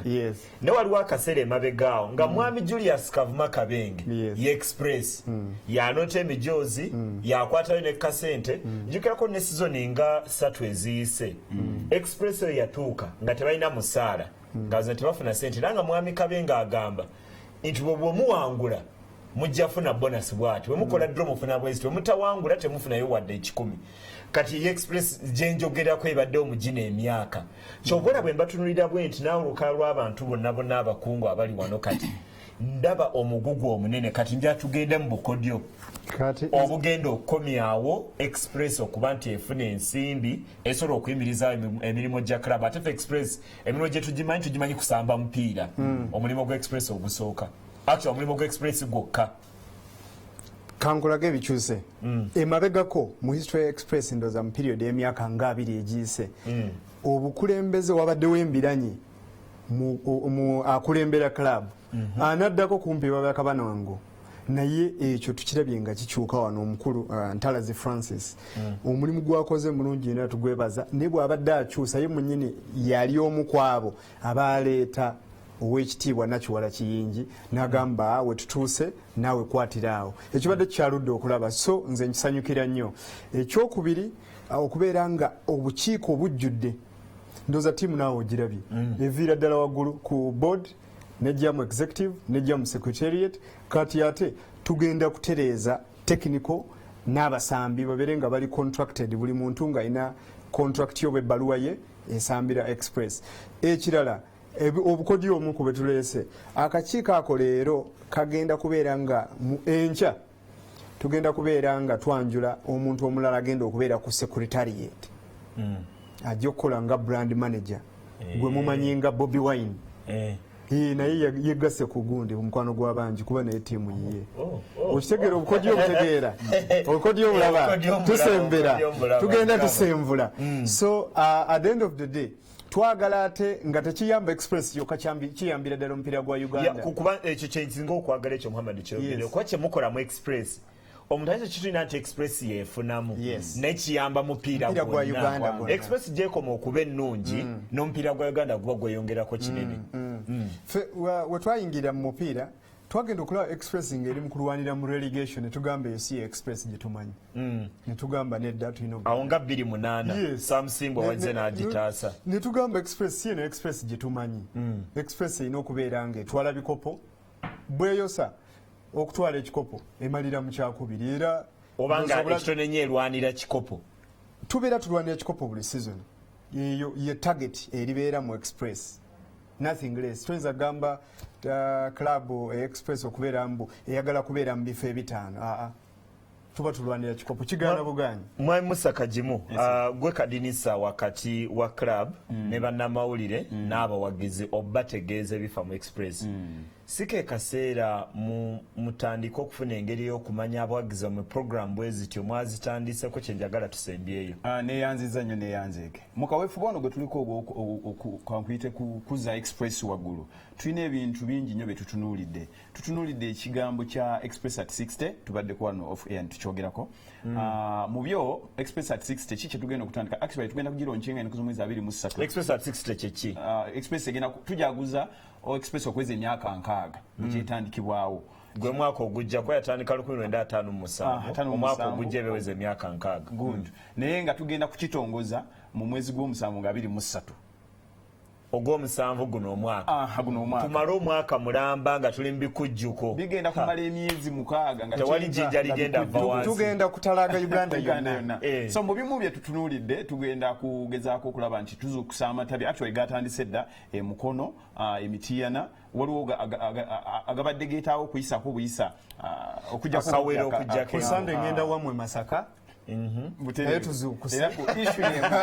mumbeera eyo abantu batandise dde okulaba ekitangaala mukyo n'akakiiko k'abawagizi katandise dde okufuna amaanyi akakulembera omukulu Gonzaga Joseph kuliko abakulu nga Bakunda Julius ya mumyuka Bahati ne kubeerako omwogezi w'akakiiko ako ye Lubakyoya abantu batandise dde era olunaku lwajjo mu press conference badde mayi agenda muvira mwami Lubakyoya kirungi okulaba ngozeemu express akati bozaayo omupiira wansi mu bantu ku bitundu byabwe n'obaagazisa kilabu yaabwe omanya nti omuntu agenda kuwagira express nga bwe yali mu kusooka ekirala kye tutunuulidde tugenda kuddeyo waliwo community work tugenda okutandikawo ng'okugaba omusaayi ebyo byonna tugenda kulaba nti tugezaako okuzuukusa emitima gy'abantu b'express olumu saagala kikoye mu kuzuukusa kamwenze ekyendowooza olumu waliyo omuwagizi eyali asobola okulaba omupiira omwaka gwa 95 leero yasenguka yalwala oba n'ebintu ng'omupiira yakivaako manyi naffe interest zaffe zigenda zikyuka nga tukola nandisabye mmwe ng'abakungu kati njogera ne executive ya express wano we tuli nandisabye muteekewo enkola eyita abaana b'amasomero kubanga nze okusooka okgenda mu kisaawe nagenderanga mu uniform we muli ewankulu kwaliwo amasomero ameka Rosa kwa Kitebi naye watandika okgenda ku kisaawe lwaki temutandika kusooka kusikiriza abaana b'ewankulu kwabasomero awo bamanye nti express ki ye kilabu gye tumanyi buli mwana wanaavanga okusomera ku ssaawa 10 kitundu n'amanya nti wankulu kuwaliyo omupiira express olunaku olwaliro ekyaza Sadolin oba ekyaza Bull oba ekyaza Jinjamuliso oba Kirya oba Onduparaka kijja mwanguyira bw'amanya nti bwe nzijira mu uniform yange nga ngenda ewaka nja kuyingirira bwereere togenda kufuna muwagizi muto omupya ndowooza express yekiina yokka mu Uganda as we speak kubanga amasomero agatuliraanye naddala essomero lya Kitebi balina membership tulina ne contract ze twasayininga nabo Kitebi primary oba Kitebi secondary yes bayitawo buyisi ne bayingira bwajjira mu uniform ate tulina n'enkolagana ezze ebaawo n'essomero lyabo King's College okubeera nga tubajjamu abasambi era nakyo tugenda kiformalize nga twagala tukole ndera ne bookebera ku website yaffe tulina section ekwatagana n'amasomero ge tuyita express schools partnerships ze batuzisayininze enkolagana ne tuziteeka ku lupapula tugenda kubeera nga tukolagana tugenda kubeera tukitambuza kubanze bwentula mu kibiina wa CEO bwentula mu kibiina nemmanya munnanga omu agenze n'asambira express kinyangwira ate n'okufuna omanya nange nja kutuukawo kubanga naffe tukuze twegomba nze nali nga Kampala hayaawo naye nga batulekera at least eddakiika 20 agasembayo abaana b'essomero ffenna netukola ki ne tuyingira ne tulaba omupiira era twakula ng'obufuna kano baabawanga abiri kati lowoozaamu ng'akyayitibwa yogutandika ayingirira bwekasajjira mu uniform ekyangolozanga uniform nze kuba yannemanga okugolola ku bbalaza okgenda kusoma naye nga bw'ŋŋamba nti omupiira njigolola ne ku lw'omukaaga naye ekya express sizoni eno twagala okusuubiza abawagizi baffe bino gye bali bakomewo mu kisaawe balabe omupiira gwe twayitanga kawoowo square pass oyo 1959 we yatandikira gwe bayita square pass ndoza ne Lamasiya Barcelona bali tebanata kusamba tikitaka eyo modo twali twagitandika dde Kampala gwe mpira gwe bayita tikitaka philosophy eri mu express tetumala gasamba mupiira tunyumisa omupiira obiwulidde ono omwami ye Ram Abubakar Muhammad era ye CEO Chief Executive Officer owa timu ya Express empya Red Eagles naye nga biri ebikadde bya square pass motomoto tebinavaawo n'omwami Musa Kajimu akola ku nkwatagana y'abantu okwatagana y'abannamawulire n'abantu ne Express wamu n'okulaba nti ekifaananyi Express omuntu gy'akirabiramu kiba kirungi tubagaliza birungi kansubire nti bino ebisuubiziddwa wano nze nja basanga ate oza ku kisaawe siiba eyo mu mwaka mmalako nga ndaba empiira gy Express egiwere 10 era lumu nja basanga amagambe naye ku pavilioni awo kale mubakungu katumulemuko ku muli gw'emizannyo katusubire nti ebiri mu Express binaayamba omupiira gwa Uganda kinene nnyo bwe tukomawo Alan Darren Kyeyuna agenda kuneeyongako tugende mu kitundu ekyokubiri ekya program tovaawo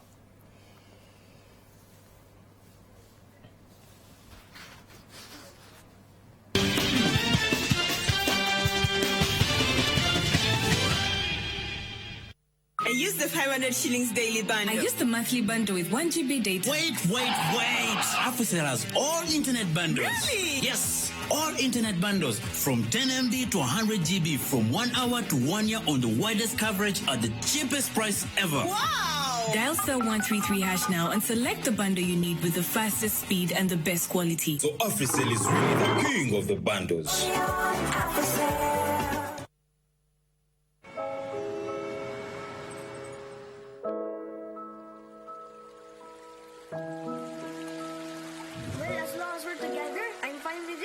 A promise of brotherhood.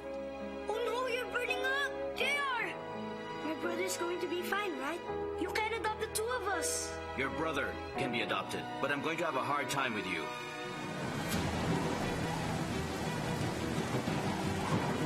Gail! Are you selling me, bro, huh? Yes, I am, because you were such a burden to me. Separated by tragedy, life will push them farther apart. One grows up in wealth and power, and the other strives hard for his family. Coming through!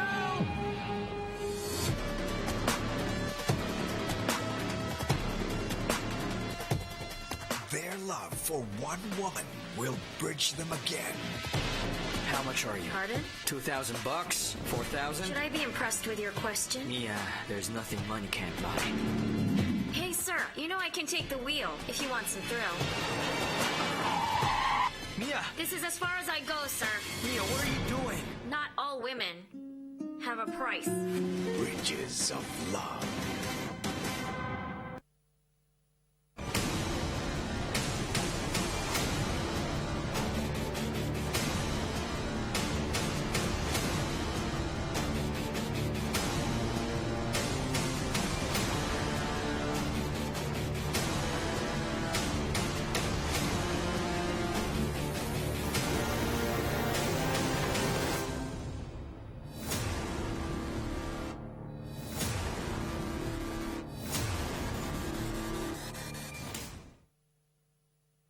on the next episode brought to you by...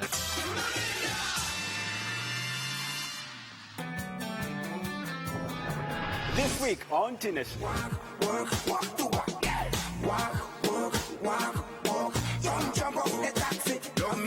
What are you looking forward to see tonight on your prom? What are you looking forward to see tonight on your prom? Pardon? Thanks for having us. I hope you guys were paying attention. And we need your skills. Catch the brand new episodes of Teenage every Saturday at 11 a.m. only on NTV.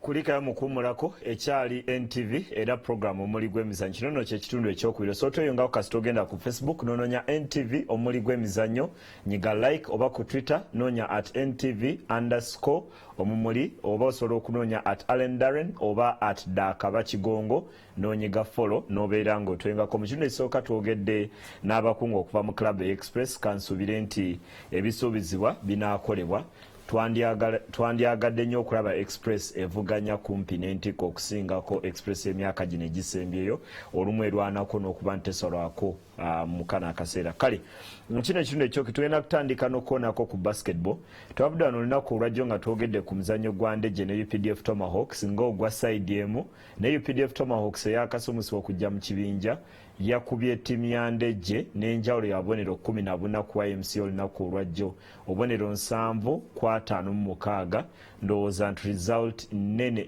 nnyo eri ttiimu eyo eya UPDF. Alan, ngenda kusaba olamuse kuba laba omuli gw'emizannyo olwono tutandike n'emisinde. Liko NTV nkulamusizaako nnyo kyoba okola genda ku mukutu ogwa Facebook nonya page yaffe ya NTV omuli gw'emizannyo nyiga like wegatteko abantu 3,000 oba ku mukutu ogwa Twitter handle yaffe @NTV_ omuli wegatteko abantu 4,700 eyo tuwedde endowoozayo ku mpaka za UEFA Euro ezigenda maaso emipiira ebiri okusingira ddala Bungereza Wales otubulire nako Obugirimaani ng'esinkana ttiimu y'eggwanga ya Poland wamu n'omupiira ogwo gwa Copa America quarter final esooka wakati w'abategesi aba USA ne ttiimu y'eggwanga ya Ecuador. Alan, ndaba abaddusi bana leero abagenda okudduka mu ggwanga erya Bufalansa abannayuganda erinnya ndowooza lyensinga otegeeramu ye muvubuka oyo Moses Kurong.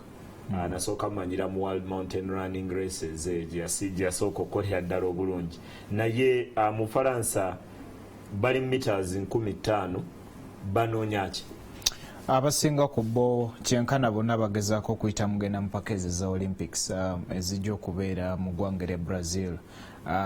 Lwe lufuusa oluyimba eri bannabyamizannyo abayitirivu obungi kuba bannabyamizannyo 2,200 basuubira okubeera mu ggwanga erya Brazil mu mpaka ezo ne bano abaddusi abana boyogeddeko bagezaako kwegatta kwabo abayiseemu edda ogenda mu ggwanga erya Brazil okuli Moses Kurong sabbiiti ewedde yayitamu ogenda mu mpaka ezo Olympics weekend ewedde bwe yamalya mu kifo ekyokubiri meters ez'omutwalo ogumu mu mpaka eza Golden Spike meet ezaali mu kibuga Leiden mu ggwanga erya Budaaki era yegatta ku bannayuganda balala babiri abayiseemu edda meters ezimu omutwalo ogumu okuli Joshua Cheptegei ne Timothy Toroitich. Kitegeeza Uganda erina kati abaddusi 3 meters omutwalo ogumu abajja okudduka event ey'abaami wabula zino meters 15,000 nazo agezaako kuyitamu. Kitegeeza bw'ayitamu aba era yegatta ku bannayuganda abalala babiri abayiseemu edda mu event y'emu bw'awangula wano oba bw'afuna omukisa n'ayitamu okuli abannayuganda abalala babiri okuli Joshua Cheptegei yennyini era wamu n'omuddusi Philip Kipyeko eyawangula omudaali ogwa ffeeza mu mpaka eza Africa Cross Country ezibadde ku ntandikwa ya guno omwaka. Kale bw'ogatta Moses Kurong, Alex Kapcheromit, bw'ogattako omuddusi omulala Martin Musuwa ne Abel Chebet bonna kyekigendererwa kyabwe balina okuddukira wansi w'eddakiika 13 n'obutikitiki 25 okuyita mu lugenderero. Mukasera ke kamu Bufaransa wali Euro wali empaka inategeddeko n'okulabaawo qualifiers Olympics ez'abakyala aba basketball zigenda mu maaso mu kaseera kano mu ggwanga eryo lyennyini. Nene Ronald Musagala yabadde mu kibuga ekya Nonsi, abantu abasinga kye bayita Nansi, n'amalira mu kifo kya mukaaga. So Musagala agende Rio. Yayita muddo ogenda mu mpaka ezo ez'Olympics, meters ezo 1500 yayita mudda, era abaddusi abayitamu amangu ennyo ogenda mu mpaka ez'Olympics baba ne beetu eryogezaako okweteekateeka ekimala nga tebanagenda Rio. Nti deadline y'abaddusi bonna okuyitamu ogenda mu mpaka z'Olympics naddala abaddusi ya July nga 6 omwezi ogujja. Kitegeeza Musagala yayitamu edda alina omukisa okudduka events ez'enjawulo, era olunaku olwokubiri Musagala yaddukira meters ezo 1500 wadde teyasobola kumaliriza mu kifo kisooka nga bwe yali akoze mu event ezisooka essatu. Yeekanga amalidde mu kifo kya mukaaga n'obwo obudde bwa ddakiika 3 n'obutikitiki 38 obutuntundu 25. Naye kyensinga okulondamu muno nti yakoze event nnya mu nnaku 10. Bw'olaba mukaawo anoonyeza sente. Sina sente kuba mu byekikugu abaddusi bonna abadduka meters ezo 1500 Ismail bwe batuuka mu mpaka ez'Olympics event ya meters 1500 mudduka hits semi-final ne final mukyenkana mu nnaku 4 oba 5. Era okusinziira ku manager we Yuri van der Velden okuva mu ggwanga erya Budaaki nti bagezako muteekamu eyo embeera yemu yennyini jajja okubeeramu ng'ali mu ggwanga erya Brazil mu mpaka z'Olympics nti bw'ova mu hits ku makya g'olunaku olwaleero enkya nga buziba odda mu semi-final, ku Sunday nga buziba n'odduka final. Kyova olaba yadduse event nnya meters 8 emirundi 2 ne meters ezo 1500 emirundi emirala 2 lwakuba eno teyasobodde kumalira mu kifo kisooka nga bwakoze mu ziri zonna essatu. Naye ndowooza wano kye nategeddeko okumalira mu kifo eky'omukaaga yakooneddwamuko mu magulu ng'adduka kataagwe era butasobola malira mu kifo kirungi kisingako awo. Kale Ronald Musagala mu kaseera kano omu ku Abannayuganda bajja okubeera mu ggwanga erya Brazil. Mu kaseera kano buli muddusi ndowooza mu nsi yetegekera mpaka ezo eza Olympics. Kati bo abategesi aba Olympics kye baakoze olunaku olwajjo kwe kwanjula emidaali egigenda okugabibwa mu Olympics ezo. Olaba zaabu emidaali gigenda kuba 2488. Ne Alan ekyanyumidde nti emidaali buli mudaali oguli awo guzitowa half kilo. Kitundu kya kilo. Era we nategedde eno so nadde nnyo ekintu kyenkutta ekya half kilo naye ndaba nga ema nkyambadde mu nsingo. Half kilo ya mudaali. Byebyo bijja okubeera zaabu feeza kikomo. Zaabu feeza kikomo ng'emidaali egya zaabu 812 kyekimu n'egyo egya feeza na wabula giri ate egy'ekikomo gisukkamuko giri 864 olw'okuba waliwo eventi ezimu abazanyi we bayinza okusibagana naddala mu kifo ekyokusatu. Kankujjukiza bw'oba ojjukira meters 1000 fine ey'abaami eyali mu ggwanga mu mpaka za World Championships ezisembyeyo omwaka oguwedde e Beijing, baddusi babiri abaamalira mu kifo ekyo ekyokusatu. Emabega wa Usain Bolt ne Justin Gatlin kwaliko n'omuvubuka Omumerika yasibagana n'omuvubuka omulala kuva mu ggwanga erya Canada mu kifo ekyo ekyokusatu. Kitegeeza emidaali gy'ekikomo gyeyongerako okusinga kugiri egya zaabu ne feeza.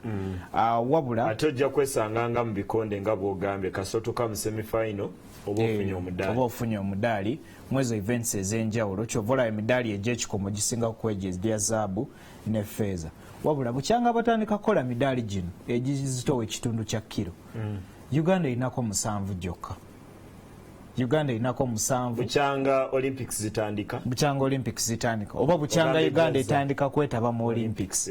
Kuba n'okutandika nakyo mu Uganda emu ebyebalama tebyetaamu nga bitandika. Kale emidaali egyo bajanjudde olunaku olwajjo kale obeereyo ng'oli muddusi olina okuba nga otandika ogyegomba n'okuba nti oluyimba olw'eggwanga luzanyibwako ku mpaka ezo nga bwe kyakola mu 2012 Stephen Kiprotich bwe yawangula omudaali ogwo mulundi ogwali gusoose mu myaka 4 nga Uganda ewangula omudaali ogwa zaabu. Ekiro kya leero empaka eza golf ez'empaka eza US Open zigenda kutandika ku course eri mu Oakmont era tulinze okulaba oba Jordan Speed eyawangula omwaka ogwedde asobola okuddamu ebyo yakola n'amalira amanene geetolera ku muzannyo Phil Mickelson yakawangula major ziri zonna esatu okuli eya Britain bagiyita British Open USPGA naye eno US Open yekyagaanye kuba ne Masters naye yagiwangulako naye tulinza okulaba oba anasobola okuba nti awangula ebinaava omwo mujjako mbitegeera wano ku muli gw'emizannyo ne mawulire gaffe gonna gonna tugenda kumulamuko bwe tukomawo tukwate ku mpaka za Euro tukwate ku mpaka eza Copa America tukoneko katono nnyo ku Bachina tebakomye mu ggula bazanyi mu Bulaaya kati baagala ggula Liverpool tovaawo.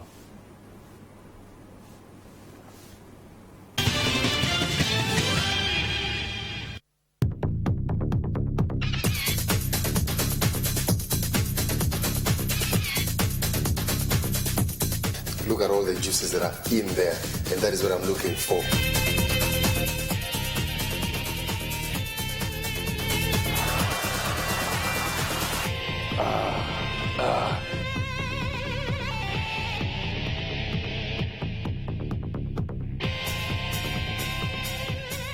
My goodness, look at that.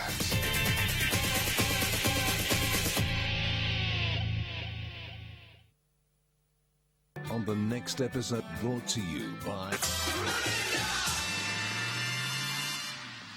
On the next episode... What do you mean you were with Arredondo? Where would you have seen him? I went to his house. No. Remember what we talked about. We need to figure out what happened here because I don't understand it. Do you? Well, I don't understand any of this. I was cleaning and missed all of the gossip. Listen, now what do you mean you found the earring in Yair's room? I did. What were you doing in my room? You never go in there, Camilla. That's true, Camilla. He does clean his own room.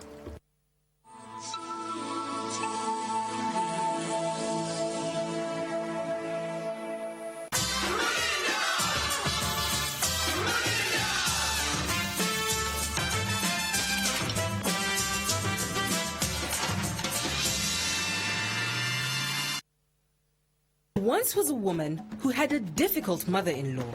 She hated the way she cooked, the way she washed, the way she cleaned. But what she didn't know was that her daughter-in-law had a plan. A plan that involved a very powerful secret.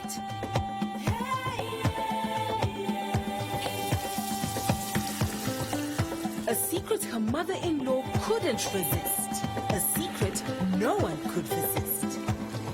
A secret that would make her mother-in-law finally love her. Use Nunu curry powder and Buto cooking oil for irresistible cooking. My secret to perfect meal every day is a combination of Buto cooking oil and Nunu curry powder. Everyone deserves a fortune.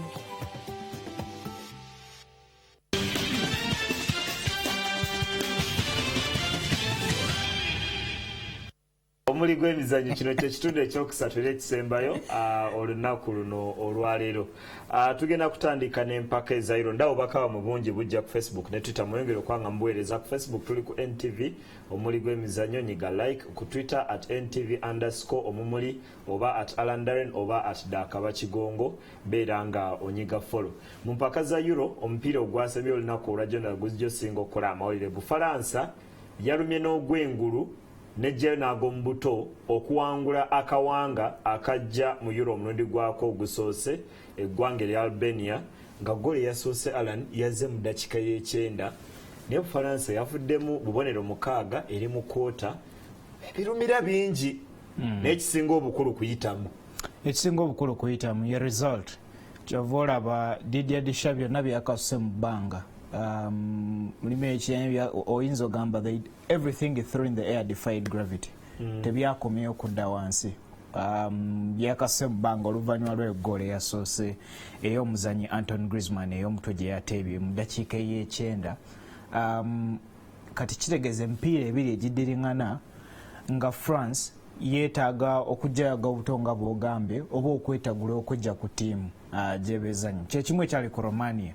Singa omupiira gwali gwa ddakiika 85 zokka, singa Bufaransa ekyali mu kibinja, singa tetunakwogera nti yavuddemu egenze basembayo 16. Naye bw'olaba engeri gye bawangulamu omupiira gwa Romania nti beetaaga gooli ya Dimitri Payet okuva mu yaadi eziwerako okunywa. Era bamwetaaze nokola paasi. Kitegeeza nti tournament yonna erinnya lye aliwandiise ku mpaka zino wano we tutuuse. Oluvannyuma luteeba ggoolo endala ey'okubiri, Bufaransa naye ejjako pressure mu ddakiika ey'ekyenda-mu-6.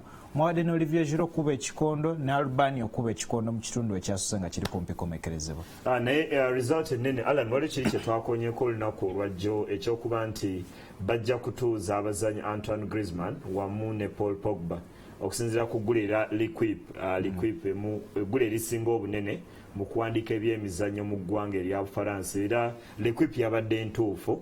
Abazanyi ababiri bombi tebaatandise omupiira de bazzeemuko mu kitundu ekyokubiri. Naye omuzannyi oyo Dimitri Payet buli lwe mulowoozaako kati nganze nfuna essanyu ery'ensuso si lwakuba muganda wange, si lwakuba mpagira Bufaransa, si lwakuba mpagira West Ham. Naye emyaka nga 4-5 egiyise nalaba ng'omuvubuka eno mu ttiimu ya Saint-Etienne nga ndaba omuzannyi akola ebyenjawulo naye ng'ate ba scout mu Bulaaya bo balaba Sterling nga ba scout mu Bulaaya gye nalabiranga omuzannyi Dimitri Payet ne Edinson Cavani yabeerera mu ttiimu ya Palermo nga ndaba ate ba scout balaba Welbeck. Olwavaawo Dimitri Payet yatambula n'agenda mu ttiimu ya Olympic Marseille nga kunze mu kaseera ako nga ngamba ono omuzannyi bannaye wanjawulo era nga nkyeyogerera nganze nga sina mukisa bambi gakuba masimu mu zino kiraabu ennene. Essaawa eno Dimitri Payet emyezi 12 gise yafuna endagaano n'agenda mu ttiimu ya West Ham. Buli lwe mmulaba neesunako byansusso ngamba nti omuzannyi ono nali TV yange nali ngiraba nga mwongeramu nti mutadde ku PlayStation mwongera ability kuba bino byonna ebintu byakola kati yabikola mu Saint-Etienne emyaka 5 egiyise nolwokayita nafuna mukisa gugenda ku mudaala we bayinza kuba nti bamulaba bulungi. Ndowooza eno tournament nga bw'ogambye eyinza okuba ku myaka 29 Dimitri Payet Euro kati ajetise. Euro ajetise. Goals 2 n'assist zino okuba 2. Kyenkana buli goal abaddemu n'omukono. Singa empaka zikoma wano yaba omuzannyi w'empaka. Kuba tomanyi kiyinza kujjayo maaso. Omuzannyi ayinza otandika okukola obulungi ate embi n'ebibinja walizobeerayo Devo Suka nakuba amagolo alwasero n'emugula empaka ne zeeyongera bwe zityo. Era bw'olaba engeri gy'azannyemu wano mu zino empaka nti ekisooka byonna ebintu abikola kyenkana mu budde bwe mu mipiira egy'enjawulo. Ng'emipiira giggwa nga oli sure nti n'abawagizi abamu nga 10 baadde batandika okufuluma ekisaawe nti maliri.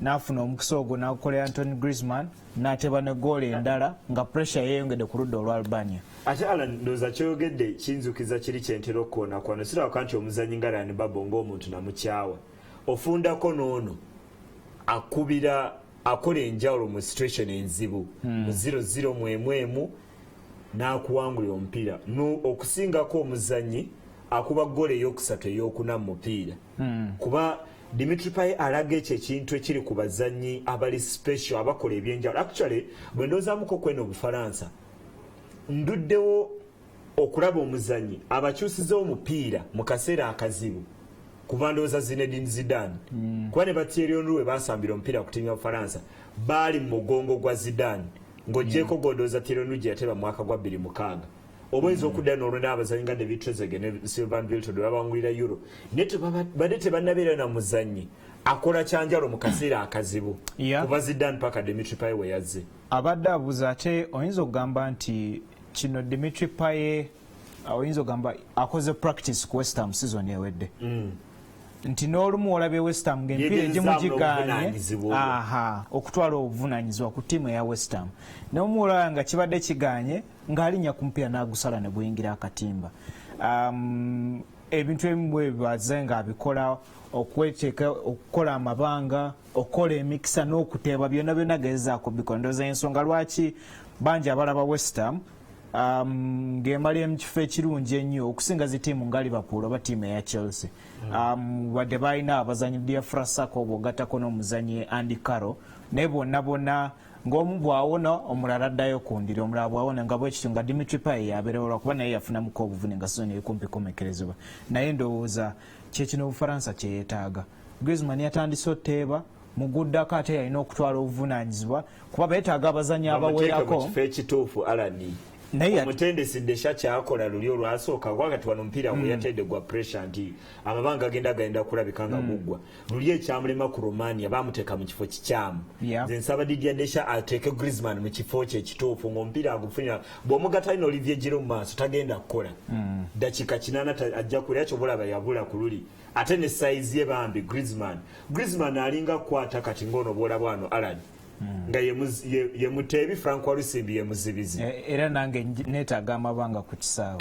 Mu kibinja kyekimu Romania ne Switzerland bagudde maliri gole emu ku emu ate nga mu kibinja kiri ekirala Russia ne Slovakia. Russia yakubidde eggwanga erya Slovakia goals 2 ku emu. Alan Slovakia ndowooza yazuukusiza ekibinja kino oluvannyuma lw'okuba nti yawangula omupiira ogwasooka. Buno obubonero obusatu butegeeza Slovakia negenda osinkana eggwanga erya Bungereza nga mu mpaka zino mweri abazanyi aba Vladimir Vaiz wamu n'omuzanyi Marek Hamsik.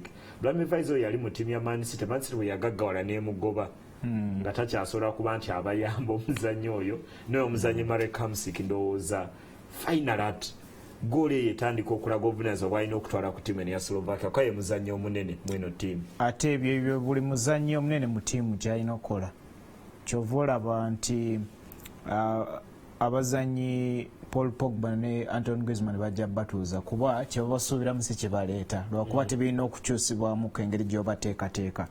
Bw'olaba engeri Marek Hamsik gye yazanyemu gole gye bateebye nga bali mu okwolekera okuwummula y'ensonga lwaki omupiira gwa Bungereza ne Wales oguli olunaku olwaleero Bungereza bw'etawangula era ekesigala mu kibinja. Bungereza bw'etawangula kuba ku lula lye Russia erina akabonero ke yafuna ku Bungereza. Slovakia erina busatu. Kitegeeza nti empiira eginaggalawo ebibinja Wales bwe neeba ewangudde leero ng'esinkana Russia oyinza okusanga nga buli ayiseemu yafunye obubonero ku Bungereza. Kitegeeza Bungereza nabo guno omupiira bagwetaaga ogw'olunaku. Tugenda awo wennyini w'otandise okunyonyogera Bungereza. Bungereza ekiri e Bufalansa bakubagana n'abawagizi ba Wales ne poliisi nayo empingu yaguze nnyingi ekutte bali. Naye ekinoyisa Alan abasajja bano amawulire bagamanyi olumu kyembe egombako kyokka kuba omupiira gwasirowooza nti mungi nnyo tegunyumira nnyo. Naye Bungereza esinkana Wales engeri gye bagusitudde guno omupiira oguteeka amawulire ku peegi ez'omu maaso oyinza okugamba nti gano ge mawanga agasinga ne actually ninadde ekirozaako nti oyinza okugamba Germany esinkana Brazil kwa ge mawanga agasinga omupiira wadde Brazil nakuso tekyagukuba. Brazil ina World Cup 5 Germany ina World Cup 4 ndowooza ziteekamu ne Italy kwa naina World Cup 4 naye nazzemu n'ekirowoozaako nti ne tournament esoose Wales gyeyiseemu okusamba myaka 58 Bungereza gyesamba yasemba okuwangula ekikopo ekinene kyonna bwe yawangula World Cup ya 1966 gy'emyaka 5 egiyise. Naye omupiira abagusitudde oyinza okugamba nti eno Germany ne Brazil amawanga agasinga omupiira. Naye tugende ku kisaawe Alan Gareth Bale byakolera eggwanga erya Wales byebyo obuvunaanyizibwa bwe twogedeko omuzannyi omunene bw'alina okutwala. Bungereza erina omulowoozaako kinene olunaku olwa essaawa 10. Ekimu ku ebyo Roy Hodgson byasoose okwogerako nti tebajja kutema Bale nga bazanye. Ani teyeetaaga kutema dduka eri kasita odduka naye tagenda kusala. Kasita odduka naye ndowooza muko kasita mugatta amabanga ne mutamukkiriza kudduka na mupiira. Kyekimu ku ebyo balina osooka okukola abatiimu ya Bungereza. Wabula Bale ne bw'atadduka akuba free kick. Y'ensonga lwaki bakuba Slovakia bagikuba ne goal egyo yataya mu ddakiika ey'ekumi. kitegeeza nti bwe mumuwona misinde mwina nomuwona mu set piece kuba yayinza n'okuzeewangulira kwegyo emisinde gy'alina n'ate bw'oyongerako ensonga endala nti Wales eno bw'olaba engeri gye baayita mu qualify okutuuka wano kyenkana yali Gareth Bale yeeka yateeba goolo 7 za mipiira 10 engeri gyabayamba nti goolo ez'omugaso ezisinga zonna ye yaziteeba lwako okwaliko ne contribution endala okuva ku bana abazanyi abalala babayambako bw'otuna nti Bale y'emboozi kati Bale alinga asinkana Bungereza ate kyendowooza nti Roy Hodgson talina kwerabira nti amabanga Bale gakola ku ludda olumu alekayo amabanga n'attention eddawuwe eri wabeerayo amabanga ku ludda lwatali n'ekirala buli omu yayogera ku Bungereza etaasamba bulungi nnyo kuwangula ogwo omupiira ogwa Russia biki byona Bungereza byalina okukola improvement ng'ogattako n'ekyokuba nti no ke kaseera Jamie Vardy ne Harry Kane babageze mu maaso bombi ndowooza ke kaseera omutendesi Roy Hodgson alina okukola sacrifice omu ku bazanyi okuli Raheem Sterling eyatandika gwe tutamanyi Fernando ensi yonna temanyi lwaki yafuna eddakiika 9 Liverpool emanyi n'omuzanyi wa Manchester ate Liverpool yebeemanyi Liverpool yemanyi Raheem Sterling ndowooza okutuulamuko Jamie Vardy atandike ku lugobo olutebye maaso nero bw'omusuubira okwekubirako ku kkono abeere ng'agattako bugasi ng'agattako ku Harry Kane olwono ne Wayne Rooney n'ate bw'olaba makati nti buli Rooney lwajja mu makati wabaawo omuzanyi alinga atalina kyakola mu lugobo olwo oluwutanyi bw'otunamuko nti buli Rooney lwadda mu makati ye boss ate yalinga magnet pass kweziva kwezidda kitegeeza nti omu ku bazanyi bano abali mu makati yalina okudda ku mabbali yayinza okuba Raheem Sterling Jamie Vardy n'atandika ku lugobo oluteebi oba n'okulowooza ku Marcus Rashford ataakolabirwa kuba ndowoozamuko Rashford kati mupiira nga guno yeetaaga kuva ku katebe obudde obutono bw'alina n'abukozesa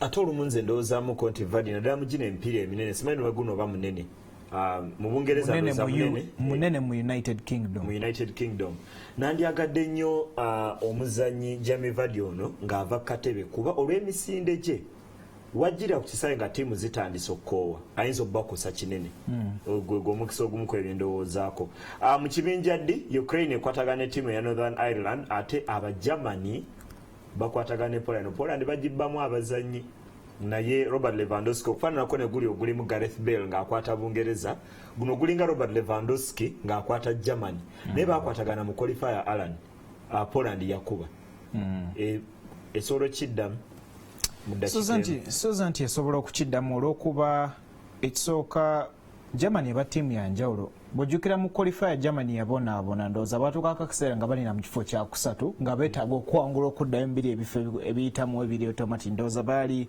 Poland eggwanga erya Ireland nabo Germany ndowooza balwanira ebyo ebifo ebisatu ebisooka era bwe bojjukira nti mu kibinja Poland mwe baali actually qualifier zonna Poland yasinga oteeba amagoola amayitirivu obungi yateeba goola 33 mipiira 10 nga Lewandowski alinako 11 kuba ye yasinga okuteeba naye bw'obajja mu zino empaka ekisooka Lewandowski buli luwaabula kuliko kangateko nga tonnaba kuliko kuba Gibraltar ezo sizibala kuliko kuba Gibraltar naye emipiira gyaliko mingi gyalimu over ejja ttiimu ya Poland ate olowoozamuko wano nti singa Lewandowski talabika ku kisaawe kutwala buvunaanyizibwa ogwo Germany ng'etandika ogukwata oguteeka mu nkwawa zaayo ndowoozamuko ate n'ekikangeeba kye baafuna ku mupiira ogwo gwa Ukraine nti baalumamuko n'amannyo okufuna obwo obubonero obusatu Germany ejja kujegezeeko komawo wano ng'eweereza bubaka nti kwetuli ku kikopo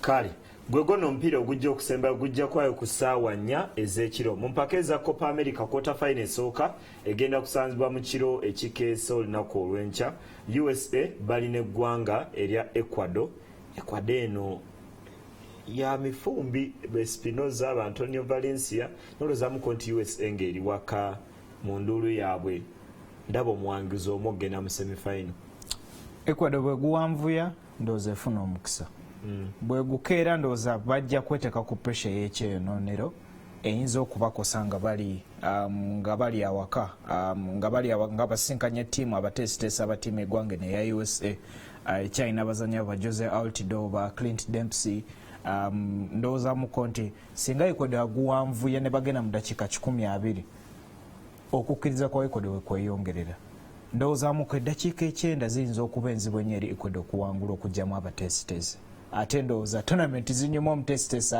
avuddemu ebula emipiira ng'ebiri tonamenti eggwa oba n'aviiramu nga ku semifinal okuggyako nga tonamenti eri mu South Africa kuba yate omutesitesi kye yakola kyakufiira mu kabinja.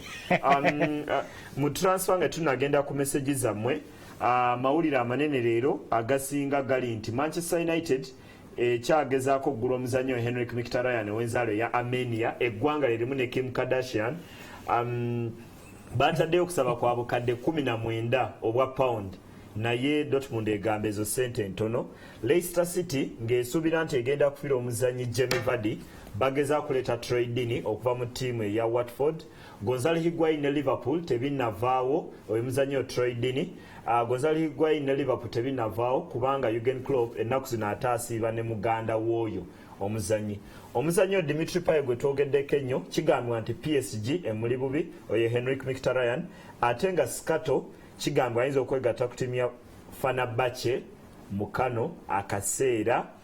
Ate nno omutendesi wa ttiimu ya Everton omujja Ronald Koeman ayoledde obukadde 10 obwa pound ogezaako oggula abazannyi era agenda kusookera ku Kevin Strootman. Olwo nno Stoke City eri bubi nnyo ku muzannyi oyo Saido Berahino, ate Conte asuubira okuperereza omuzannyi Leandro Bonucci ave mu Juve amwegatteko mu ttiimu ya Juventus. Mawulire amalala manene agali mu ggulire lya Independent ery'Ebungereza agamba nti nno Liverpool efunye omuntu ayagala obbagula ava mu ggwanga erya China ayina miliyoni paundi 7 okugijja kuba n'Abamerika ba John W. Henry, newo bagamba tebatunda naye mu luzungu bagamba every man has a price. Katulinde Alan Jason mu message 3 tuwunzike program. Omwami Hudson David ku mukutu gwa Facebook ogamba Bugirimani okuwangula goals 8-2, ate Robert Wade n'ogamba Wales okuba Bungereza 4 ku bwerere, Ukraine okubwa goals 2 ku bwerere, Germany 4 Poland 0, ate omulala ye Kaka Godfrey England 2 Wales goal 1. Notubulirako kate ku kirala Semugera Cliff 0-0 Wales Bungereza, Vince Rwasa n'ogamba Wales 5 Bungereza 0, ate Sepuya Otega Ariel Otega n'ogamba Ismail Dakaba Kigonga amawanga gasinga omupiira ge Argentina ne Bubirigi so si Bugirimani ne Brazil wetonde ku mukutu ogwa Twitter Butera David n'ogamba Bungereza oli musanyufu okulya nti Bungereza ekwata Wales kyekyogamba. George Michael Nsubuga n'ogamba omupiira wakati wa Wales ne Bungereza sitegedde kyogamba wabula Tiga Troin Tyrone n'ogamba olowooza you think Pai is becoming a master class although he's a bit growing old. Kyekyogamba ku mukutu ogwa Twitter. Ajja okusemba ye Andrew Bagala agamba nti kino nja kirekera Ismail eyo ya uniform y'abapresenta. Ono sigo ekana aweereza obako olinga wakusatu embadde nnyingira ano nsanze news producer waffe wano Linda Kibombo nambuuza nti tuli babbandi kine mugamba nkubuulire tuli babbandi bagiyita TPOK Jazz Band eyali ekulembera Franco Makiadi omugenzi oni Alan Darren Cheyune nze Ismail Dakaba Kigonde tuli ba TPOK Jazz Band ebadde program omuli gw'emizanyo sigala ku NTV tudingana ate olunaku olw'enkya wera.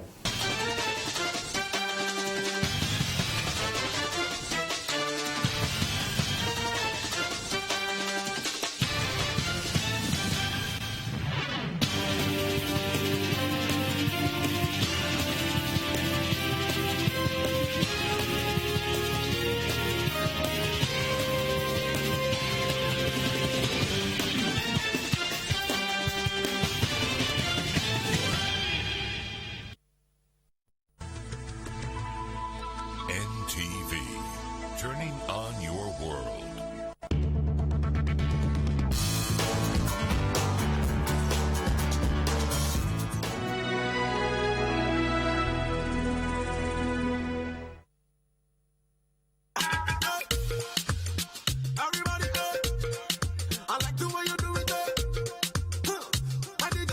Exposed, we are the business.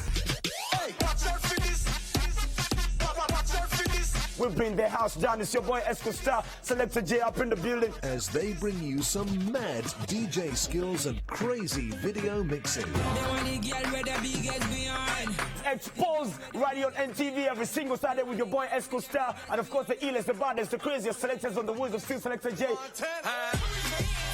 Remember to call in with your music requests and also get a chance to win some incredible goodies. Every single Saturday, 1:30 p.m. to 3 p.m. Exposed, we are the business.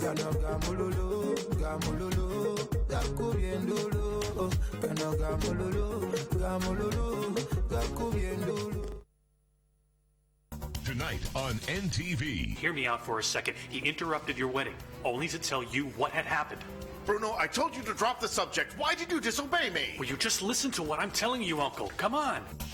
Oh me, oh my, what a girl sexy, what a girl fly, yeah. From the very first time, stuck in my mind, it's like me get tired. When she put it on the left, when she flick it on the right, mash all the whole of my life. Me say me. Tonight on NTV.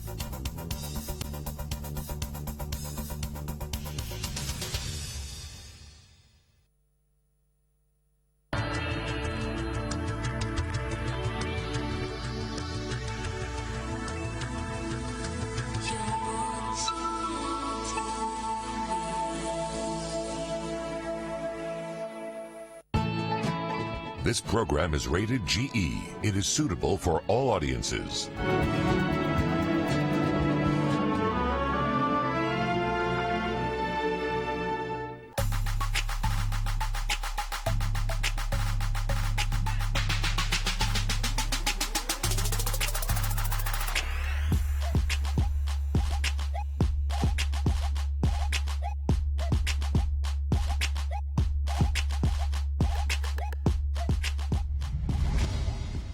What's up, guys? Welcome to the brand new episode of T Nation right here on NTV. They call me Crystal Love, aka Mr. T Nation, aka Mr. Damples, aka Chill Fashion Killer. I'm still dressed by my good brother Kai's Divo Collection. Find him on Facebook and peep you like the way he did it to me today from head to toe. On camera, I'm having Chikele, and my producer Idris Maji is around. For all of you guys who are fasting, the Muslims, happy Ramadan. So today on the show, I have the main campus prom party. You are going to be seeing that, and also the music videos. Remember, these videos are requested by you guys, so log into Facebook right now. Let me know the kind of video you want to watch, and I'll do that video for you guys. Our official page is NTV Nation. We have over 21,900 likes, more than that. So make sure you go and look for that page. Don't look for other pages.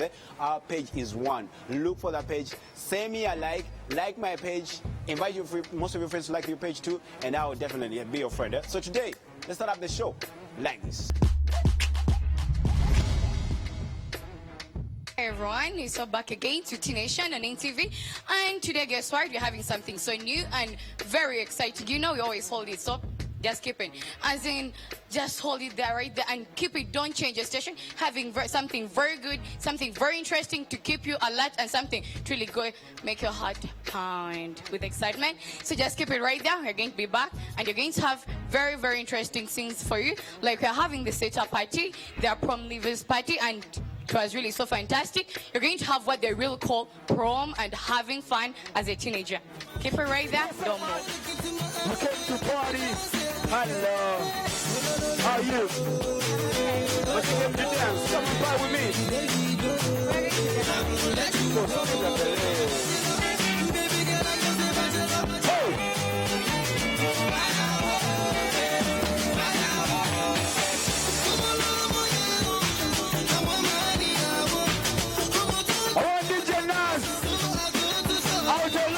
What's up? Ayo.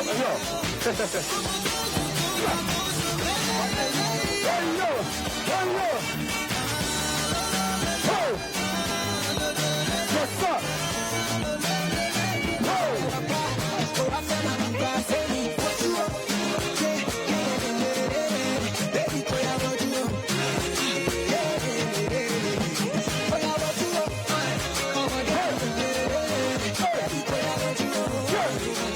What's up, guys? Welcome to the show. We're here at Cedar High for their senior prom party. It is happening right now, and I'm the MC. Trust me, as you can see, these guys are having fun. What I do expect today is I expect to see guys who want to kill. I expect to see girls with nice dresses. I expect to see boys with nice garments. What I'm looking forward to see is to have fun and see dope things. Because hey, when it comes to a prom, that's what you should expect. Everyone is pulling out their dopest garments ever and dopest dresses as ever. So right now, let me just bump into them. Let me just drop into them, and I get to talk to them. I get to find out their expectation on today's prom. Come with me. What's up? Hey.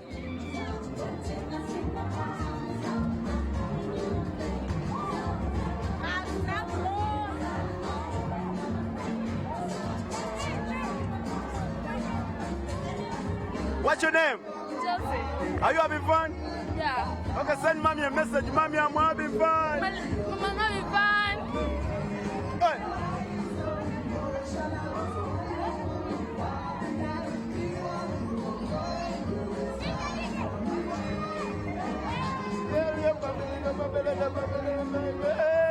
What's your name? Jenny. Are you having fun? Very. Make some noise. Party animal. Hey.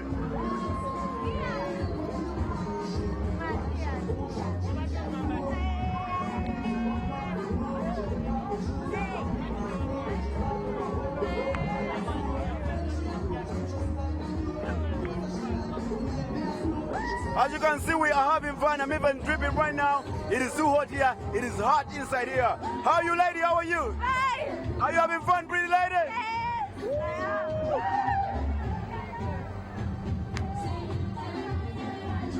Hey.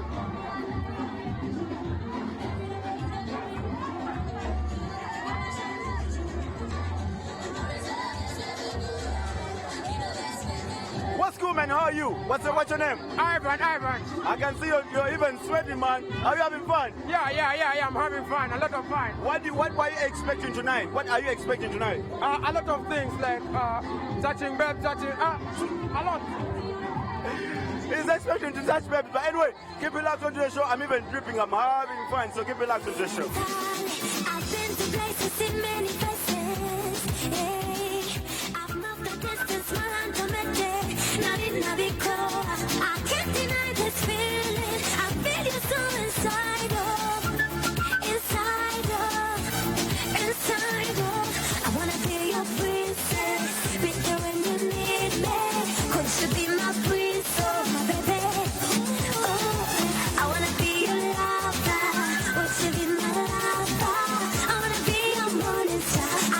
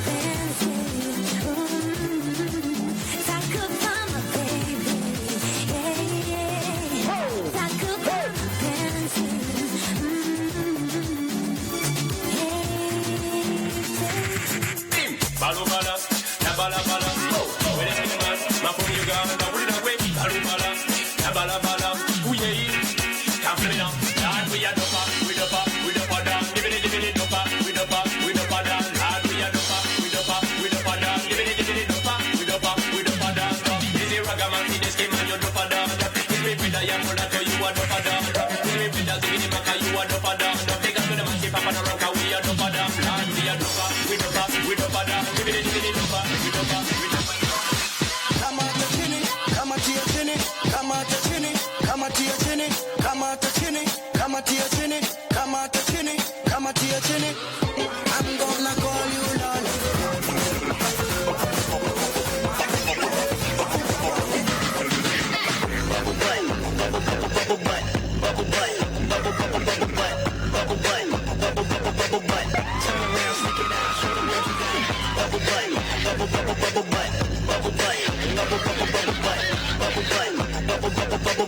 Turn around, stick it out, show the world you got.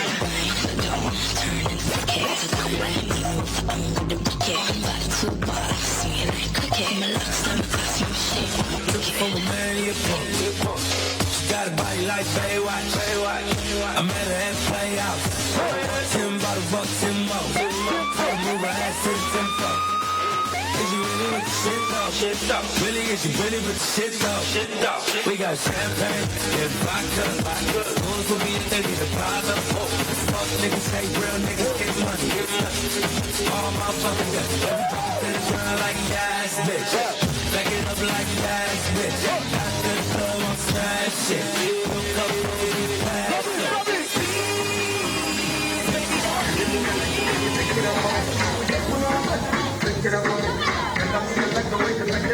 Oh my God, you just got this one right now. This is rolling here at Zeta High for their senior prom party. It's going crazy, man. As you can see, the ladies, everyone is sweating, everyone is dripping because of the fun they are having right now. They are dancing, man. It's crazy. And I'm also enjoying. Woo!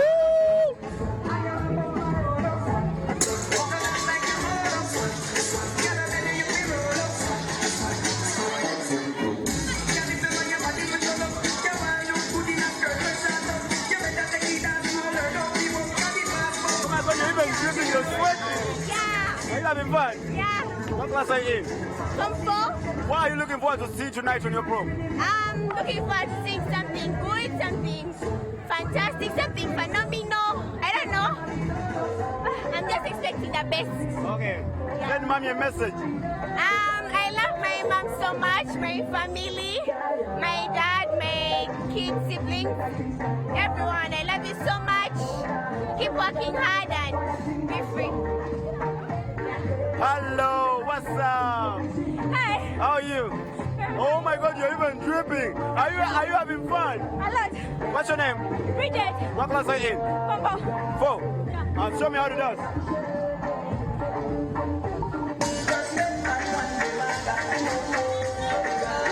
You even break my back.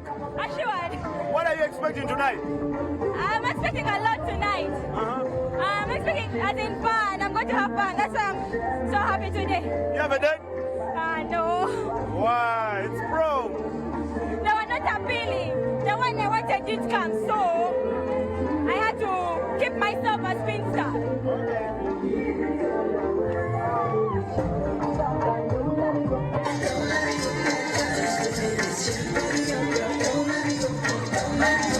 Hello. Hi. What's up? Nothing much. Oh my God, you're sweating. I'm having fun. What class are you in? Bongo. What are you expecting tonight on your prom? What? What are you expecting tonight on your prom? I'm expecting fun from him, and yeah, that's all.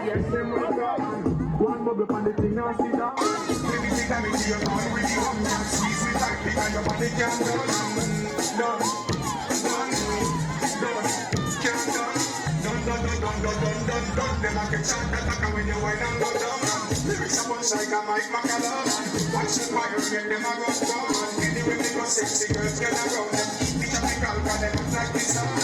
are you expecting tonight on your prom? Pardon? What are you expecting tonight on your prom? I have a lot of expectations and I just can't wait to see what's happening because there's a lot happening.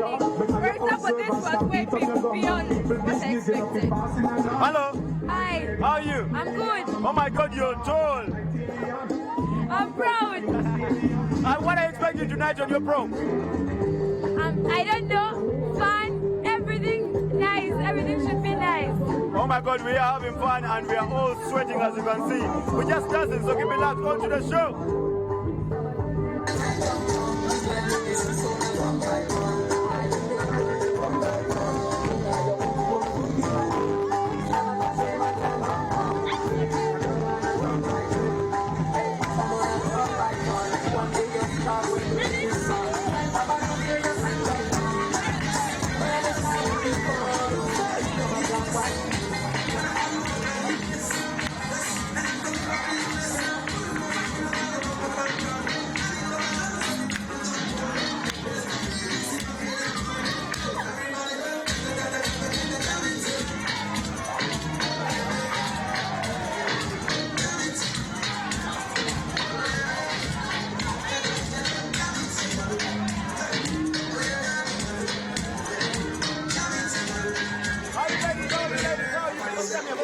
What's your name? Rina. What's your name? Karen. How are you? I'm okay. Are you having fun? Yes. What's the yeah?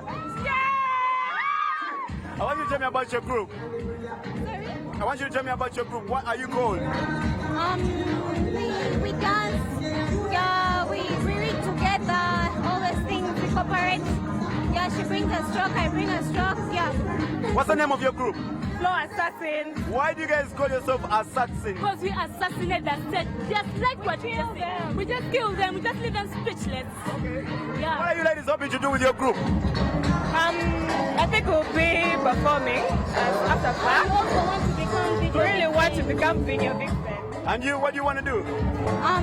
Since we are Form 6s, we are doing our work. We want to do something, maybe perform on different functions. Yeah. Okay, let me ask, why did you guys have to wear like this? It's a theme. The check shirts. Oh. Yeah, the check shirts. Okay, so how long have you guys created this? How long has your group been existing? 1.5 years. 1.5 years. Okay, tell me about the things you guys have gone through, the challenges and so many things, the things you have gone through. The challenges, you don't get ample time to rehearse. We rehearse in 3 hours of the night. Yeah, that's the biggest challenge. When we're having our mocks, we spare some time. Okay. Yeah. So what are you looking forward to see tonight? Sorry? What are you looking forward to see tonight? A perfect red carpet. Yeah, what kind of carpet? We're so happy and smart. Yeah, that is it. You even have a date? Yeah. You have a date? No, because I'm not going to be here at dinner time. You have a date? Yeah. How did he ask you out? I don't know. Just ask me and I said yeah. How did he ask you out? I was actually reading, like we had the same paper. Yeah, so he came and he first told me and I thought he was lying, then he knelt down. How did you feel? I started flashing. Let's go.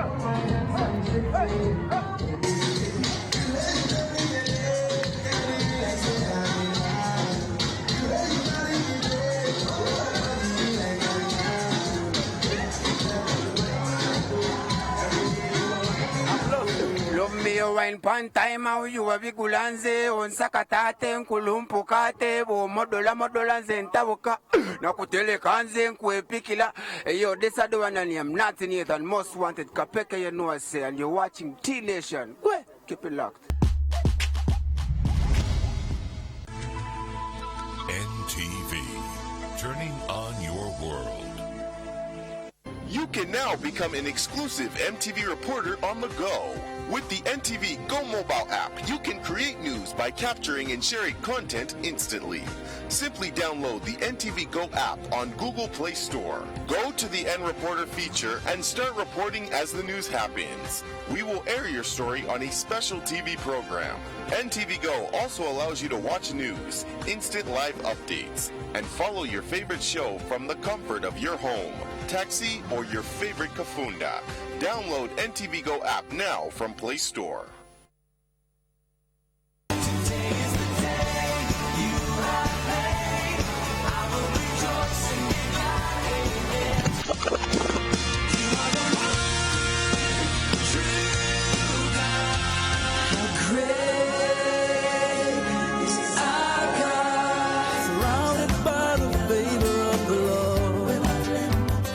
Ladies and gentlemen, Jesus came to set you free and to be free indeed. In life, you don't wait. There are certain times where you wait for certain decisions, but when it comes to taking action and choices, you have to move. Jesus Christ found me, and he actually asked me a question, whether I wanted to live or to die. Every day of my life was struggling. It's just that God has given me this kind of hope. GXP every Sunday only on NTV, your official inspiration station. On the next episode, brought to you by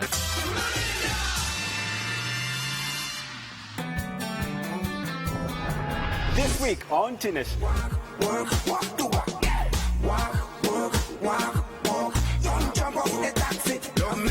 What are you looking forward to see tonight on your prom? What are you looking forward to see tonight on your prom? Pardon? Thanks for having us. I hope you guys were paying attention. And we need your skills. Catch the brand new episodes of Teen Nation every Saturday at 11 a.m. only on NTV.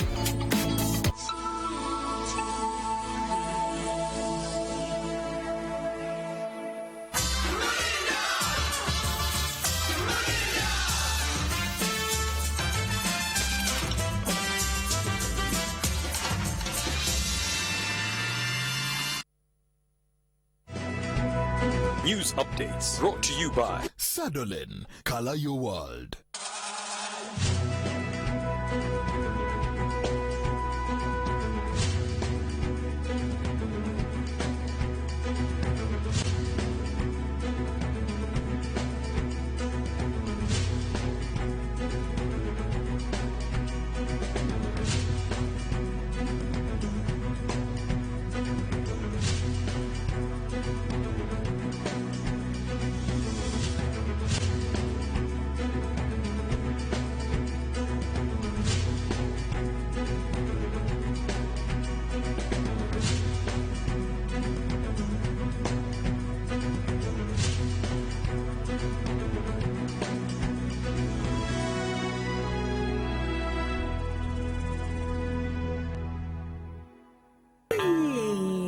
Tifan Salida, give your world a Sadolin makeover today. Sadolin, color your world.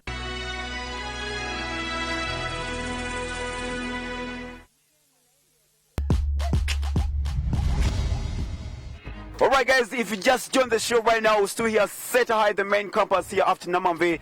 We are on their senior prom party. The juniors came together. When I say juniors, I mean Form 4s, and when I say seniors, I mean Form 6s. They came together. They were like, let's put a party together so that we can as well like save some money. So they organized the party. As you can see, we are at the pool side. They're getting ready to come for dinner, but we're gonna have the kadanke. And one of the things I expect to see what I've never seen in other schools, because I've been to so many schools. So I expect to see guys bringing out garments I've never seen, and girls bringing out dresses I've never seen. So hey, you guys who are at home right now watching Teen Nation, sit back, relax as the best show in town's rolls, because I expect to have a blast. You know me when I go to a place, you know me when I go for a prom, it's about turn up time. So hey, this is turn up time. So watch this and take a look at this. Hope you definitely do enjoy right here on the show.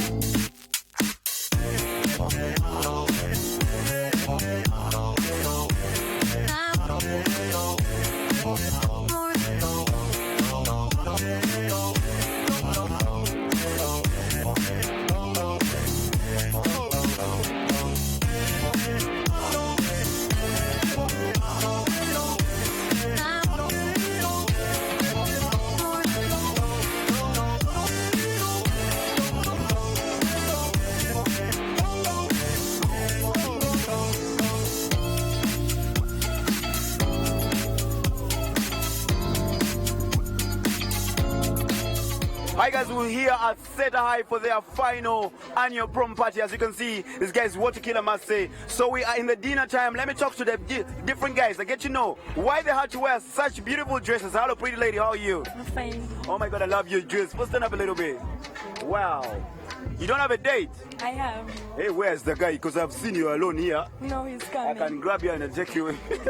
What's your name though? Nachito Amerigo. Why this dress? Guys, first take a look at this dress. Can you turn around a little bit? Turn around a little bit. Wow. Wow. Tell me what inspired you to wear like this on today for dinner.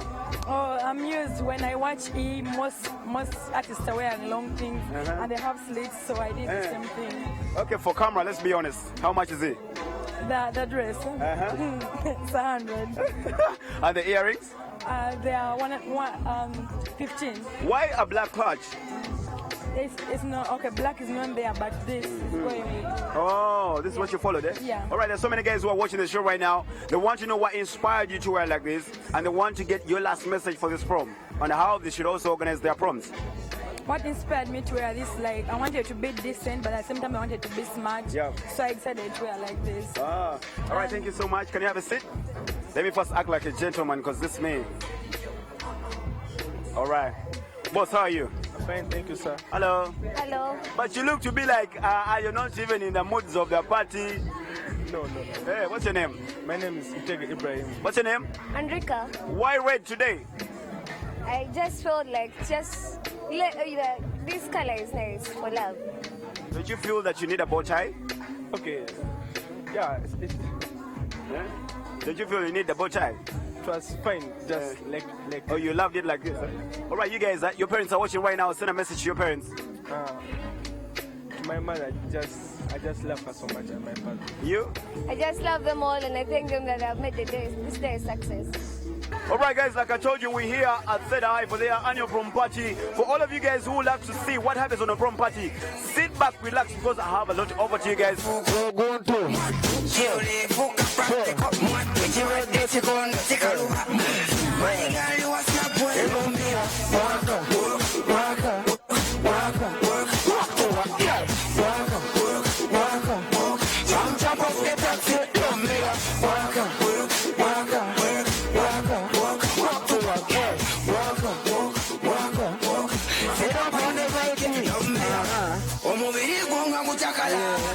Chiwatachonga chidigida omutima gwange gukubagana emisuwatange negisiba nobody good for the camera snap take a pose with the camera and nobody so quick to camera okubela muchidongo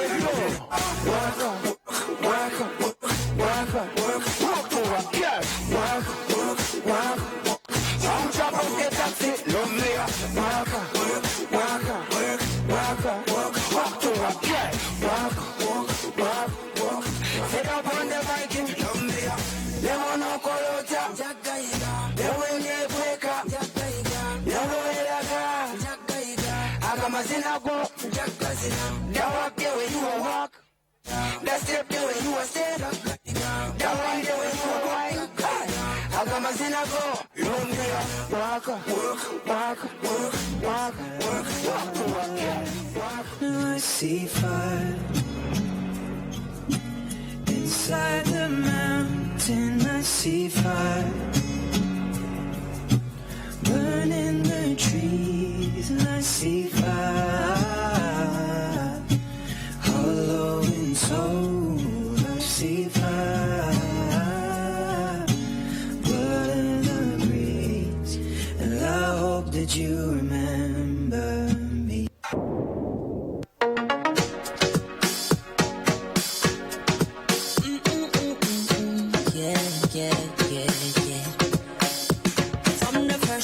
I set my eyes on you, baby, I was stuck on you. I'm on me a cut for you, make my body call for you, all for you. Went back inside my dream to search for you, looking like a dream come true, cause you make my dream come true. Baby, I will stand by you, with you, girl, you are my woman, womanly. Girl, you are so woman, sweet. Come and Mr. Romantic, come and make you feel good, oh, romantic. Girl, you are my woman, womanly, cause you are so woman, sweet. Call me Mr. Romantic, come and make you feel good, oh, romantic. So you show them. let London know. Yeah, my baby so romantic. Oh yeah, baby, make me show them. Let's show them. You show them. Yeah, my baby so romantic, yo.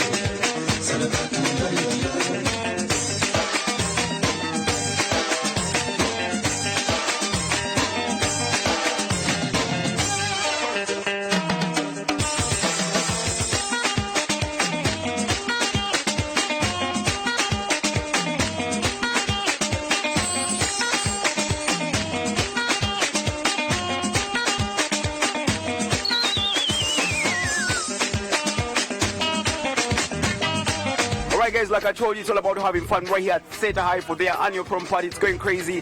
One of the guys I do give respect in the dancehall fraternity here in Uganda is Nati Nathan. Nati means for never underestimate this talented youth. Yes, That's why do you have to name yourself that name? You can call it nice Ugandan talking in talent, you shall see. Can you first talk talent and we hear? Love me wine pan time out you abigulanze on sakatate kulumpuka. Can you first tell me about the performance you've done? Do you think the students are pleased? Yeah, the students are pleased. Their job today, they are the kings, they are the queens. So my job was to entertain them, and they loved it. Let's talk about like way back. Let's go back way back to when you started music. Because there's a guy who wants to be like you. How do you start up your journey? Well, it starts with the first step. First step, you have to first believe in yourself before you do anything. Because this industry, like it can be like on land. You might find there wild animals like lions, what. So when you go under the sea, you'll find there sharks and what. When you go up in the air, you'll find there's no oxygen. So this is how this industry is. It has very many sides. So what you need most of all is to believe in yourself. Okay, so there's so many kids who want to be like you, and if somebody wants to contact you to book you for an event, how can that person do? Well, you can call these numbers 0701-970-390. Okay, before we go, I want you to send another one.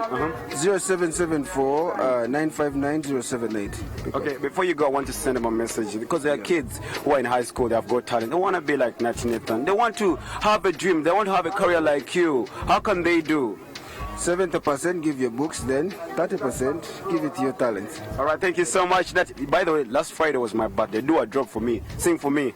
Hey, happy birthday to you. It was also my birthday on Thursday. Yeah. How do you talk, you guy? How do you talk? First tell me. Why are you talking like that? I don't know. Is that how you're born? I think I was born just like this. Man, you guys, you dance out, guys.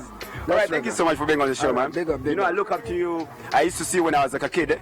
Thank you so much, at least, for being there for the teens and everyone. All right, guys, we're still going over the show. Keep it locked on T-Nation. My name is Crystal Love. Alright, since the Ramadan period, I had to get one from the Muslim fraternity, at least to come and tell us how the Ramadan is going to go. Hello, how are you? I'm fine, how are you? What's your name? Csbag. From which school? I'm from Chibudi. Chibudi? Yeah. So I need to know, because there's so many people in high school right now, they want to know about Ramadan. Could you just at least tell us more about Ramadan? Ramadan, we fast 30 days. Like it's like a month. So for Muslims, it's called the daku. We eat the daku at like 5:30. Okay, the daku games at 5:30. It begins at 4 and it games at 5:30. Then we break our fast at 7. At 7. Yeah. Okay. If somebody is to eat daku, as you call it, at around 6, is it okay? No, it's not okay. These things have time limits. Yeah. So is it healthy for somebody to fast, or most of you guys in high school find it so hectic for to fast? It's actually very healthy because you cut down on the amount of the calories that you take in. You're going to chop weight, number one, and also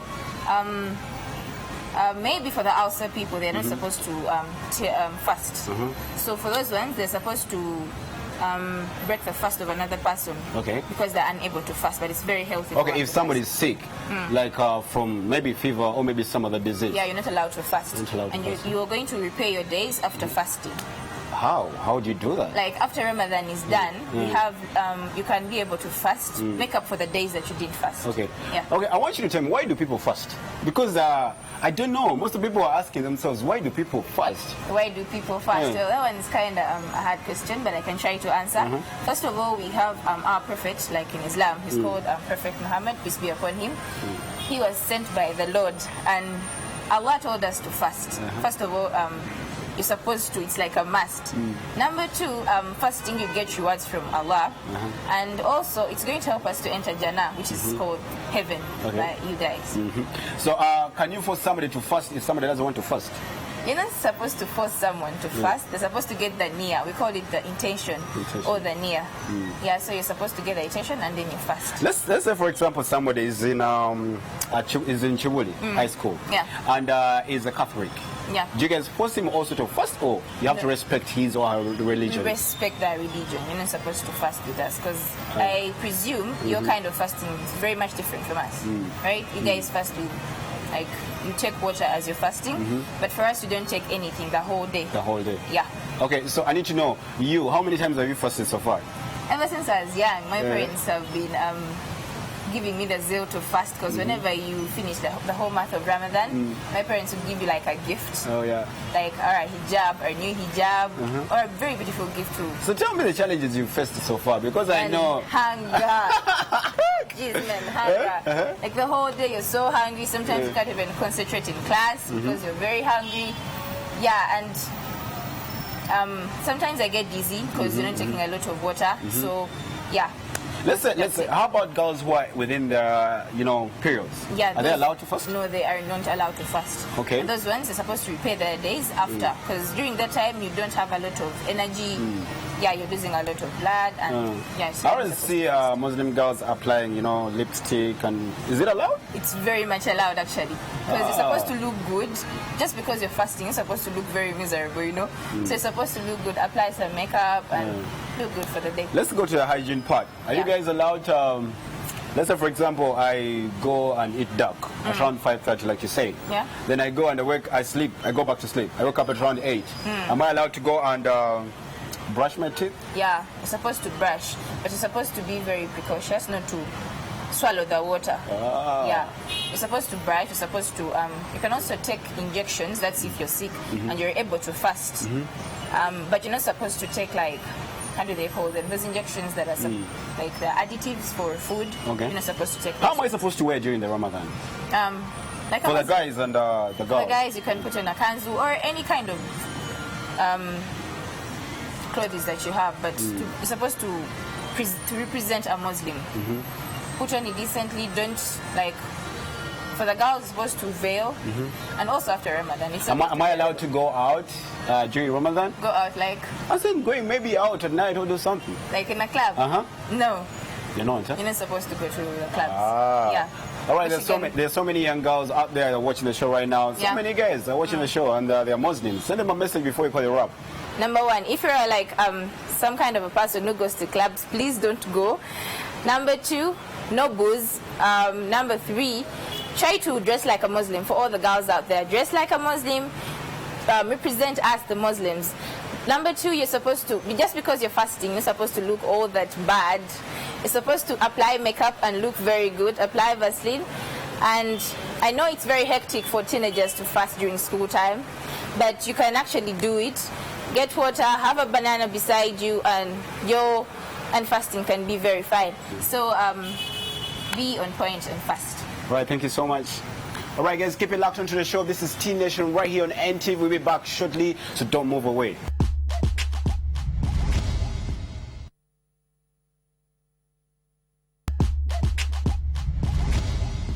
All right, the movie that was the movie Geniuses. This is your segment, the movie trailer segment. I'm back with it. So today, I have Ninja Turtles Part 2. Now, this one, many of the people are going crazy over it because it is better than the first one. The first one, the Ninja Turtles weren't seen. They were hiding themselves in the tunnels. Now, they are going to be seen by people. So if you're out there, you're watching this, go to the cinemas and look for Ninja Turtles Part 2. It is why you're laughing.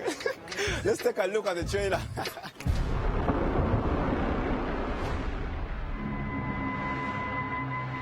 What's happening out there, Donnie? I don't know. It doesn't look good. Gear up, guys. Whoa!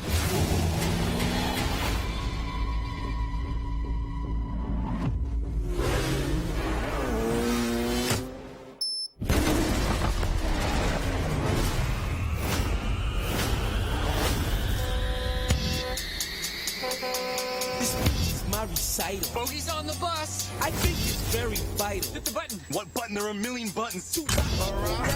On top. Here we go. Oh! Here we go.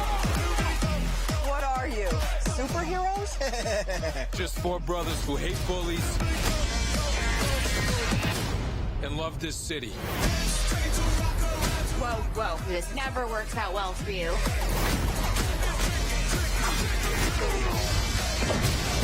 What's your name? Casey Jones. Hey. One question. Are you two guys like a thing? I'm looking for Aaron Woods. But we could work with that. Me too. This is gonna be good!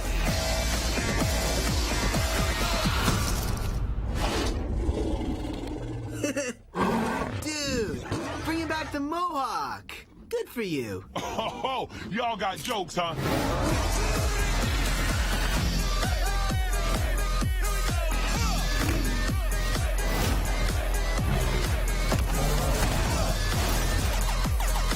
Why are we going with the turtles? When something bad happens, you want to be with the turtles.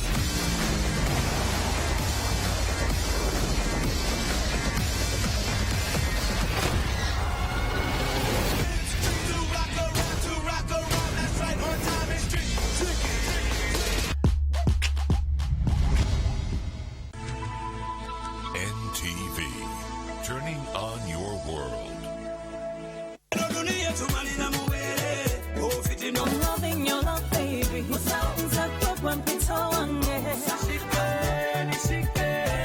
I got a weakness for sweetness. No, I don't want no scrub. The scrub is a guy that can't get not real. You're the ghost. This can't be. Ooh, la, la, la. It's the way that we rock when we doing our thing. Ooh, la, la, la. It's the natural law that the refugees bring. Ooh, la, la, la, la, la, la, la, la, la, la.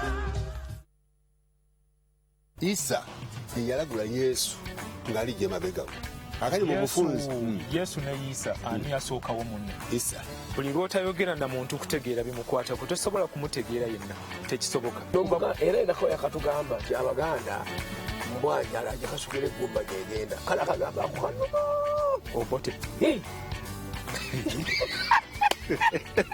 wateekwa okubaawo eddoboozi abantu lye bakozesa eddoboozi abantu lye bakozesa okutuusa okunnyonnyola kwabwe okutegeerekeka okutangaza bye bakwatako British Empire naye nga waka mubimuyita waka mwamuyitanga mutya Big Daddy kuwuliriza kufumiitiriza kukola kwogera bina tuwaye bwe yamala okutuula ngenda okutunula mu kibatu kyange kino kyentaddeko bwenge nga muvaamu ebiwuka ng'ensolososi ebimu byewuunyisa binakuwaza ebirala bikyusa obulamu omuntu atasomye atya n'okuyingira ofiisi naye ng'omanyi nti nina omukyala n'abaana awaka nakinkola nina ne bizinesi naye ntya n'okuyingira ofiisi eno okwennyonnyolako yeddoboozi lyenjogerako tuwaye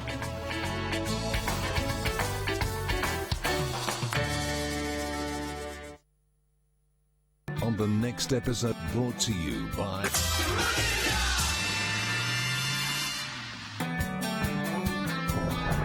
This week on Teenage.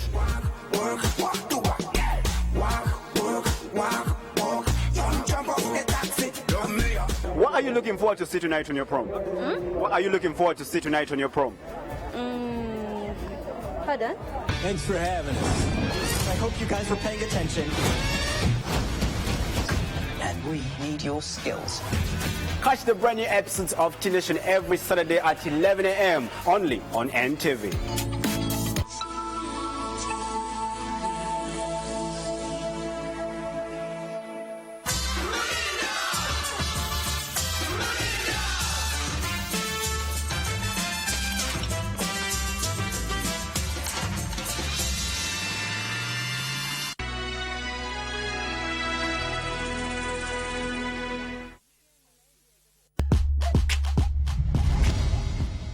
All right, guys, welcome to the baddest segment on the show, the music video segment where I hit the crown. Hey, hit the crown. That's my favorite dance as we speak right now. Before I had Bobo, but now I have hit the crown. Yo, people who are watching via our YouTube channel, that's NTV Uganda. Thank you so much, guys. But before we go on, I want to say all the Muslims out there, if you're in Ramadan, make sure you go ahead and fast because, yeah, please fast. It is your period. Don't eat food. Now, starting off the music video segment, I have a track which is coming from the man himself, Pat Ranking, as we speak right now. The song is going viral. The song is called Another Level. If somebody's trying to make you tell that person, I'm on another level, man. Don't try to put me down. I'm up there. I'm all the way up. Enjoy the track. It's called Another Level by Pat Ranking.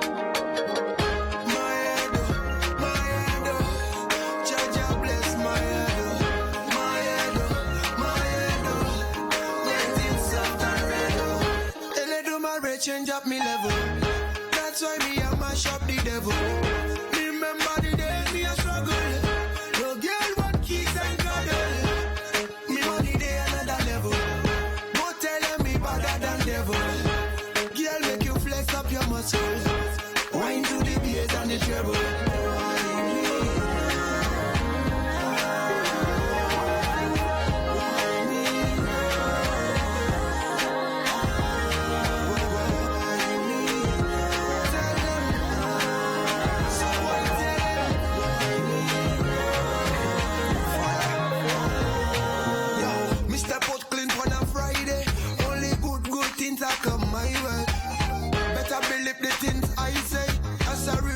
Me must feel alright.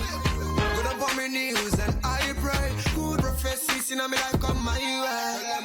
Every day is my body day. We are party and we are feel alright. The haters they want we to fall off, but we are grind, we are stay tough. Go tell them say we can't play rough. Now deep in we hearts we got one love. And I do my way, change up me level. That's why me I mash up the devil. Remember the days me a struggle. No girl want kiss and cuddle. Me money they another level. Don't tell them me better than devil. Girl make you flex up your muscles. Wine to the bass and the treble.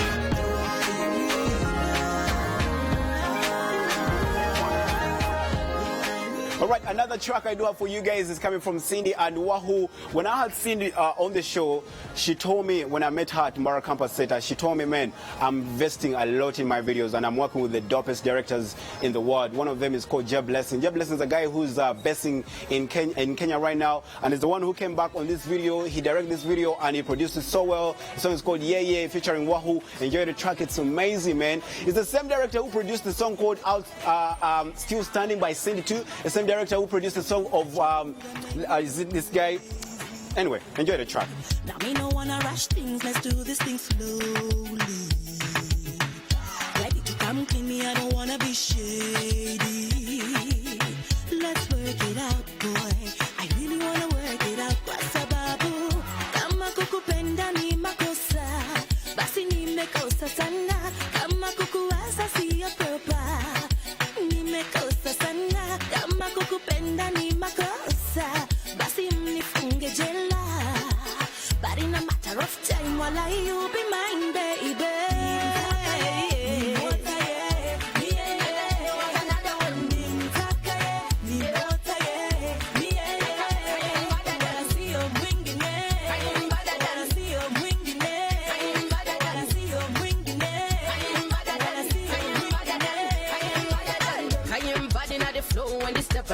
Can you body na the bed when you walk on it? All them other guys don't know what to do with it. Give you my body and you don't know what to handle it. What? In all of them things in better. Give me the wickedest wine in butter. All the hater them boom boom shatter. Blaze it up and it up more fire. Yeah, yeah, kagwenjagala. You know want nobody else sagala. He make me go shalala. Kayim badadan.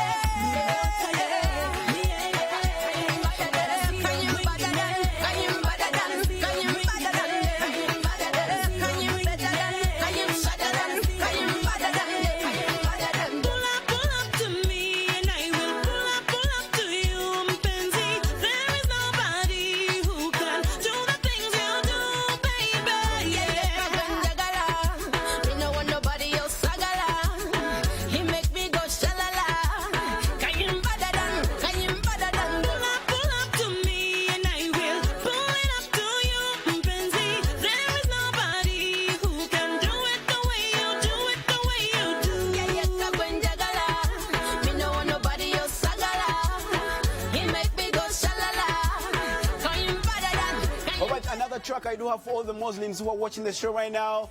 Happy Ramadan. I love you guys because you love me too. For all the guys from Chibuli SS, Kawempu Muslim, I have so many guys. My producer Idris Matu, Hajat Rabia, Hajat Mukisa, Fonzat Mutasa. You guys are amazing. So let me send you this track. It's called Isha Allah from my hands in. I was watching some YouTube video of this guy and I fell in love with this guy. The guy has good music, man. I love what this guy is doing, and that's why I was like, let me do this track for all the Muslims who watch T-Nation. Inshallah, by my hands in. Enjoy. Every time you feel like you cannot go on, you feel so lost and that you're so alone. All you see is night and darkness all around. You feel so helpless, you can't see which way to go. Don't despair and never lose hope, 'cause Allah is always by your side. Inshallah, inshallah, inshallah, you'll find your way. Inshallah, inshallah, inshallah, you'll find your way. Every time you commit one more mistake, you feel you can't repent and that it's way too late. You're so confused, wrong decisions you have made haunt your mind and your heart is full of shame. But don't despair and never lose hope, 'cause Allah is always by your side. Inshallah, inshallah, inshallah, you'll find your way.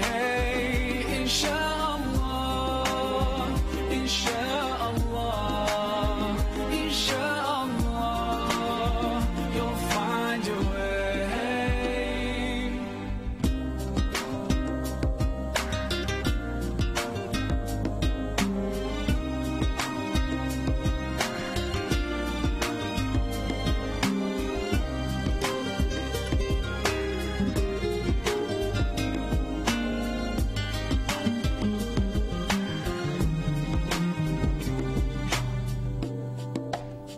Turn to Allah. All right, another track I do have for you guys is coming from my good brother, a good friend of mine. When I was talking to him, I met him at Miss Teen. We were behind the stage, we were talking as friends. He told me, Crystal, I ain't sitting down. I'm going ahead to do my music. I'm going hard in this game. That's my favorite. Bad mind. So we gonna go straight. Kako, kapepe musika charia kakari. Kako, kaine spagane rapes sakari. Kako, kapu babi chigweto chifako.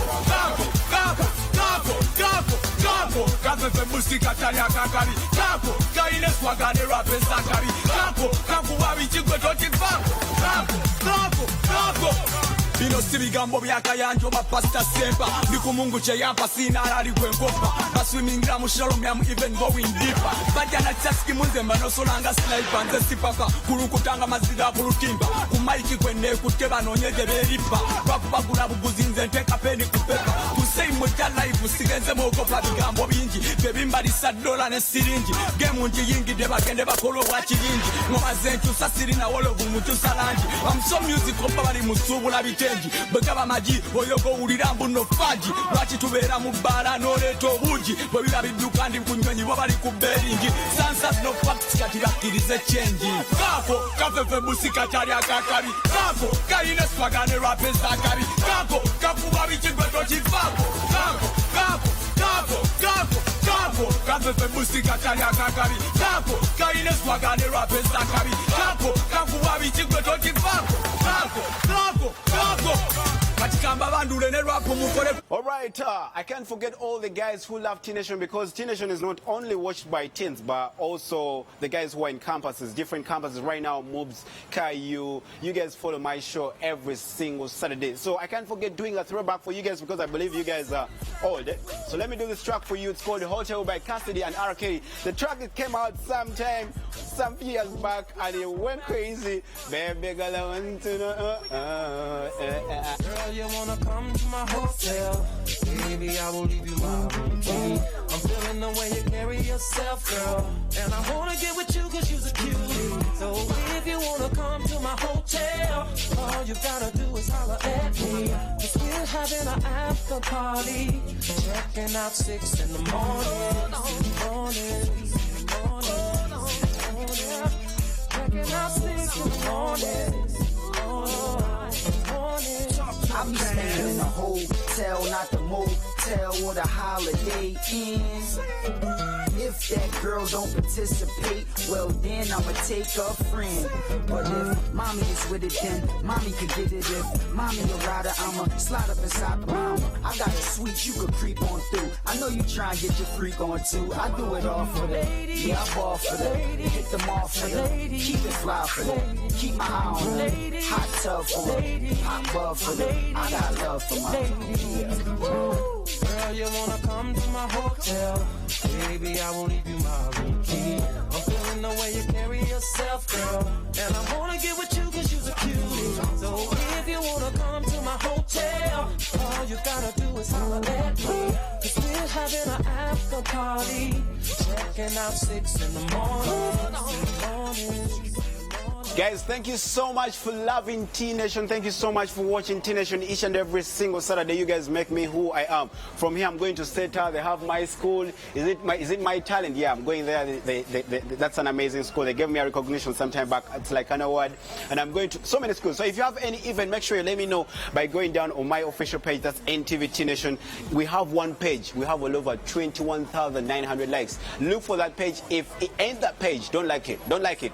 Follow us, and we definitely follow you back, and we can as well invite you and come through on the show. Make sure you let me know in time, because I have so many schools I have in my program. So make sure you let me know in time the event you have in your school by going down the inbox. Inbox us, let us know. Or you can as well come to Serena, look for my producer Idris Matu, who is on set right now. Idris, what's up? You okay?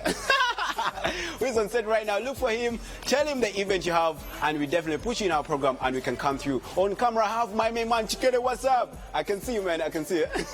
Thank you so much, guys, for all the fans of T-Nation. I love you so much. For all the fans of Crystal Love, I love you guys. You make me who I am. I'm styled and dressed by my good brother Kai's Divorce Collection. Find him on Facebook. He can pimp you like the way he did it to me today. Let me take a selfie before I even go. Take a selfie. You can follow this. You can check this on my Instagram. I'm to the telly. We about to do the damn thing. Sing to him, Kelly. Alright, if you wanna come with me, and fulfill your fantasy, baby, in my hotel suite, and it's okay. If you wanna party night till day, I will do anything you say. Just come to my hotel. You wanna come to my hotel, baby, I will leave. The way you carry yourself, girl, and I wanna get with you cause you're a cutie. So if you wanna come to my hotel, all you gotta NTV, turning on your world.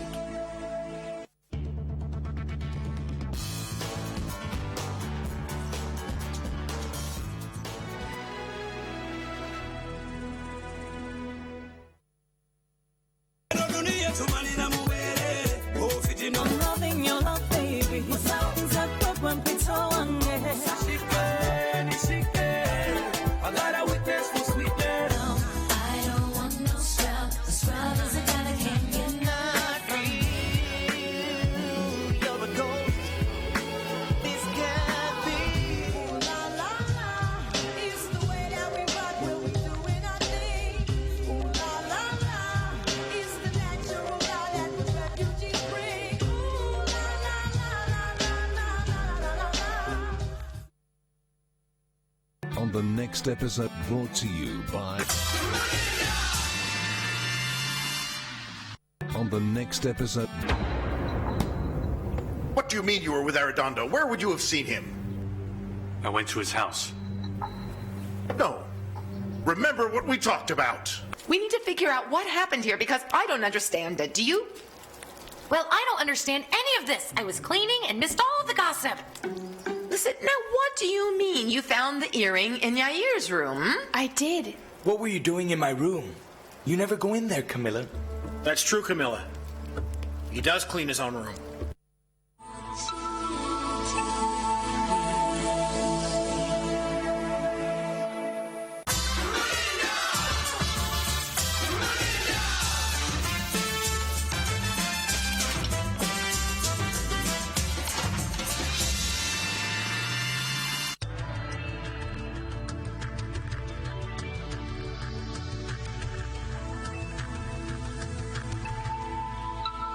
This is NTV. This program is rated PG. It is suitable for children ages 8 and above, but parental guidance is advised as it might contain mild violence and mature situations.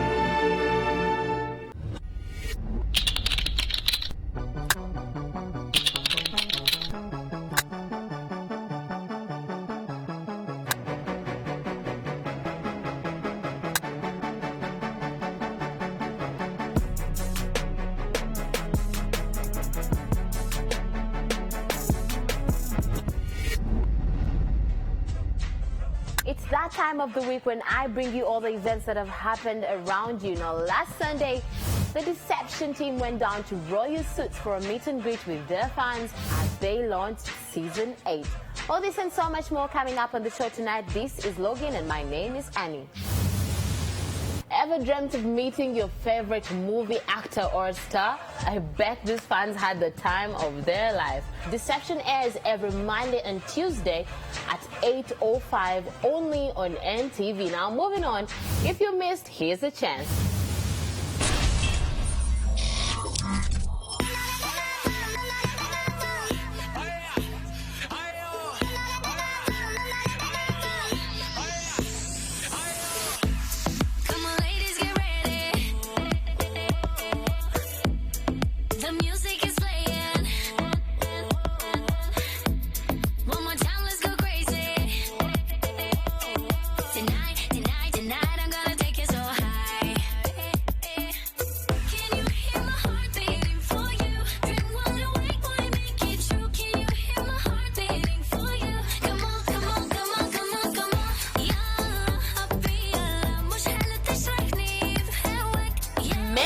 Fans of Deception received an invite via social media to attend the Deception Splash Barbecue Party.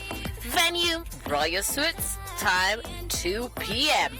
The Royal Suits poolside garden turned into a party scene as fans arrived with anticipation to meet their favorite TV stars.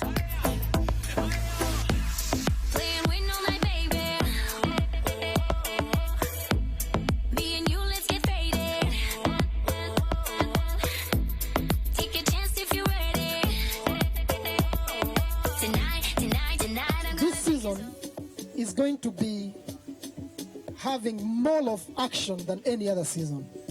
You realize that we have come of age,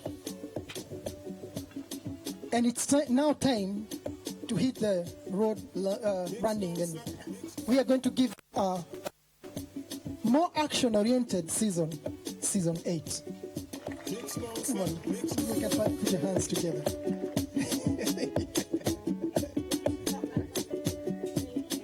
Thank you, George. Good evening, everybody. Thank you so much for coming through. But one of my things and why I joined NTV is that with Studio 53, I was brought to Uganda in 2006 because I was the face of Ugandan Fashion Week at the time. And I vowed to myself, and I remember saying to Gaetano and my host, saying, well, one day I'm going to live in this beautiful country, and everybody laughed at me. So 10 years to the date, my dream came true. And I did my research, and knowing that NTV is one of the most leading broadcasting brands in Africa, not even just in Uganda, but in Africa, I knew that this was an opportunity that doesn't come by lightly. And looking at some of the programs that were already airing, some of the flagship programs and so forth, and did my research, and of course Deceptions came up as one of them. And looking at it and thinking, okay, this is going to be fantastic, because not only am I passionate about broadcasting, I'm passionate about talent. So tomorrow, I know the last couple of months, the Rosemary and George have been working really, really hard, including our crew and everybody behind the scenes, Maureen, working overtime, editing. And I'm proud to say that we have one hot soapy, one that each and every single person that was part of it is going to be incredibly proud to be part of the soap. Banange, is someone watching our boss? Hallelujah. So now you because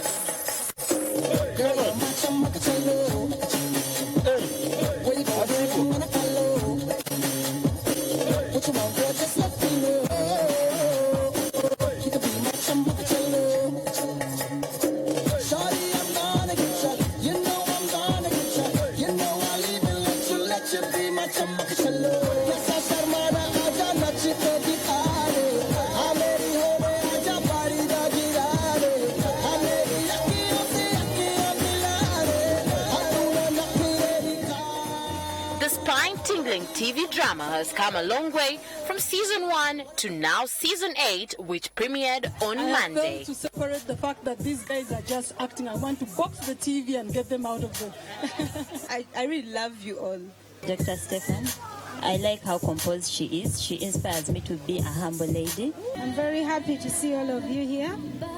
Thanks for responding to the invitation, and thanks for loving us. It's magical. It's amazing.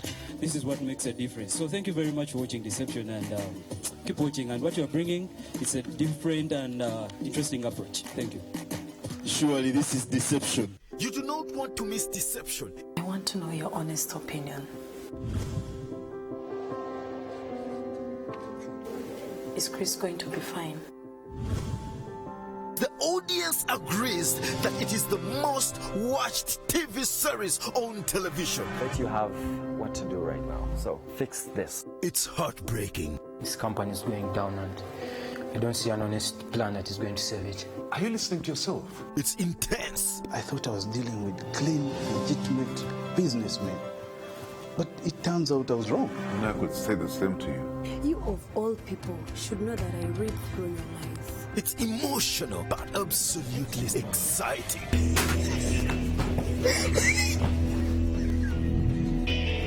This is not a joke. I do not want to see you, not here, not anywhere.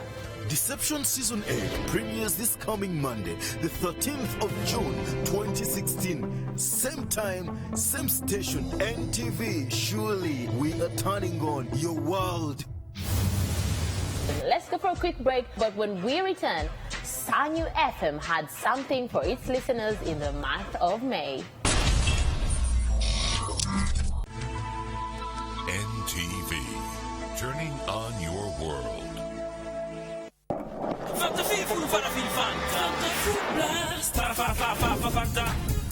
Wow! Amazing!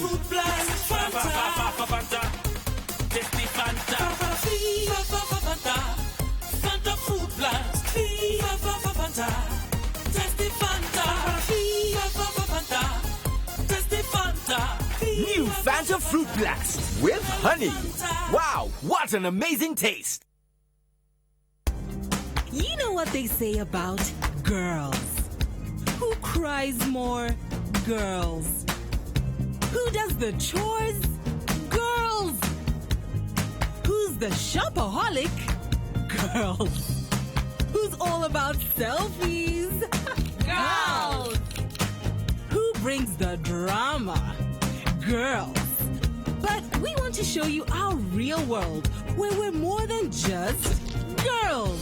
Introducing Csbag TV, the first female channel in Uganda, made for you to bring out the best in you. Csbag TV, it's your time. On the next episode, brought to you by... On the next episode... What do you mean you were with Arredondo? Where would you have seen him? I went to his house. No. Remember what we talked about. We need to figure out what happened here because I don't understand it. Do you? Well, I don't understand any of this. I was cleaning and missed all of the gossip. Listen, now what do you mean you found the earring in Yair's room? I did. What were you doing in my room? You never go in there, Camilla. That's true, Camilla. He does clean his own room.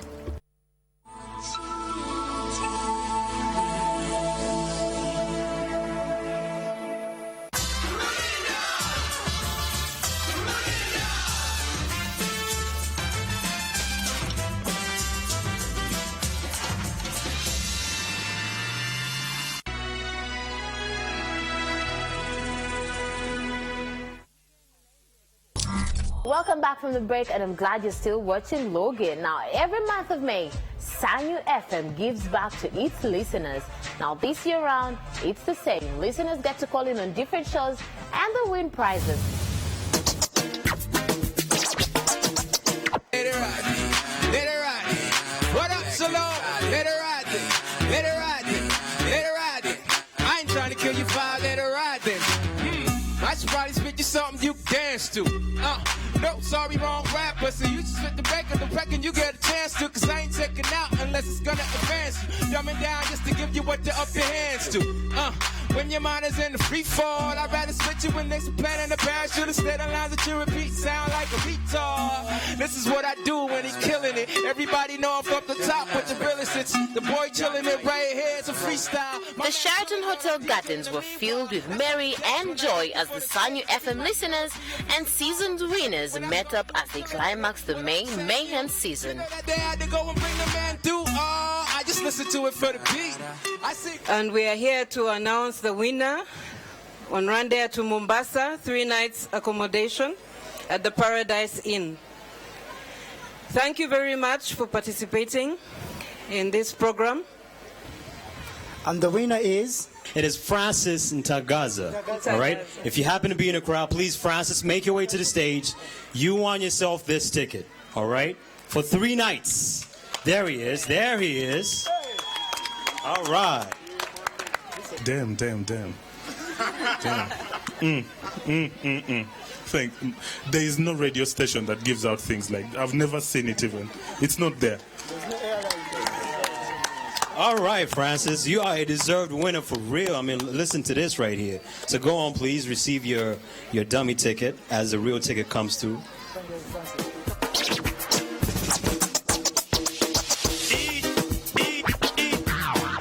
It was a family day out in the gardens as everyone came out to play and have fun. The Sanyu DJs also showed their best skills as they put the disc decks to proper use. Gussie.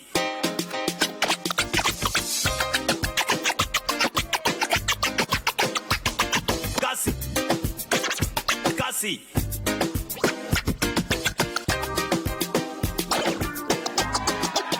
The modest, the modest, the realest.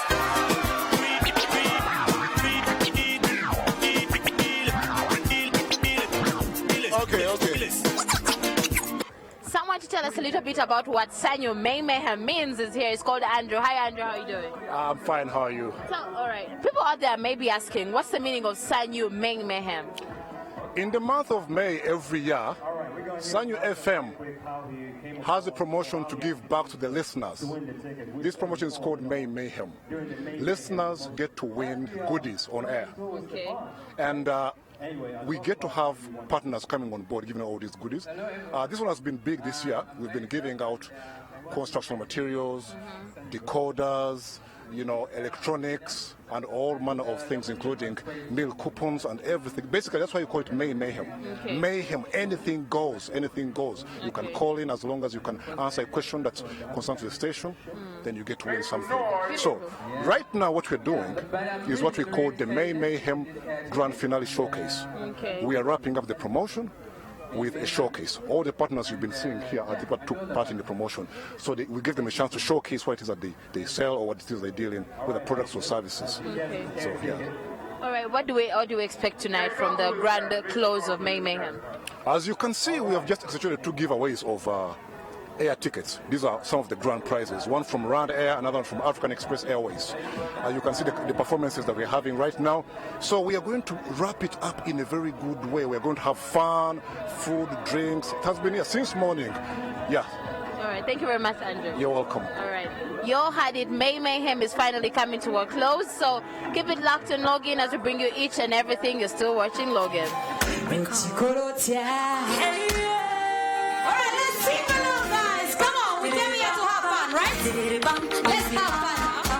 As the sun went down, the party spirits came to life.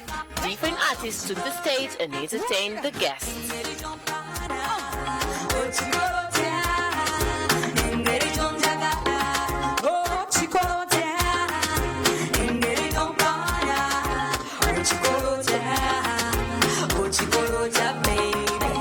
Hey, what's up? How are you doing? I'm good. I'm very, very good. What's your name? Which show do you do on Sanyu? Oh, my name is Shalom. I do the lounge. That's from 10 to 2 during the week, and then on the weekends I do 10 to 2, the Intimate Connection. Tell me, what do you think about this season of Mayhem? Well, Mayhem, it's been amazing.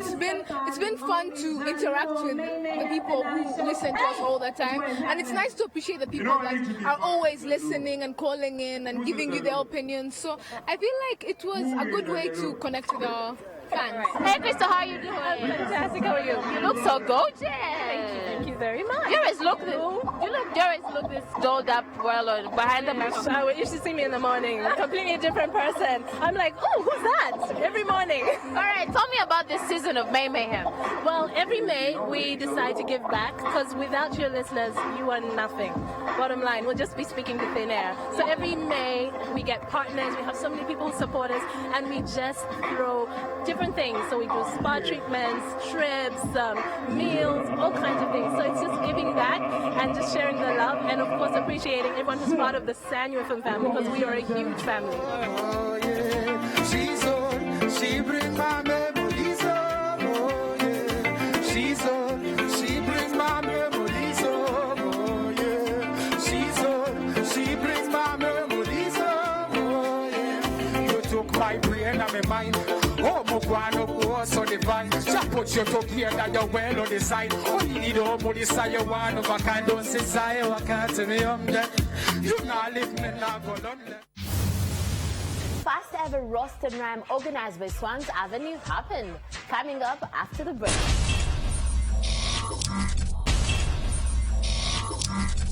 It was all pomp and flair at the first ever roast and rhyme down at Jahazi in Munyonyo. If you missed out on the fun, that's why we're here. Enjoy. Look at you in that dress. Clear weather, shake. Ample playground, shake. Sunglasses, shake. Music for the soul, shake and shake. We were ready to picnic at the first ever roast and rhyme organized by Swanks Avenue. Just like a gun, give them you nothing less. Girl, you murder everyone. Your love is a killer. Your love is a killer. Yeah, look at you. Somebody call the popo. Cause the way that she looking is so cool. If you ain't ready, then you need to go home. And beware, you see her running on a solo. She got me begging, hold on. And she all up on me like a logo. But I'm not complaining. My baby, let's go. She killing with the dance. She better with the waist. Everybody watch her when she turn up in the place. You ain't got a chance if you really tryna race. She already had a finish line with her face. I shot it went down, then she went low. Gave it to her better like she in a relay. The craziest thing is she don't know how beautiful she is every day. Look at you in that dress. Girl, you dangerous like a gun. Give them you nothing less. Girl, you murder everyone. Your love is a killer.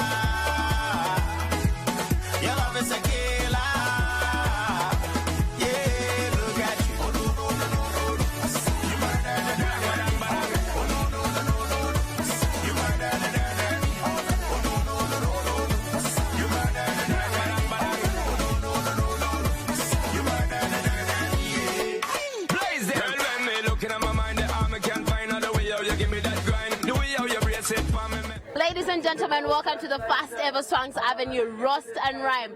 This evening, this Sunday, beautiful, chilling day is all about family, meat, and a lot of drinks. People right behind me are chilling. Very many artists are going to hit that stage right behind there. So keep it locked and logged in as I bring you each and everything as it unfolds tonight.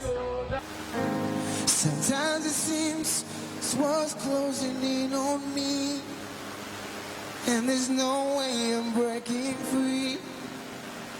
Then I see you reach out for me. It was all splendors as Kampala party lovers flocked Johazi to roast and dance. The family day out was highlighted by the best nyama choma and music from different artists. The vocally gifted Steve Keys serenaded the crowd with his sing-along covers. I can face the world. You know that I can do anything. As you may all know by now, NTV is one of the partners of this very exciting event. I'm here with a gentleman called Colin. He'll tell you more. Hello, Colin. Hi, how are you? I'm great. How are you? Good, good. All right, tell me, as a partner, NTV is partnering with Swang's Avenue. What do you think about the first ever roast and rhyme? I think the turn-up is great. It's a family event. It's about music and meat and having a great time on a Sunday. And I have to tell you, looking around at the people who have attended this event, the first event, I think it's such a great turn-up. And honestly, we can't wait for the next one. Beautiful. As a part of the organizers, how do you guys want to make this bigger and better next step? Okay, the whole idea of behind Roast and Rhyme is basically families coming out here, having fun, roasting meat, and I think we've started off on a very good start right now, and I think the only thing we can do next for the next one that is coming up, actually 2 of them this year, is to have a much more turn up, make it an event, a family event that every family has put on their calendar, never to miss. When you're whining, hi, what's up, this is Bruno K, and you're watching Log In. What do you think about the very first time Roast and Rhyme in Kampala? It's looking so organized, so great. I guess by the second time it will be the hardest party in town. Just expect more, bigger, better. To be honest with you, I think they are on point. They just need to keep their head up, you know, and then keep pushing it because it's a cool concept. I like it. All right, what's up, people? My name is Ray Signature, and you're watching Logan. Meat meets music. Yep. All right. What was your intention? What was your objective when you came up with such a thing? This, a good, perfect day out. People just chilling, talking while good music is going on. You can grab a bite. A get together, basically, a family day out by the lake, good breeze. You know. All right, how often are you guys planning to do this? Like 2 or 3 times in a year. Yeah. And what do you think about the first time ever, the first show? The feedback has been good. The turn up has been great. Yeah, I mean, we're enjoying ourselves. All right. Yeah, the musicians are on point. Yeah, so. All right, just one thing. What should people expect in the second edition, season 2? A lot more meat and music. As simple as that. All right. Yeah. All right, thank you very much. You're welcome. Later in the evening, it was time for the hip-hop giant to hit the stage. With his latest Afrobeat song, the crowd went crazy.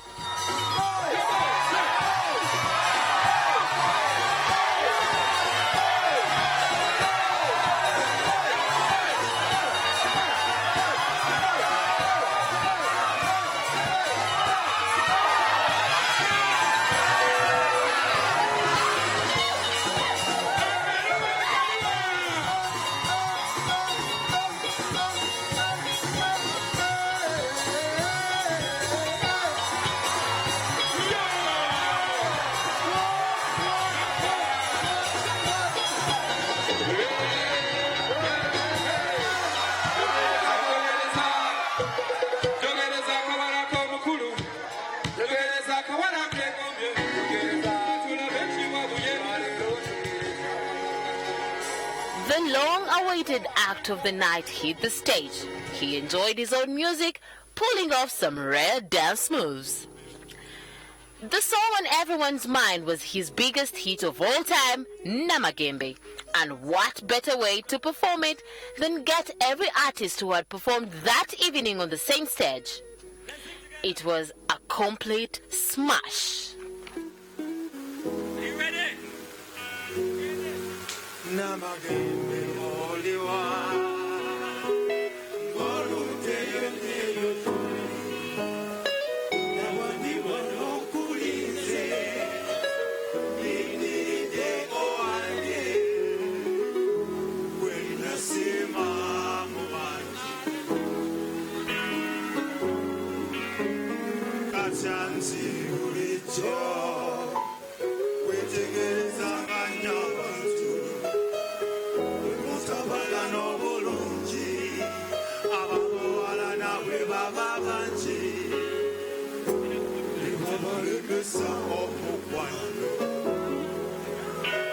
Marungi nnyo wano mbagala. Kasikankenge mwawo tukawulire. Come on.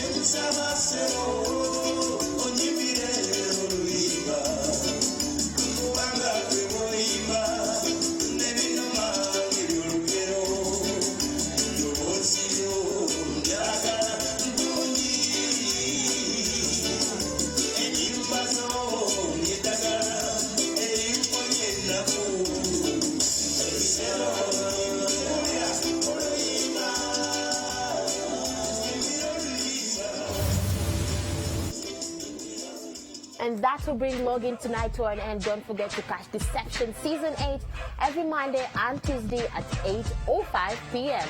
From me and the entire Login team, take care of yourselves and each other.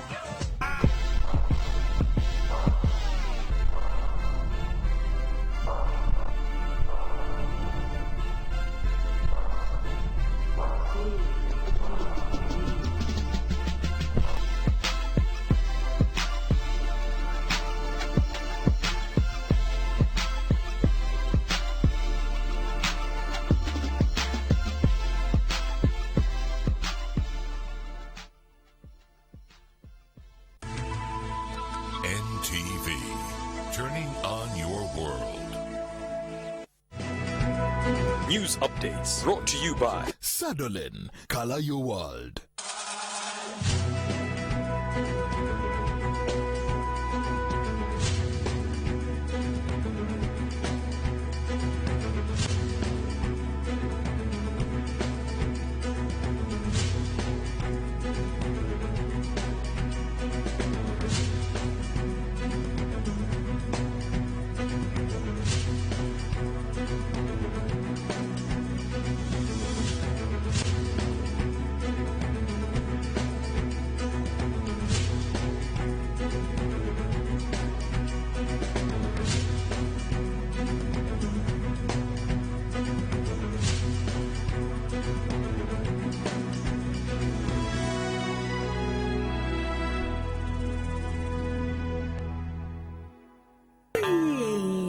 Tiffany Salida, give your world a Sadolin makeover today. Sadolin, color your world.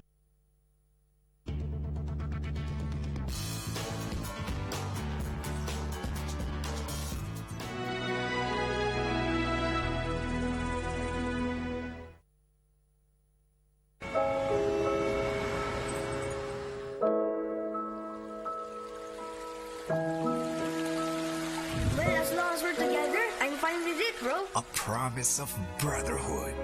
Oh no, you're burning up! JR! My brother's going to be fine, right? You can adopt the two of us. Your brother can be adopted, but I'm going to have a hard time with you.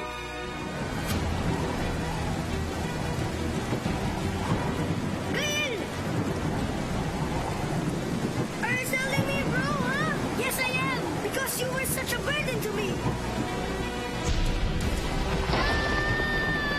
Separated by tragedy,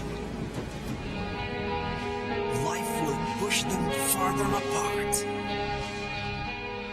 One grows up in wealth and power, and the other strives hard for his family. Coming through!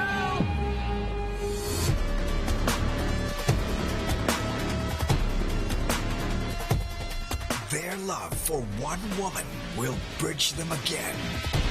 How much are you? Pardon? $2,000 bucks? 4,000? Should I be impressed with your question? Yeah, there's nothing money can't buy. Hey, sir, you know I can take the wheel if you want some thrill. Mia! This is as far as I go, sir. Mia, what are you doing? Not all women have a price. Bridges of love. On the next episode, brought to you by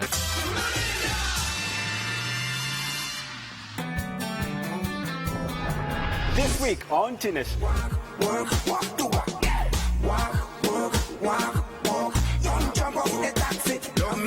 What are you looking forward to see tonight on your prom? What are you looking forward to see tonight on your prom?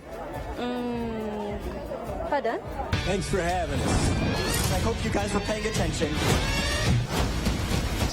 And we need your skills. Catch the brand new episodes of Tennis every Saturday at 11 a.m. only on NTV.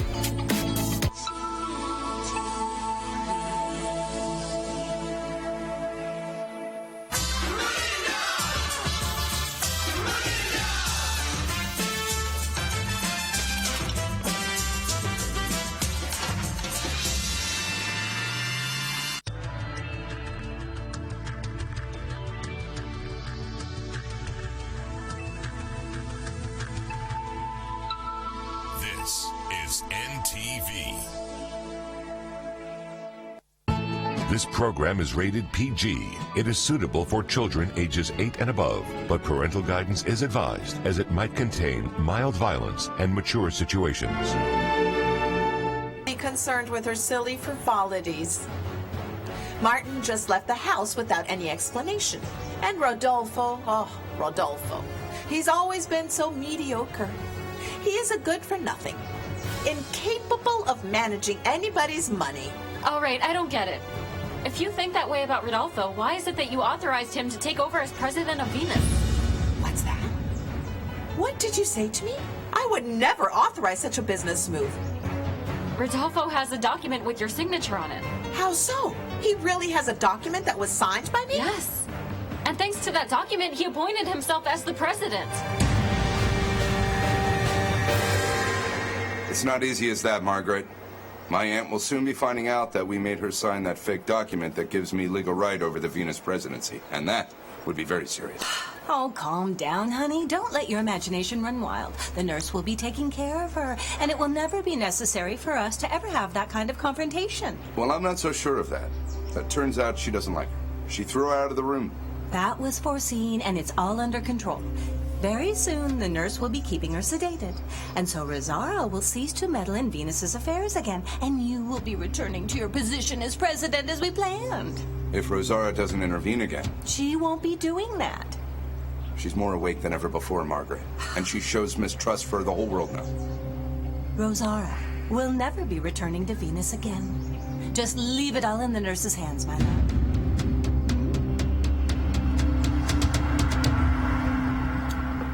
Was that soup made for Madame Rosara? Mm-hmm. Please give it to me to take up to her.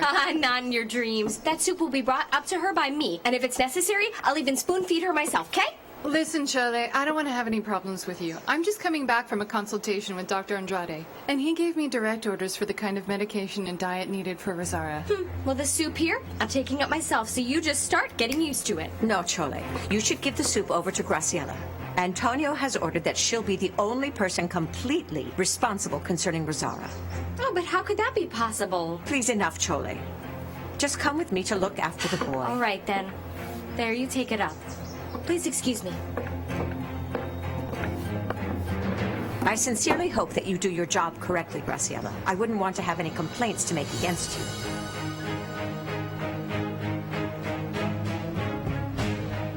I assure you that I can handle my job perfectly, madam.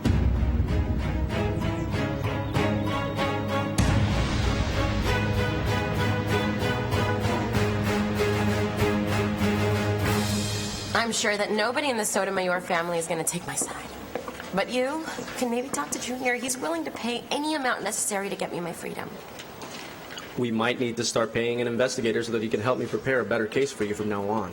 But why? Things are starting to get a little more complicated. What do you mean? Rosa, the prosecution got their hands on some incriminating evidence. What evidence? We're still not exactly certain just what card the prosecution is holding up its sleeve for this trial. We have to be prepared for almost anything they have, though. The prosecution has very strong witnesses. And do you know if Jose Ignacio is going to testify? I don't know. What's going to happen to me then? I still think that we have quite a few mitigating factors in your favor. And besides, Andrea is going to be testifying, and Rosara as well. Rosara? Well, yes. She's a very important witness in your case. Well, but is she all right? I don't think the stress would be good for her, honestly. Rosara can sometimes seem indestructible, but she seems fine. Well, I hope that's the case. Let's have faith that her testimony will be able to help you, all right? Oh, I don't know. You already know how my relationship with her is. There's nothing to do about it now. I really think it will be beneficial for you. Well, all right. Rosa, there's no going back now. She's already been served, and she's also going to be taking a stand before the judge. All right, enough. Let's go. Just relax. Everything will be all right. Just relax.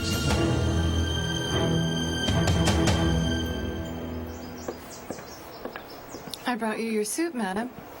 And who the hell told you that I'm hungry? Why wasn't it brought up by Chole or Leticia? Because that's what the doctor wanted and recommended. He has complete faith in me, madam. He cares about you quite a lot as well. And that's why he hired me to be your nurse. Well, I am not going to be having that soup, okay? If you want to get stronger so that you may once again take charge of your household or of your business, you should follow Dr. Andrade's recommendations. Or don't you trust the doctor either? Of course I trust him. Well then, Madam Rosara, you should nourish yourself. Make sure you take all of your medicine, and you'll see how in a couple of days you'll feel completely healthy enough to handle your obligations once again. I already feel healthy. So then you should have your soup and enjoy it. Have faith in me. I really only want to help you.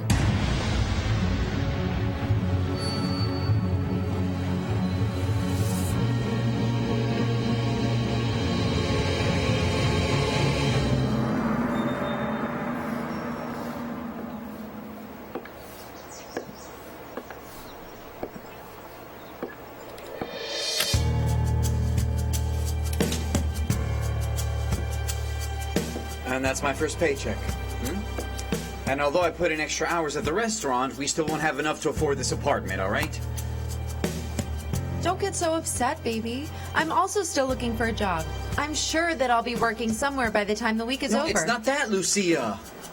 We'll end up needing about 5 other salaries to pay for all of this. Sweetheart, you look really tired. Why don't we go take a walk around the park for a little while, just to relax, yeah? Take a walk? Around the park? Listen, no, you don't understand. You really don't, Lucia, huh? I spent hours standing at the restaurant today, right? Actually serving people. Making this money.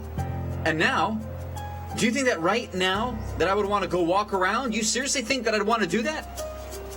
You're messed up. You're messed up, Lucia. You know what? I'm going to take a shower, so just leave me alone, all right?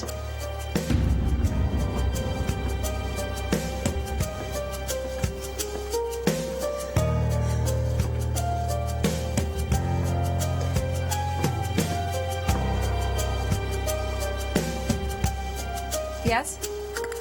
Hello, Sergio. Yes, it's Lucia. Yes, I really need your help right now, please. Well, I've decided to take the job as an escort.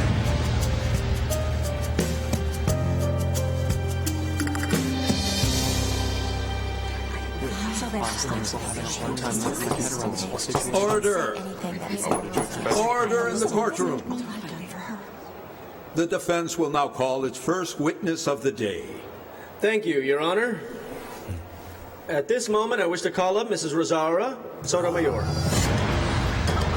hoping to achieve. I can't believe this. What will she say? My aunt is going to testify? I bet she's going to try and sink her then.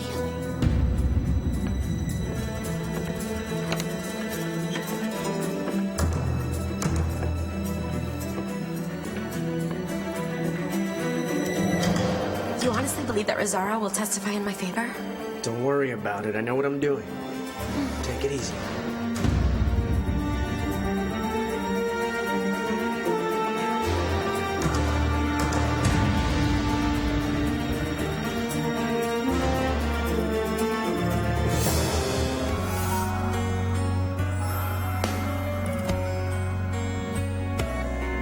Ya no puedo y te entrego lo que tengo, lo que queda en mí. Es absurdo no tenerte si naciste solo para mí.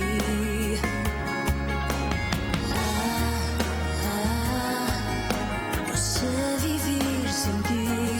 Dame de beber. Si no me das de ti muero de sed. Convencida estoy de merecer cada respiro que me da tu ser. Es rosa diamante, amor. Es raro y es de los dos. Porque es tan sufrido y a la vez tan hermoso. Nos abriga en un solo corazón. Lo nuestro es tan único. Es algo dramático. A veces lastima, pero cuando se ama no hay vida que lo haga morir.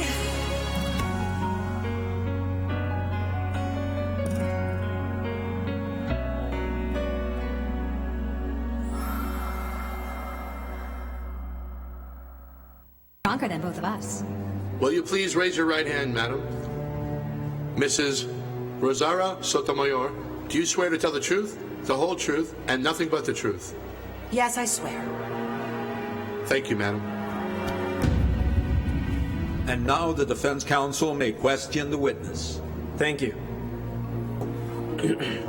Mrs. Sotomayor,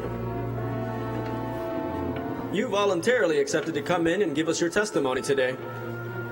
But why? What was your motive in offering to be a witness in this case? My only motivation in testifying is to avoid an injustice from being committed here. Which do you mean? I can't wait for this.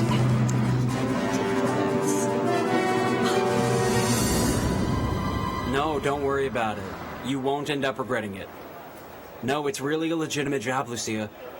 You'll be earning a whole lot of money. Are you certain, Sergio, that it's not dangerous? Because I'm really desperate for money here. Yes, relax. It's a super safe job for you. And if you're that in need of money, I'll give you an advance so that you can see how profitable this business is. No. That won't be necessary. I'd rather see you later and you can explain it to me in detail. Is that okay? That's perfect. I'll call my contact right after we hang up and give him your info. You're not gonna regret this. Okay, thank you. Bye.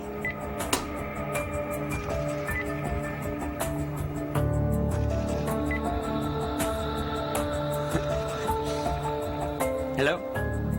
Vladimir. Yes, it's Sergio. Look, I have something that can pay that gambling debt I have with you. She's hot, I promise. Rosa is being accused of many things that are completely unfair to her. And I know that she's not a bad person. I'm sorry. What's all this? What are you talking about? Must be it, right? She's crazy. She's lost. I never could have seen this coming, you know? I never saw it coming. Obviously, I'm not the only one that thinks Rosa's innocent then, I guess. Give me a break. Rosa is not a criminal. I can't believe that she's defending me right now. Oh my God, thank God. Order! Order! Please proceed. Can you tell us what is your basis for saying that Rosa is innocent? Well, at one point she took charge of the family's company. And with her actions, she not only saved the business from bankruptcy, but she even made Venus more successful than ever